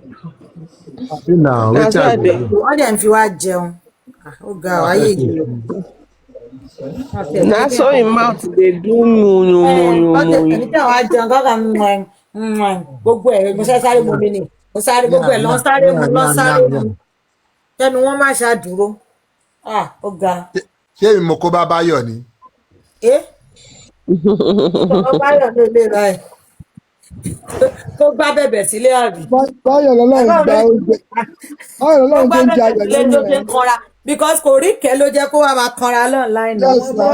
Báyọ̀ lọ́lọ́run tó ń jẹ ayọ̀ lẹ́nu ẹ̀. Ọlọ́run gbóúnjẹ ayọ̀ àbó gbóúnjẹ ayọ̀ ìbọn lè yàn sọ̀rọ̀ gbóúnjẹ olóbùkú ebi pàṣúlẹ̀ lánàá ló ránṣọ mọ́rọ̀ lọ́rọ̀. tó nílé àtọ̀ báyìí wọ́n ń give submission olórí dẹ̀ ṣe kí olórí ń tọ́jú wọn bẹ̀ kí ló ń wọ́rí ẹ̀. All right guys ó dàárọ̀. I'll catch you very soon now. Kò sí iṣẹ́ lọ́wọ́. All right please join me. Níbo lẹ ń sá lọ kò sí iṣẹ́ lọ́wọ́. ẹ lè má fọkọ̀. Àwọn tí ń kùn mí then I can't wait to have my baby. ṣé èèyàn lè jẹ méjì àbí mẹ́ta lábá àlàdé ni. Tí capacity bá tiẹ̀ ti wà. Exactly. Tí capacity bá ti wà kò sí nǹkan tó fi ń ṣe èèyàn nǹkan tó wà nílẹ̀ tó pín. Exactly. Exactly. ẹ pé mo jẹ́ ń tẹnu mọ́ Mr. Pytha yẹn Mr. Pytha mọ̀ọ́mọ̀ fi ń ṣe kà nílé ni. Èwo tí ẹ ní Mr. Fearless dà exactly. Fearless dà. Irọ́ Fearless kan ló máa sọ exactly tèmi exactly. Ta ló máa wá ń sọ? Abistosh. Ọmọ mi Abistosh. Fearless kan máa ń sọ. Fearless máa ń pè exactly àwọn tí ẹ máa fa tí wọ́n lọ báyìí kan tó sọ ni. Fearless máa ń sọ. Ó dàbọ̀ ọkọ àti ìyàwó gbogbo èèyàn pátá lè fẹ́ analyze. Dàrú. All right guys, thank you for having me. Bye mama. Good night. Bye. Ẹ tiẹ̀ máa lọ kókè mi nìkan àti Mr. Pytha kájọ máa fà. Ọyá ẹjẹ àfà kó tó máa lọ. Ní àti tani láti jọ ń fà. Orin ni kẹ́kọ̀ọ́ fún wa bẹ́ẹ̀ máa ń kọrin yẹn. Ká fàájà fúnra wa.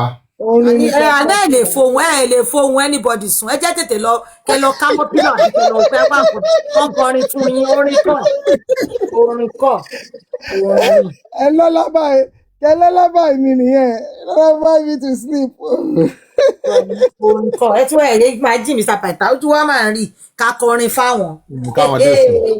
láì jẹ́ pé kí lẹ́yìn ṣe tá à ń kọrin fún iṣẹ́ gbélére ni. Nǹkan rẹ̀ yìí tẹ́. Káwa rẹ̀ wọ́n tẹ́ káyì máa jẹ. Bẹ́ẹ̀ ni wọ́n kọ́ tí Pytha máa ń gbé yẹn. Okay ẹ má wọrí.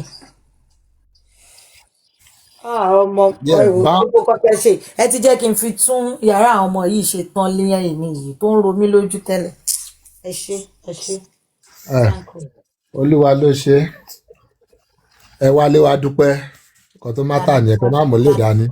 ta ni kó wálé wá dúpẹ́ ṣé àwọn pé ẹ̀dá là grace lòun ó kọ̀ pé nǹkan táwọn náà fẹ́ ṣe yẹn ò fit wọn kán stop ẹ̀ ẹ má ṣe bẹ́ẹ̀ kò fit ẹ̀yìn ti yẹn má wọrí.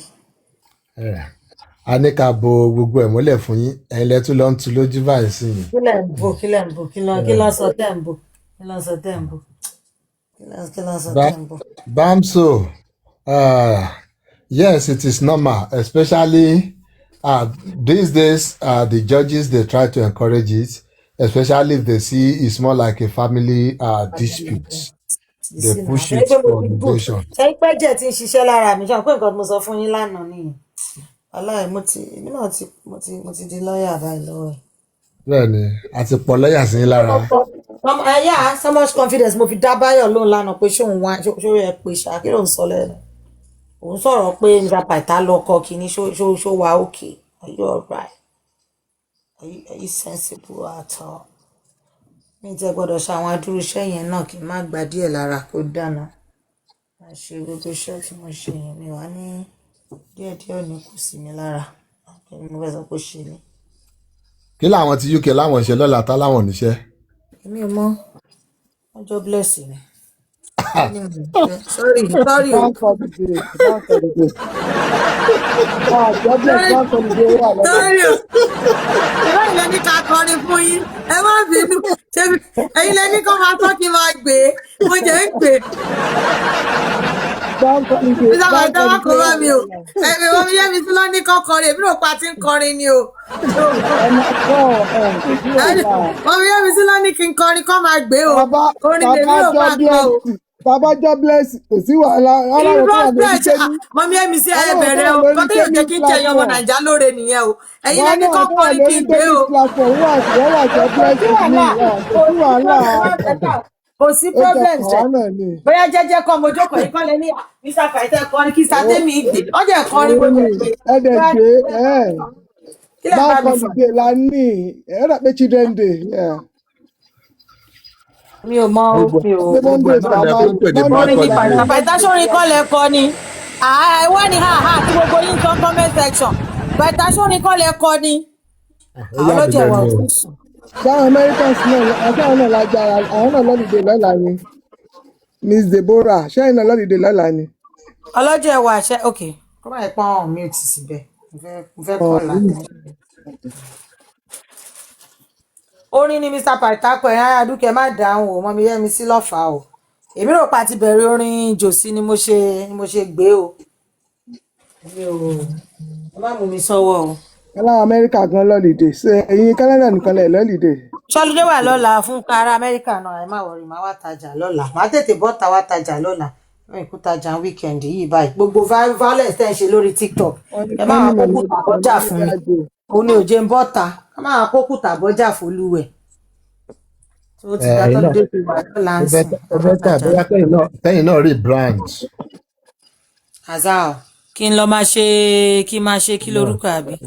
Rebranding ló wà ń gbòòrò sí kẹ ní PA kẹ láwọn team of tàbá fẹ́ rí. Ọlọ́run ṣé mo pé ó sì léyàn kan tí mo ti mẹ́sẹ̀jì ẹ̀sẹ̀ ká ṣeré mà kọ́ ẹ̀hàn àdáhùn ó yá o èmi náà ti rebrand and then máa need àwọn influencers náà ó ní wọ́n mi nù. àbí kẹ resign as CEO kẹ fi mí ṣe CEO. ọmọ tí a influence fún yín. Ṣé Mr. Temi ṣe máa resign as CEO kẹ fi mí ṣe CEO. Ibi tẹ́mi máa resign sí lówó máa wọlé sí àbí. Yes, ẹ̀yin ṣe ní the owner of the company mi kàn máa jẹ́ CEO ni. Ẹ̀yin lẹ máa sọ 2.5 5.2 yẹn ẹ̀yin lẹ máa tan kámẹ́rà lẹ máa sọ yẹn àbí. Exactly, as CEO èmi máa coordinate daily activity the organization èmi máa yan àwọn brand ambassadors wa èmi máa sọ ẹni tá a máa kó gold fún lọ́fẹ̀ẹ́ and things bẹ́ẹ̀ yẹn. Ẹ̀yin kó gold fún lọ́fẹ̀ẹ́ pé kí ló ṣẹlẹ̀. For influence fún wa ni. Màá kó ẹ wá sọ fún mi kí n kó gold fún yàn lọ́fẹ̀ẹ́. Ẹ nà. Èèyàn yẹn fẹ́ gbọ́dọ̀ ọkù ni. Ọjọ́ ọkú báwo ṣó easy ni àwọn la máa wọ gold sí lọ́rùn náà àwọn ẹ̀jẹ̀ lọ wá masquerade. ẹ̀jẹ̀ lọ gbé ṣìgìdì wá lù wá kí wọ́n máa wọ góòdù lọ́rùn. Góòlù tó bá ti kó fún wọn lọ́fẹ̀ẹ́ tó ti fi influence wọn ní ìdáwọ́ bá padà mọ́. wàhálà wọn ti ẹ̀ ṣe buy one get one lọ́wọ́ ṣẹ́ ẹ̀ nírà fún mi ni. Ṣe ní ìdí tí bá sanwó 3 months wọ́n á fún mi ní 6 month product. tẹ bá dẹ̀ ti nídìí kan tẹ nídìí ní 3 months kọ́ kí lẹ máa fi 3 months tó kù ṣe. Kí ló máa ṣẹlẹ̀ sí 3 months tó kù ṣe máa gbé fún yẹn ni. wọ́n máa supply mi 6 month product na máa sanwó 3 months now ṣebí buy one get one ni so buy 3 months get 6 months. Ẹ jọ kí ni Team Justice ń pè mí ní intentional man fún ṣé gist kan tún wà lẹ̀ tó ń jẹ́ intentional man. ẹ máa fi Team Justice sílẹ̀. nígbà bàtà máa yẹn nǹkan tó ń yà kalẹ̀ yìí tí wọ́n ti ń sọ̀rọ̀ lórí platform kí Team Justice má wá sókè mọ́ o wọ́n máa sórí panel mọ́ o àwọn pípẹ́ ẹbí tó ń gbéyàn lọ́kọ́ lọ́ọ́ ṣàánú ayé èèyàn ni o. Intentional man àfà intentional ni. Intentional ṣẹtiri Mr. Ọlá baby ṣẹtiri Team Justice. Gist yẹn ò tí ì yé mi ni. Àfà ni intentional man Mr. Paita. Àfà o. Mr. Paita gbogbo ogun tó ṣẹlẹ̀ yìí náà ni. Àfà àtọkàn mi ń lọ yẹn. Ẹ̀hún náà ni o. Àwọn lórúkọ wọn gangan Ọlá lórúkọ wọn gangan Ọlá. Bọ́ ṣe porúkọ ọ̀rẹ́ àgbẹ̀gbẹ̀ kí ló ṣẹlẹ̀ tẹ́ ń porúkọ mi pé bí ọkọ mi mẹ́mú kò lórúkọ mi mọ́.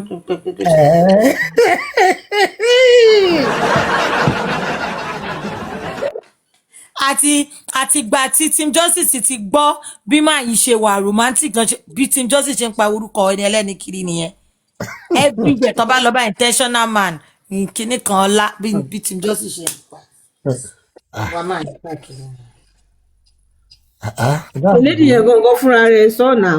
Lady yẹn gangan fúnra rẹ̀. wọ́n sábà tẹ́ gbàgbé o àpá ló lè ṣe lọ́wọ́ yìí o. máa ti rí pé kíní báyìí máa kàn máa ṣe bẹ́ẹ̀ tómi yẹn fẹ́ bọ́ ni wọ́n kàn máa pẹ̀lẹ́ yóò dáa. Èmi tí mo dẹ̀ ń gbomi ojú rẹ̀ ní àǹtẹ̀ mi. Team Justice ìyá ọmọ I don't know say this person get ìjọba like. Mo ń break heart bó ṣe wẹ̀ mí èmi ò wọ́n ń pa ọ́. Team Justice, are you ready to cry once in a while? Èmi máa pa yín lẹ́kún lẹ́kọ̀ọ̀kan. Ọlọ́run má ṣe tiwa lẹ́kún. I'm ready to cry. Nínú relationship yìí you have to be ready to cry once in a while o. Tí èèmà àti Team Justice fẹ́ wọ̀ ni. Okay, oya jẹ́ ìyá àti Team Justice náà.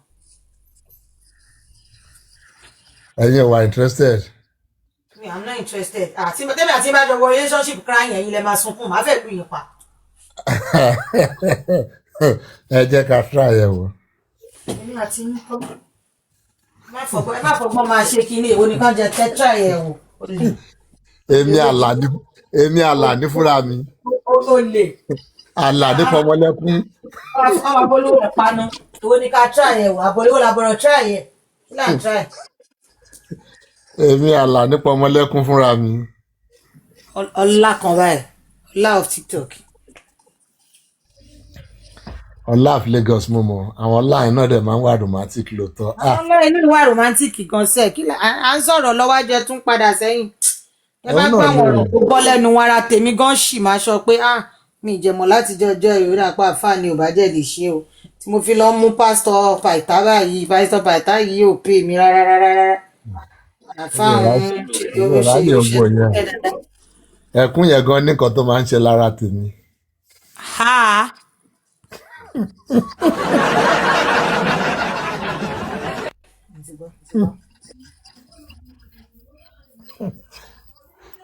Ẹ má bìlíìfù wọn o, ẹ má dá wọn lóhùn irọ́ ló ń pa o. Wọ́n fọgbọ́n lé yín lọ ni o. Tó bá yá sí wọn á lé àwọn èèyàn kan náà jẹ́ káwọn obìnrin wọnú inbox àwọn ló ń lé yín lọ o.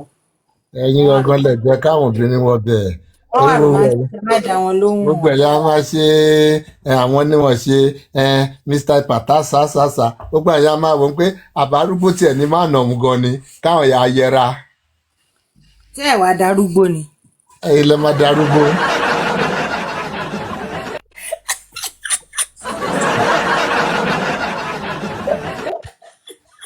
ṣé ẹ wá darúgbó ni. alẹ́ yìí lè má darúgbó. àgbàlagbà bíi tí ní ọmọ olórúkọ ni. ìrọ̀lẹ́ tí lágbàlagbà. a lè máa pe dádì lórúkọ náà. Pytha lórúkọ mi ẹ rí bí Tim Johnson ṣe ń pè mí bẹ́ẹ̀ ni Pytha baby. ló ti dá Mr. Pytha. ṣé mi lẹ̀ ń pè. ẹ̀yin ni mò ń pẹ́ tí wọ́n pẹ́ lè gbà yẹn lọ́wọ́ tèmi. arúgbó mẹkáníìkì tó tẹ̀dá. ẹ jẹ́ àpẹẹrẹ wa lórúkọ. èmi àti yín kọ́ la máa pera wa lórúkọ ẹ wá àwọn èèyàn mi kẹ́ pè lórúkọ. èmi àti yín ò ní ìdá ti pera wa lórúkọ ẹ mọ́ wọ̀rí.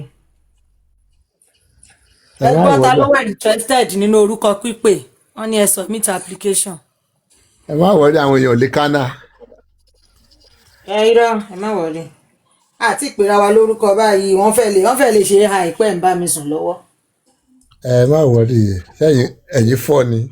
àbí mo ti fọ́ ni àbí kò fẹ́ yẹ wọn ni mi kọ́ mo ní dí mi ni. let me get myself àbí mo sọ fún ọ pé ń ka mítà ni bẹ́ẹ̀ ṣe é.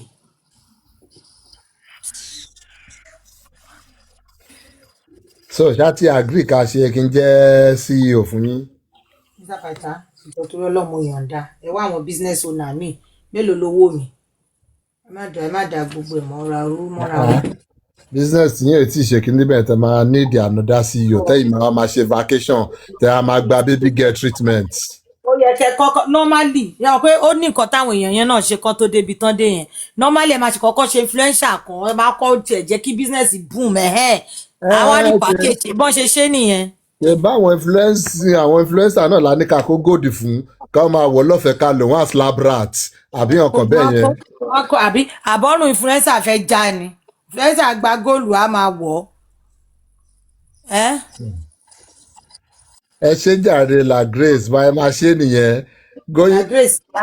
la grace mama kí ní tẹ̀ ń ṣe lẹ́yìn òpè yín ọ̀dà mo ti gbọ́ èmi àti yín mọ̀ bí ta ti máa pàdé ẹ má wọ̀rì àwọn kébí Mr. Pytha ò kì í mọ̀gbà tá a bá jọ ń fà kò sí wàhálà ẹ má wọ̀rì. la grace going forward èmi ni CEO of Temi Goals.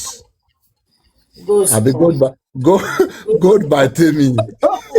spiritually gold is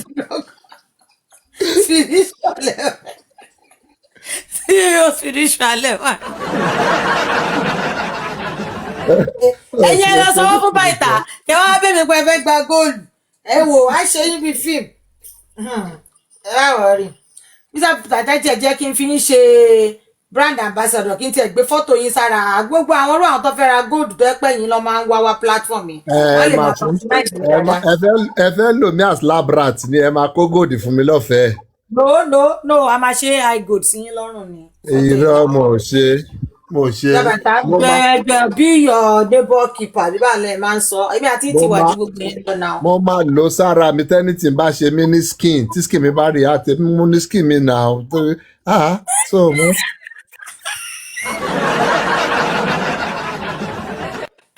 Mr. Pytha ọlọ mi láìkí nǹkan tẹ́ ń ṣe ẹ má ṣe bẹ́ẹ̀ ẹ má yẹ káwọn èèyàn máa kánà ọ̀rọ̀ èmi àti yín.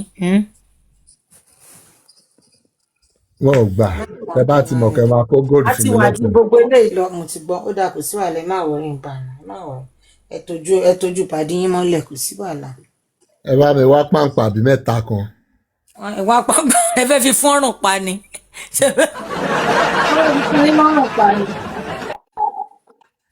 ẹ fún mi ní normal chain kan ẹ fún mi ní bóyá bíi 18 inches ẹ fún mi ní náà mo fẹ́ 10 inches bíi choker ni ẹ máa jẹ́ fún mi ẹ bá wá bíi 22. ẹ wá fún mi 24 ló máa jẹ́ normal kìíní ó máa dúró síbi chest yín 22 ti máa kéré jù fọ́nrán yín. ok ẹ bá mi wá 24 kí pendant yẹn jẹ́ bíi 45 carat àbí 45 gram àbí. kí pendant yẹn jẹ́ bíi àwọn orí mẹ̀dúsà yẹn ẹ mọ orí mẹ̀dúsà. ẹ̀gbọ́n mà ní kí n sign gbogbo èèyàn ló mà ní sign Mr. Python àwọn people like aṣẹ́wó lókun platinum ó yá jẹba ti mọ̀ pé kí n sign wọn gbogbo yẹn ra gold lọ́la tẹ́bá ti bó tiẹ̀ ṣe 1 gram then a máa sign wọn lálẹ́ ọ̀la tẹ́bá ti tajà tán a máa sign wọn. signing ni ó máa bá gold dé o. màá mú ìtìbá fẹ́ àmì náà.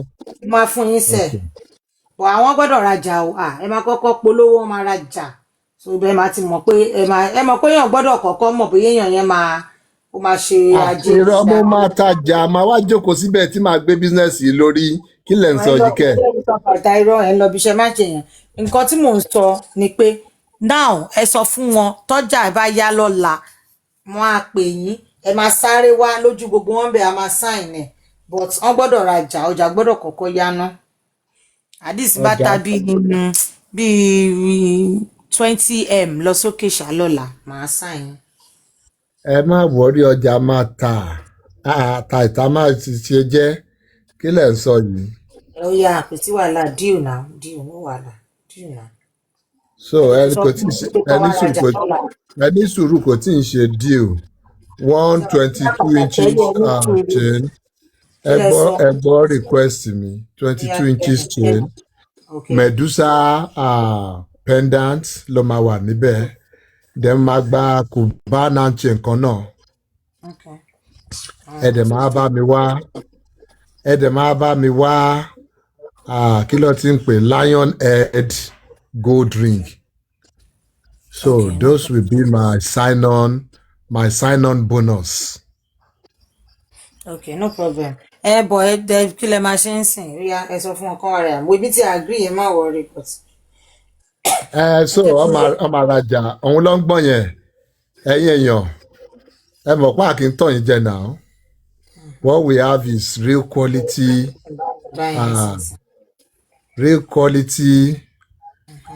ẹdùn náà ẹ máa kọ́ mi láwọn kìíní náà ṣé 24 karat là ń tàbí. 18 karat. 18 karat. What about 21 karat? Okay, so real quality 18 karat gold straight from Dubai. Kò sí nígbà tí ń bẹ̀. Iná Italian good ọ̀cháchá. Yes, kò sí nígbà tí ń bẹ̀ so come one come all ẹ wá píkì ìkọ̀tẹ̀fẹ́ ẹ lè kọ́ máa scroll through page wa báyìí náà. Kọ́ tètè máa send 20 bay ní o 20m tí ó bá ti 20m sign o mo jẹ máa fà láti hàn bó bá ṣe ń wọlé agreement. Yeah. My people will not disappoint 20m kéré tẹ bá fẹ́ kí n gbé báyìí lọ sókè sí 40 gan you be surprised. Kọ́ tètè 5 okay ó dá 40m ń gbà náà kò sí wàhálà. They will even start paying this night gan wọn kò máa deposit sílẹ̀ wọn á dẹ̀ wá máa mú ọjà wọn lọ́la. ó yá ẹ jẹ́ máa gbọ́ kálá tí máa dún. ẹ lọ deposit sílẹ̀ you know. ọ̀rọ̀ yín máa dàbí ọ̀rọ̀ èmi mo ní comment section ni àwọn people yìí àwọn tèmi sọ fún. They will not disappoint me.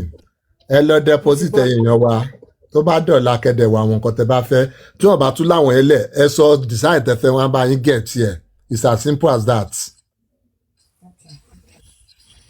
àwọn èèyàn wa gbáfẹ́ now our people the money is there wọ́n dẹ̀ mọ̀ nǹkan tó dáa.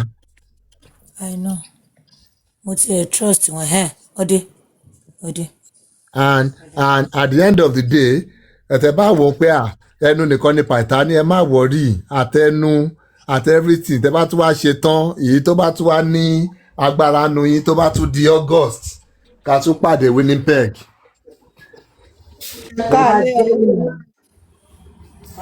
ẹ káalẹ́ God's grace. adákùnjẹ́ yìí bá ti influence ẹ̀dàpọ̀ ẹ̀fẹ̀ mi ṣàbáṣẹ́dọ̀ ẹ̀ ní dààmú nígbà mo ti ń gbọ́ ní mílímílí létí mi ṣe nà mo sá pamọ́ látàrí orí fẹ́ǹsì mu wà nígbà tó ọ̀ wá do ní mílí mo ní wọlé ẹ̀dàkùn mo wà available àbá ṣálọ. irọ́ ẹgbẹ́ èmi lọ́kọ́ reach out sí mo mọ iye tó reach out sí. no táwọn bá ti kó èrò wá sí la tó máa spread the wings àwọn ni. ó dẹ́jẹ́ mi jẹ́ face of the business. mi ò fẹ́. ẹ fi mi ṣe fèsì. alákùtọ̀ ọlọ́mi èèyàn kan la ti máa ń bẹ̀rẹ̀ wọ́n ṣe ń bẹ̀ yẹn tó ṣe wà òkè làwa náà ṣe máa ṣe. ní dójú tì yín sẹ́mu pópin lè mi. Píńtà Pẹ̀tà náà jẹ́ dàbí yellow MTN ní àǹtí mi tán màámi tán polówó yẹn ni o so mo mọ̀ pé ibu owó. a máa tajà àwa máa tajà. Ọlọ́run mo sọ̀ pa 100. ọkọ mi ọ̀la àbáìkà èmi ni ẹ kọ́kọ́ lò ọ̀la àbáìkà èmi ni ẹ kọ́kọ́ lò. wọn ò lè lò yín sí yín àbí tó bá fẹ́ kí mi. ṣé lèmi ìfisẹ́ tí ìfisọ́ gbogbo a nítòsí ṣe é gbọ́ ẹ lò mí ná ẹ kọ́kọ́ fẹ́ sí. ẹ jẹ́ lo ọkùnrin ò ń dọwọ́ rú ọkùnrin. ẹ jẹ́ mi ṣàbàṣẹ dọwọ́ à. Hello tó bá jẹ́ bákan náà heritage máa get back yín you know. ẹ láwọn agreement. láti sáré yan ṣọ́ọ̀kì lẹ́sẹ̀ mi kò mọ̀ dáa. bros ẹ máa sign àwọn agreement kan. heritage ẹ mọ̀ pé bí ó ti fẹ́ dorogún òwò báyìí sí yìí. ẹ wọ ẹjẹ àjọṣe o tó bá dorogún òwò kájọṣe. ẹjẹ àjọṣe ogún òwò mi fẹ́ wàhálà. nítorí at the end of the day mo ṣe tọ̀dọ̀ mi lọ́wọ́ ẹ ti ń bá mi jà lórí kinní yìí ó máa di wàhálà o. ẹ wo kí kálukú ṣòwò ẹ lọ́tọ̀ọ̀tọ̀ ká mọ iye ẹ mọ polówó tí yín kémi náà máa polówó tèmi mi fẹ́ wàhálà. a lè ṣòwò lọ́tọ̀ọ̀tọ̀. ẹ máa ṣáájò tí yín kémi náà máa ṣáájò mi kí kálukú dọ̀pọ̀ náà mọ̀ tiẹ̀ mi fẹ́ wàhálà. ẹ jẹ́ kí n gba iṣẹ́ yìí ná. ẹ wo ẹni oúnjẹ kílẹ̀ fẹ́. heritage okay ó yá based on commission ẹ já wo iye èèyàn tẹ máa kó wá tó máa wá rẹ̀ jà. ẹ jẹ́ akọ mi oní commission. ọ̀rẹ́ mi wà nísàlẹ̀ ọ̀rẹ́ mi ọ̀la àbákà. ọ̀yà commission ẹ sáré ọ̀dà kẹni látọ̀dọ̀ mi. ẹ̀yin èèyàn tó mọ̀ pé ṣe tó àti ọ̀dà ẹ tó bá ṣe tó àti ìrajà látọ̀dọ̀ mi. kí ló dé èwo ní kí sọ kẹ́yìn náà sọ ṣẹ́ dandan ní kẹ́sìn mi jẹ ní ẹsẹ̀. àwọn tèmi ti ń sọ̀rọ̀ nsàlẹ̀ àwọn tèmi tó fẹ́ rajà. ẹ jọ àlà o kálukú ṣe tiẹ̀ lọ́tọ̀ọ̀tọ̀ o. ẹ tí mú kọ́sítọ́mà ọkọ̀ àwọn kọ́sítọ́mà tó ní kọ́sítọ́mà ìlọkọ̀ kẹwò kọ́sítọ́mà Mr. Pytha ti wà ń bẹ̀ tó yá ṣe ti gbọ́. ẹ ó mọ̀ dójú tì mí yìí tún wà mí ṣe eléyìí tí mo ti gba ambassador yìí màá tún wà mí ṣe. ẹ̀yin kàn fẹ́ gba góòdù ọ̀fẹ́ náà ṣetán àti polówó bísínẹ́sì yìí. ẹ tẹ̀lé mi ẹni mọ̀nà ni ẹ tẹ̀lé mo mọ̀nà ẹ gbé kínní ìwà àwa ló kàn á ẹni sẹ́ gbé wa. ẹ kì í lo góòdù èmi ni mo máa lo nǹkan sára mi mo máa lọ́ra mi as lab rat ẹ̀yin ṣetán àti ṣèyẹn ni. èmi gan máa kàtíkè kí ni níbi tá a bá bọ̀ yìí àtíkè àwọ̀ ọ̀rọ̀ ìyá àti kàtíkè báyìí wìtìwìtì báyìí náà. ẹ bá ní kí ni referral code yín ẹ Mr. Pytha ti ní kọ́sítọ́mà mi o. Pytha 001 ẹ máa fi sínú àláàtì yẹn kọ́ lè mọ̀ pátọ̀dọ̀ mi lẹ́tí wá.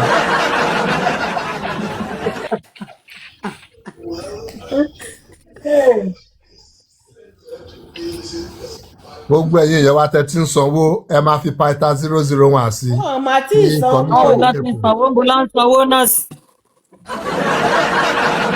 gbogbo àwọn èèyàn yín tó ti ń sanwó èwo. wọ́n máa sanwó. wọ́n ti ń sọ mo ti ń rí DM pa àwọn ti sọ fún àwọn ti book order àbúgbò ẹ̀ mọ́ rí Pytha 001. ṣé yẹn tó fẹ́ máa gbẹ́rù mi látẹ̀yìn ni Mr. Pytha ẹ má ṣe bẹ́ẹ̀. Ọlọ́run ló máa dáríjì yìí là Grace òun náà lè ṣe forúkọ jọ Grace òbodò sí.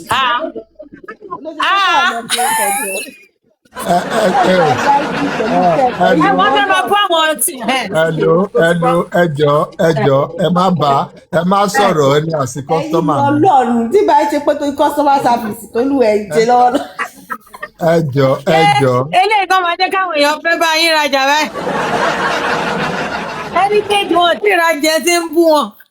ẹni bẹ́ẹ̀ lè lọ heritage as ambassador. ìfọwọ́sẹ̀ ti ní ilé o. kí ló dé ẹ pọ̀ sẹ́yìn Mr. Pytha ẹ bá fẹ́ pè wọlé kẹ́ bọ́ bọ́jà jẹ́ fún mi. ẹ lè lọ heritage as ambassador. ẹ gbọ́dọ̀ kẹ́ lọ bá Grace tẹ mú sọ́wọ́ yẹn kò sí ẹ lè fògùn fáwọn lẹ́yìn Mr. Pytha tètè wọ́ wájú kẹ́ wá kọ́sítọ́mà yín èmi gò lẹ́nu bẹ̀. owó làbúrò máa bú mi ẹ tẹ̀lé Mr. Pytha tẹ̀lé jẹjẹ. gold by tèmi. yes. ẹ mọ̀ pé bóyá èmi ni mo mú ọ wá o bóyá heritage ló mú ọ wá o kọ́sítọ́mà yín sì ní gbogbo wọn ẹ lè gba ní ambassador láti máa bú kọ́sítọ́mà yín ẹ lè gbà yẹn láàyè. We cannot Hey, treat don't do customers that. like Don't that. insult my customer. Don't do that, okay? ẹ Heritage. má jẹ́ kọ́rọ̀ ọ̀rọ̀ For that àbáṣẹ́dọ̀ reason, go dárú o. suspend the ambassadorship yín the next year. Me tí need yín for now. Fún Ẹ nǹkan ṣé, tẹ́ ṣe yẹn. ẹ ṣé. Ẹni ọ̀làjọ wà yẹ èṣù ló fẹ́ bá yìí jẹun eléyìí tí mo gbà yìí ẹ fún mi mo ti gbà á mo gbà á lágídí ẹ bá lẹ̀ fún mi máa takú tì í lọ́hùn gbà yìí. Àwọn ní àbáṣẹ́dọ̀ ọkọ̀ tá a fẹ́ fún yín. Gbogbo trip tẹ bá lọ, owó ara yín lẹ máa san fi ra tíkẹ́ẹ̀tì Ẹ máa àwọn ṣe ambassador August náà mọ́ o. Ọ̀fẹ́ kọ́ ni góòlù. ara ẹ̀ náà là ń sọ náà. èmi ní ká lọ lò ní gbági market alẹ́ ni yóò daṣẹ́ èèyàn burúkú ló wà lábẹ́ ọkọ̀ yẹn ká lọ lo èmi ní gbági market ẹlẹ́dàá mi ló máa dà àràbí tó wáyé pé mo lọ rajà ń gbági rí. Ǹjẹ́ níbi tọ́jà ìdá yẹn ló máa fit yín o, ẹ lédè wọn lẹ́nu o. Níbo lọmọ ẹ gbà lọ látọjọ́ ọjọ́ ìtẹ́lẹ̀ ìdí ọmọ Bọ́lá kọ́mọ̀ rí.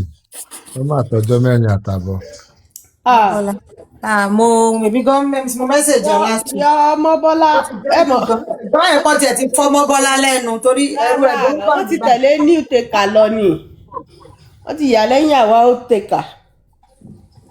Ó tó kán yà lẹ́yìn Mr. Paita yìí náà nítorí fojú ọmọ yẹn náà rí pọ̀ tó. Òun náà ń fojú wọn rí nǹkan. Àwọn jọ fojú ara wọn rí ó dáa. You do me, I do you. Mo fojú anybody rí anything o. Wọn ò fojú anybody rí anything àwọn tó ń fojú wọn rí kódà ní ọ̀dọ̀ jòsílọ̀ náà wà kọ́lọ́ mọ́ jà dáhùn ni. Láwọn tó ń fojú wọn rí sàn-sàn.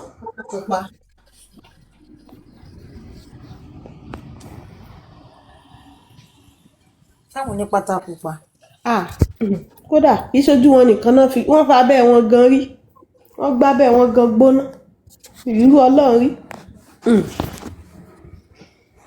Ọlọ́run ṣàánú.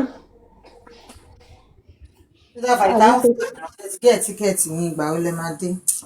Ìjà pé kẹ́tì ẹ̀ ti dé gan sef. Níbo náà lọ ẹ má lọ ṣe ìpẹ́ lọ Nàìjíríà. Pressure kí ló ṣẹlẹ̀? Ẹ má lọ Nàìjíríà ní dààmú o ní dààmú o. Wọ́n fẹ́ wá sign agreement. Ẹ má lọ Nàìjíríà o. Agbára ransom ò ká báńdíìtì o. Lọ Nàìjíríà. Ọ̀sẹ̀ nǹkan tó kàn pẹ̀lú Nàìjíríà báyìí. Winnipeg mo ń lọ mo fẹ́ lọ gba ambassadorial appointment mi. Bí máa jẹ́ nìyẹn. Aláì tó bá ṣe ṣe kí n kó gbẹbí mi kó Nàìjíríà kí nìkan tí n fi kó wọn ni.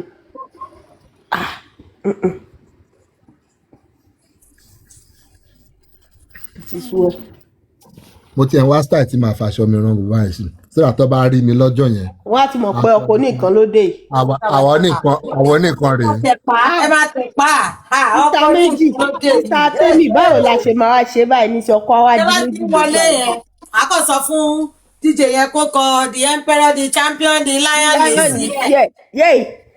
zọ̀bú. Àwọn títí kan máa fẹ́ kíní tẹ̀lé yín èyí bá tẹ̀sí àfìbọn fún gbogbo ní lẹ́sẹ̀ kó lọ. Ọkọ̀ wá di méjì lójú agbo. Èmi náà mo máa káwọn bodyguard wá. Mo máa káwọn bodyguard wá náà. Kí ló dé láì ṣe bẹ̀rẹ̀ ọ̀nà ìwò làbọ̀ tún kó gòdì. Ìwò làbọ̀ tún kó bodyguard lọ sí pátí àbọ̀rọ̀gò.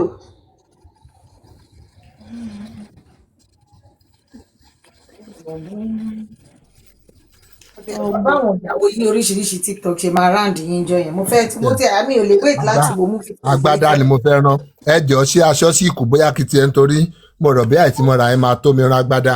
Agbádá lẹ gbọ́dọ̀ rán lóòótọ́ kálukú á lè rí tiẹ̀ bùṣọ. Ẹ bá lọ rán ṣòkòtò àtẹ̀wù ọlọ́mọ jẹjẹ pieces lè máa wòde lé ńgbà tó bá bẹ̀rẹ̀ sí ní fàyè ṣọ́ọ̀kì tó sì gbẹ́ Paita rẹ̀ Mr. Paita. Agbádá ẹ̀ ló máa fi tì í.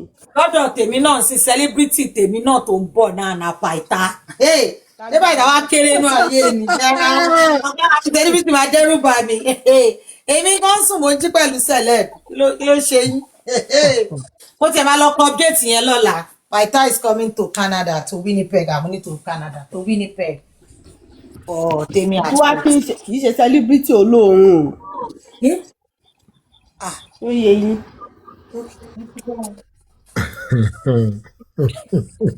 kì í ṣe àwọn celebrity tó máa ní ẹ tẹ̀ bá mi 100,000 yẹn jó pé ó yá mọ́mí bó ṣe eré èló lẹ fẹ́ fún wa 100,000 yẹn kì í ṣe irú àwọn celebrity yẹn là ń sọ ṣé nǹkan tí mo sọ yìí.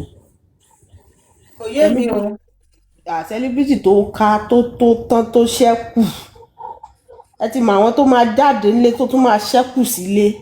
àwa nìyẹn àwa lẹ sọ yẹn. àwọn baálé ilé kì í ṣe àwọn dèdèrìn ilé kì í ṣe àwọn ìgbálẹ̀nu ilé kì í ṣe àwọn ọkọ̀ọ̀kọ̀lẹ̀nu ilé. ò ń ṣe àwọn báyọ̀. irọ́ o àwọn ọkọ àti àwọn ọkọ tó àwọn ìyàwó wọn gan sọ pé olówó orí mi nù dánsákì ẹ̀ kì í ṣe àwọn ọkọ tí ń sọ̀rọ̀ lórí TikTok táwọn ìyàwó wọn yín múnú lé pé olóbùkún àwọn tí ń gbọ́rọ̀ náà sì wá láwọn ń gbọ́rọ̀ lẹ́nu èèyàn hàn níwọ̀n pé wèrè ni ẹ irú wọn kọ́ là ń sọ. kì í ṣe àwọn tẹ́bi ń pa kì í ṣe àwọn tó wá ń lé mú lórí TikTok kan wá sanwó skúùlù ọmọ. ìyẹn tí àwọn tó ti fowó skul ọmọ ṣe gbọ́múlé láńtà lórí justice. ìyẹn tí àwọn tó yẹ pé owó kọ́lẹ́jì táwọn ọmọ máa ná ní future wọ́n ti kó sórí justice ọ̀bọ̀ báàgì.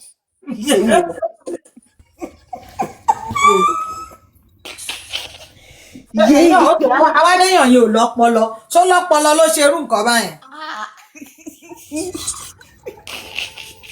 kì í ṣe àwọn tó lọ fi family house wọn dúró. ó yẹ káwọn ọmọ ẹ sá lọ fà in future ni tó bá gbọ́ orúkọ tó ṣe. kì í dẹ̀ ṣe àwọn tí ìyá wọn kójú lé yàrá mẹ́rin tó fún wọn ní yàrá kan nínú ẹ̀ lógún ìyá wọn. tán ní jẹ́ gbogbo ara yé mi pé ilé mọ́mì mi tó wà ní Ṣàngó mo ṣí studio ṣe bẹ̀ kì í ṣe wọn là ń sọ. iṣẹ́ àwọn akẹ́kọ̀ọ́ tó máa fẹ́ gorí ọ̀kadà Nàìjíríà àwọn ọmọ fi láìlọ́ọ̀nù bójú ni àwọn kọ́ ò iye yín àwọn tó lè rìn tán lè yan àwọn tó máa ní nìṣó níbẹ̀ àwọn là ń sọ.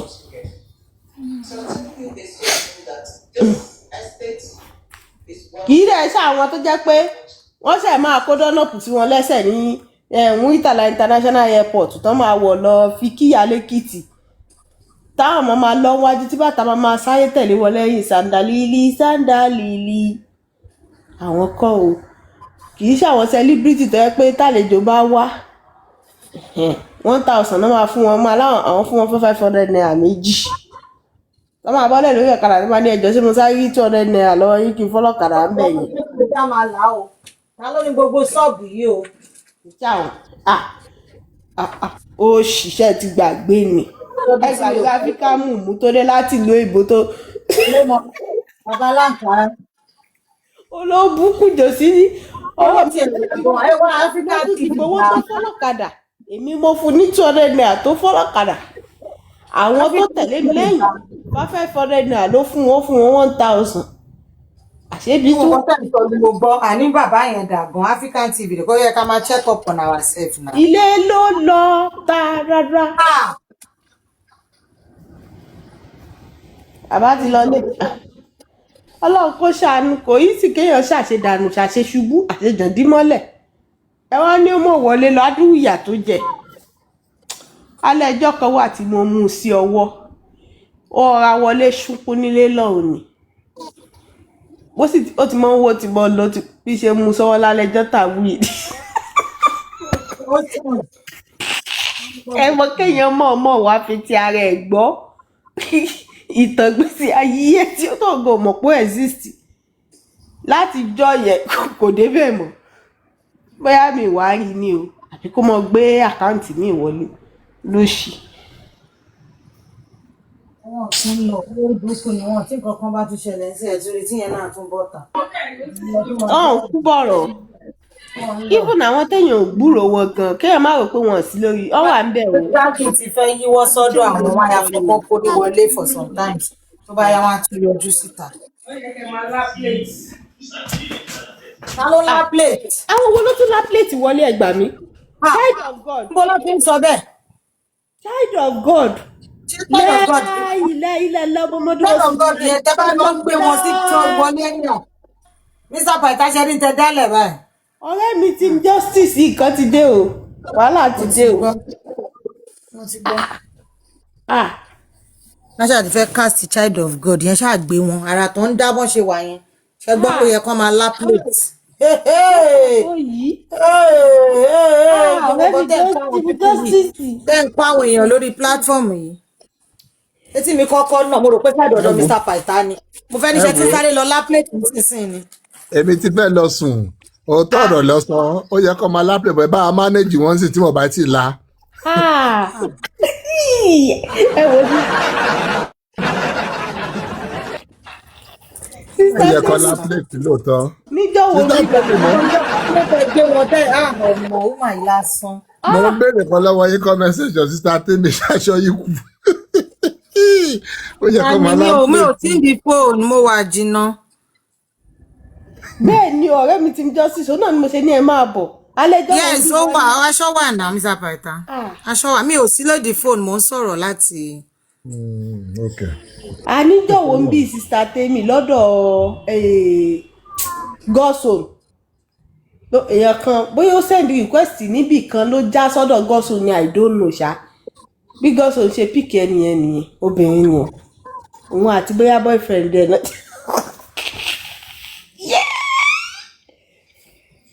bẹ́ẹ̀ náà ń ra àwọn ẹjọ́ ẹ̀ náà soríṣiríṣi ní bọ́ọ̀lì bí iṣẹ́ ẹ má mú tẹ̀ ẹ má mú tẹ̀ ó yá gbogbo yẹn mú ẹja máa gbọ́ wàhálà ìkan tí wọ́n fi sọ̀rọ̀ á tó 5 minutes sí 10 minutes. èèyàn kan tún pe ẹni yẹn wọlé ó tún pọ̀ sí ó tún ìsìnkú kọ̀tọ̀ kò mọ̀ kóun wà níbẹ̀ títí ta fi ń gbọ́ ó mọ̀ pé ó dáa kí ẹ máa fọyàn ṣeré ẹ máa fọyàn àmọ̀gbà tí àmọ̀ kan tó dé tó padà drop bóyá ó wojú fóònù wípé òun ti wà lókè ló máa drop pé ìkànnì àti bọ́ọ̀lì bí àti gọ́sọ̀rọ̀ ọlọ́run ló máa dárí jì ẹni ẹlẹ́ni ọ̀nìyàn ọlọ́nìyàn ẹ̀dẹ̀ cast ẹ̀ tó tó ẹ bọ̀ ṣé kò dáa kí àwọn afọyàn ṣeré ni ó dáa kí àwọn afọyàn ṣeré náà máa nà. child of God unmute o bóyá àwọn ọ̀lẹ́ ọ̀gbìn lásìkò yìí wọ́n sì ń lá plate lọ́wọ́ àwọn ọ̀lẹ́ unmute báyìí.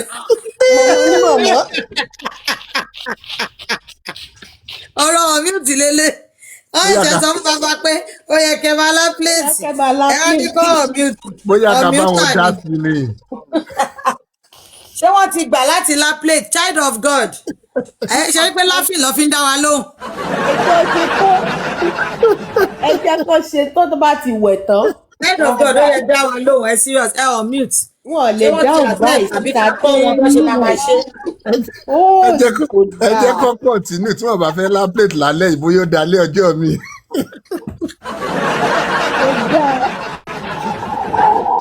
no àti ẹ lè kọ́ wọn náà wọ́n lè máa mọ̀ nípa ẹ̀ Mr. Paita. kọ́ tiẹ̀ má fìyẹn dá wọn dúró ná kọ́ má fìyẹn dá wọn dúró ná. ètò kọ́ ni gbogbo àti iye ẹ̀. àwọn làwọn ò lè ọmú tu o wọ́n lè. wọ́n láti wọ́n o ẹ gbà mí o báwo la yẹ débi lọ lálẹ́ Sunday tó yọ lọ. Mr. Paita dá wà láàrin ilẹ̀ máa ń mí láìkí bẹ́ẹ̀ máa ń ṣe ń gbà. nílẹ̀ káàtẹ̀lẹ̀ lẹ́yìn àjọyọ̀ Ọlọ́run. torí Ọlọ́run.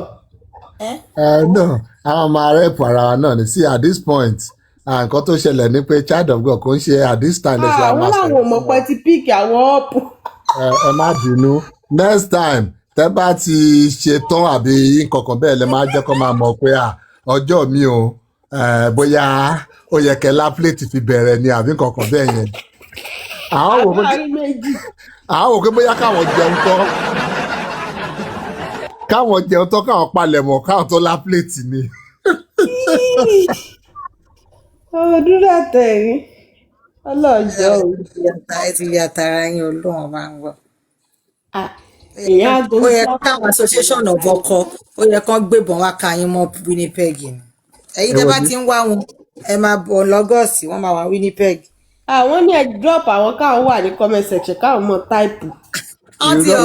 kò nídìí mo ní let me be typing in the comment section I cannot. ọjà rẹ ṣé dáadáa lẹdẹ wà bó lòun. àdìsí ni mi mọ̀ pé ẹ ti gbé mi wọlé honestly mi mọ̀ my phone is in the kitchen so mo wá lọ sí living room à ń sọ̀rọ̀ ní àtàtì àwa ní ṣé ti wá agree. ṣé ti agree. My husband is sitting so we are just gisting ok wọ́n jẹun lọ àbí wọn àfẹ́ lá plate gbà tó jẹun tán. oúnjẹ plate lọ́wọ́ ni mo wá sọ ok pé ọjẹ plate ṣé má ṣì wà lálẹ́ yìí. àwọn ò tiẹ̀ lá plate ọjẹ. wọ́n jẹ́ tó yọ́yọ́ yìí. ayérayé o. ìjìnlẹ̀ ẹgbẹ́. fati tẹ́ bá ti gbéyàn wọlé ẹ máa mú tẹ́ni ẹlẹ́sẹ̀kẹsẹ̀ honestly ẹ má máa fèèyàn lẹ̀ tẹ́ bá ti gbéyàn wọlé mi mọ́ pẹ́ ti gbé mi. Bàbá tiẹ̀ máa ń ṣe kinní yẹn gan. Wọ́n kàn máa gbé pé ní máa ti rẹ́dí ọwọ́ yẹn sọ ní meeting. That's blackmailing now. Ìjọba ìtọ́ mọ̀ ń pa ẹ̀. Ẹjọ́ ìjọba ìtọ́ mọ̀ ń pa ẹ̀. Látà ti gbé yín wọlé ni ẹ̀yin ní kẹ́kẹ́ control ara yín. wọ́n jẹ tán kí lè wá gbé mú fún. wọ́n lápẹ́ mi mọ̀ I'm just serving him we are just gisting à ń sọ̀rọ̀ ẹni tó lè wá ló ẹjọ́ lọ́wọ́ yín. Kí ló tó wá? Bàbá ló fẹ́ tó àwọn àṣàdá. ẹni sùúrù Mi ò gbọ́ Yorùbá láàrin wa.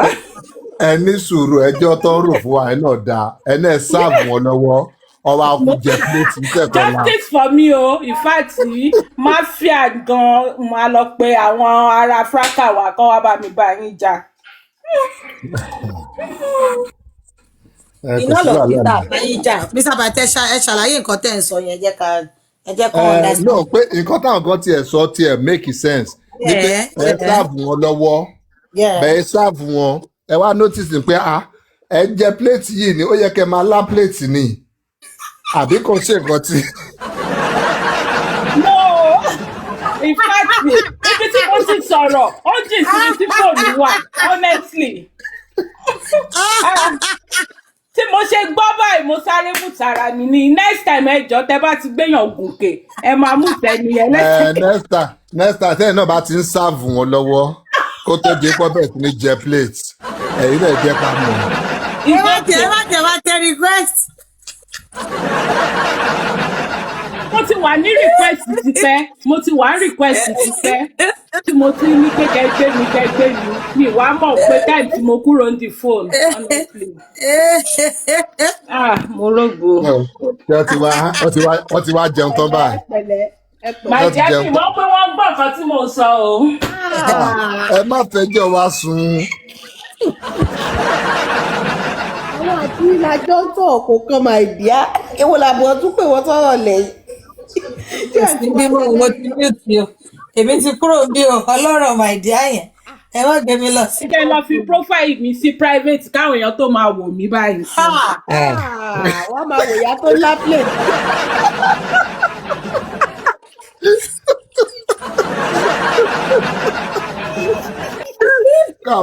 àmọ́ mi ẹ̀ lọ sáàbù oúnjẹ tó jẹ plate wọn. ẹ wọ mọ́mì tó ńlá abájọ tí mọ́mì yìí ńlá plate àwọn rèé. àwọn ọmọ olólẹ́gbẹ̀ẹ́ ṣọ́ọ̀ṣì wọ́n ti débẹ̀ wọ́n ti bí ìwẹ̀. wọ́n ní láago mélòó wọ́n ti wọlé sí profile yìí ṣeréṣeré. wọ́n ti wọlé náà ṣe jáde káyì gan tó mọ́mí ẹbí kí ló dé tẹ̀ tí sùn assistant yín rèé o.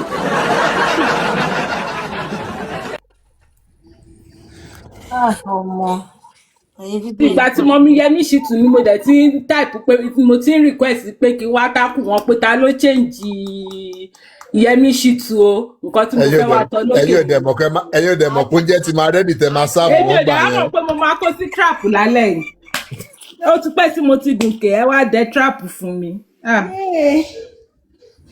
ẹ pẹ̀lẹ́ ẹ kú àsè náà. ẹ ṣeun mo dẹ̀ ṣe ń bọ́ ọmọ Bọ́lá nísàlẹ̀ ní pé kí ló tó ṣe ń tà Tọ́lá máa jiná Tọ́lá máa jiná fáwọn dáàdì. Jesus is Lord náà my dear náà ni tiwọn náà o.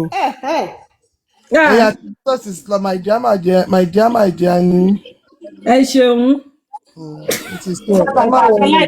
bí akémi náà máa pè yín my dear. ṣe máa sáàbù mi ni. ayọ́ èmi ò sáàbù yín a kàn máa pera wa my dear my baby. ológun sáàbù yẹn ẹ tí ò bá tilẹ̀ sáàbù mi kó má pè mí má ìdí àwọn. ọbẹ̀ ẹ̀ dẹ̀ máa dùn. kẹ́yìn náà fẹ́ jẹ pléètì ni. ọbẹ̀ tí Fẹ́lá ni. ọbẹ̀ ńlá wàá ṣe èrè Yeah. ìyá ó mi. máa yọ Tó nínú máa ń ọ̀rọ̀. yọ̀. A máa yọ ní kò sí tó máa dá dúró kò lè kọsẹ̀ ìkó kábàlà ìkó kọ́ méjò lẹ́sẹ̀. ẹ wá ní kọ́ máa jẹ plate. wetin you don do ẹ ti change àwọn èèyàn ní platform yìí o. In fact, ilé kéjì èmi ò change anybody. wọ́n ti ní tẹ́lẹ̀ bá pẹ́ lára ṣé ó máa dọṣẹ́. Honestly. ẹ̀kọ́ mi lọ́rùn. àwa kan wà níjọ́ tá a ti wọlé náà ti mọ̀ pé kò sí kinní lára tiwa kọ́lọ́ sí àánú ni àṣẹ wá bá ti fẹ́ ọ́dà ọmọlúàbí ni kò ọmọlúàbí ò bá wà dé ààyè ọ́dà. mi ló ń wò fúnra ara wọn ló ń lọ ń ṣàbàyọ wọn ti pretend tán wọn ń ṣàbàyọ wọn wáyàn tán máa fi kọ àwọn change wọn ta ló change yín.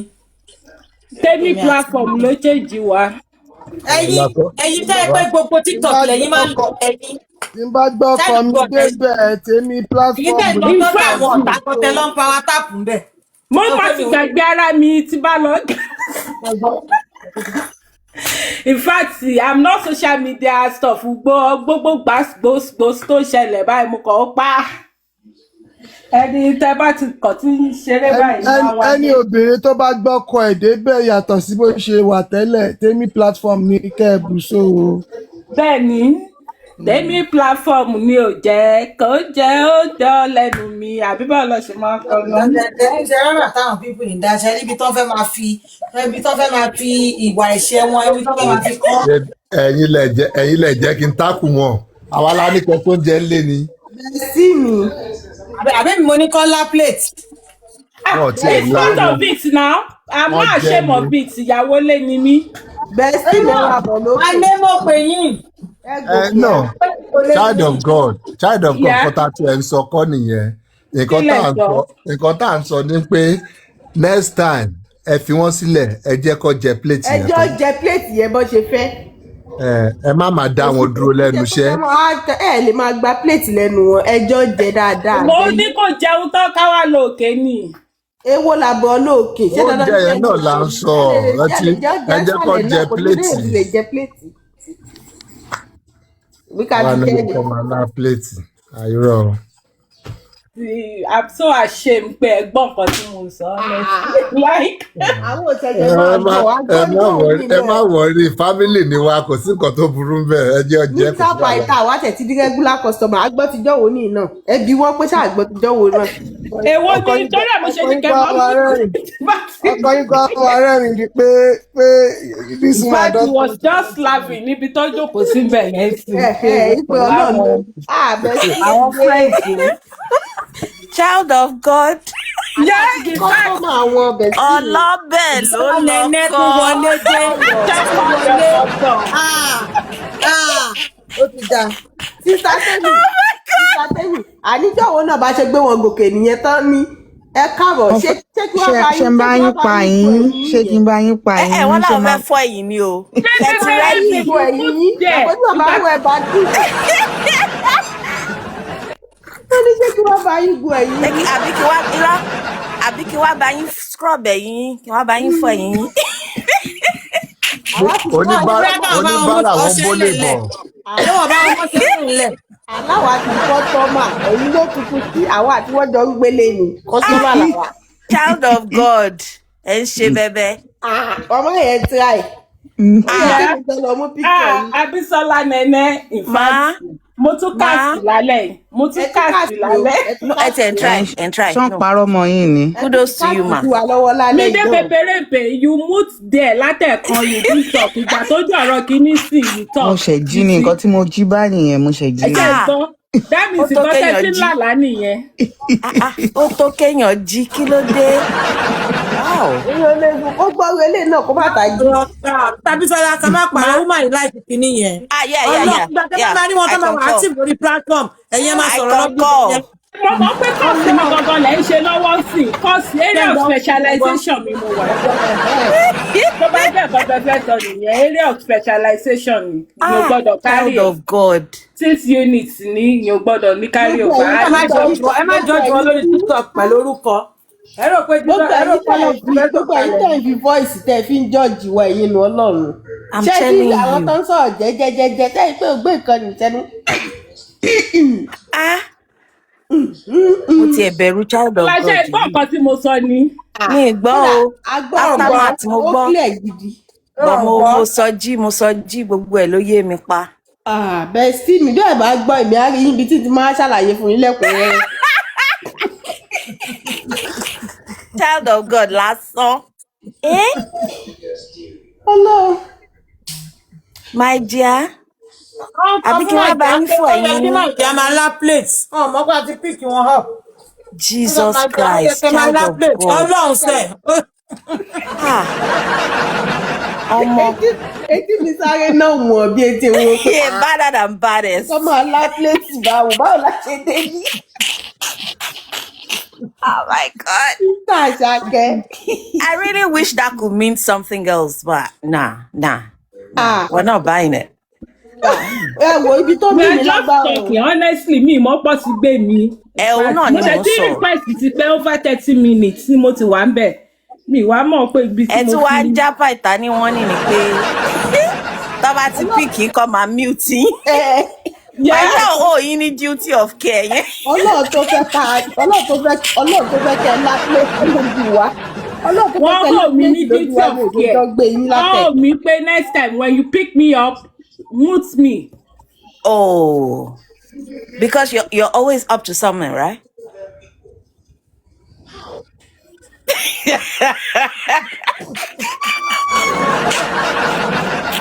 Hashtag na water. ẹ̀bọ̀ kí ló ṣe jẹ́ child of God ṣe fi ń rọrí sùn ni. Kílẹ̀ sọ yìí. Wọ́n gbóná. Wọ́n lè sùn kẹ́ran sùn lójú wa. You know, my that husband work outside the city. When he comes home like this, alẹ́ ìjọ yẹn ò ní lọ lásán. Torọ́jọ́ yẹn náà wọ́n ṣẹ̀ dé ni lẹ́ni kẹ́ wá bá wọn scrub ẹjọ́ ẹ̀yìn yẹn náà wọn. bó ṣe wọ́n bá kí wọ́n wọlé tẹ̀lé bàbá ní bàbá Ṣé wá rẹ̀ lẹ́yìn. mi nìyẹn tó bá ṣẹ̀ dé láti ibi iṣẹ́? Wow. Ṣé ìwọ That's wà fẹ́ something. kú lálẹ́ yìí? Ọlọ́run ò níyà yìí. Wọ́n làwọn ẹgbàá mi o. bí ètò ṣàlàyé ó ń ṣàlàyé. Èso níyà yìí o. Mama, I couldn't Wọ́n máa resist. lápléètì pẹ́pẹ́pẹ́pẹ́ yìí náà bá wọn yún ẹ̀yìn pẹ́ àbí Àmì, àmì, àmì, pẹ́pẹ́pẹ́ lágbára àmì. Ọlọ́run. Àmì.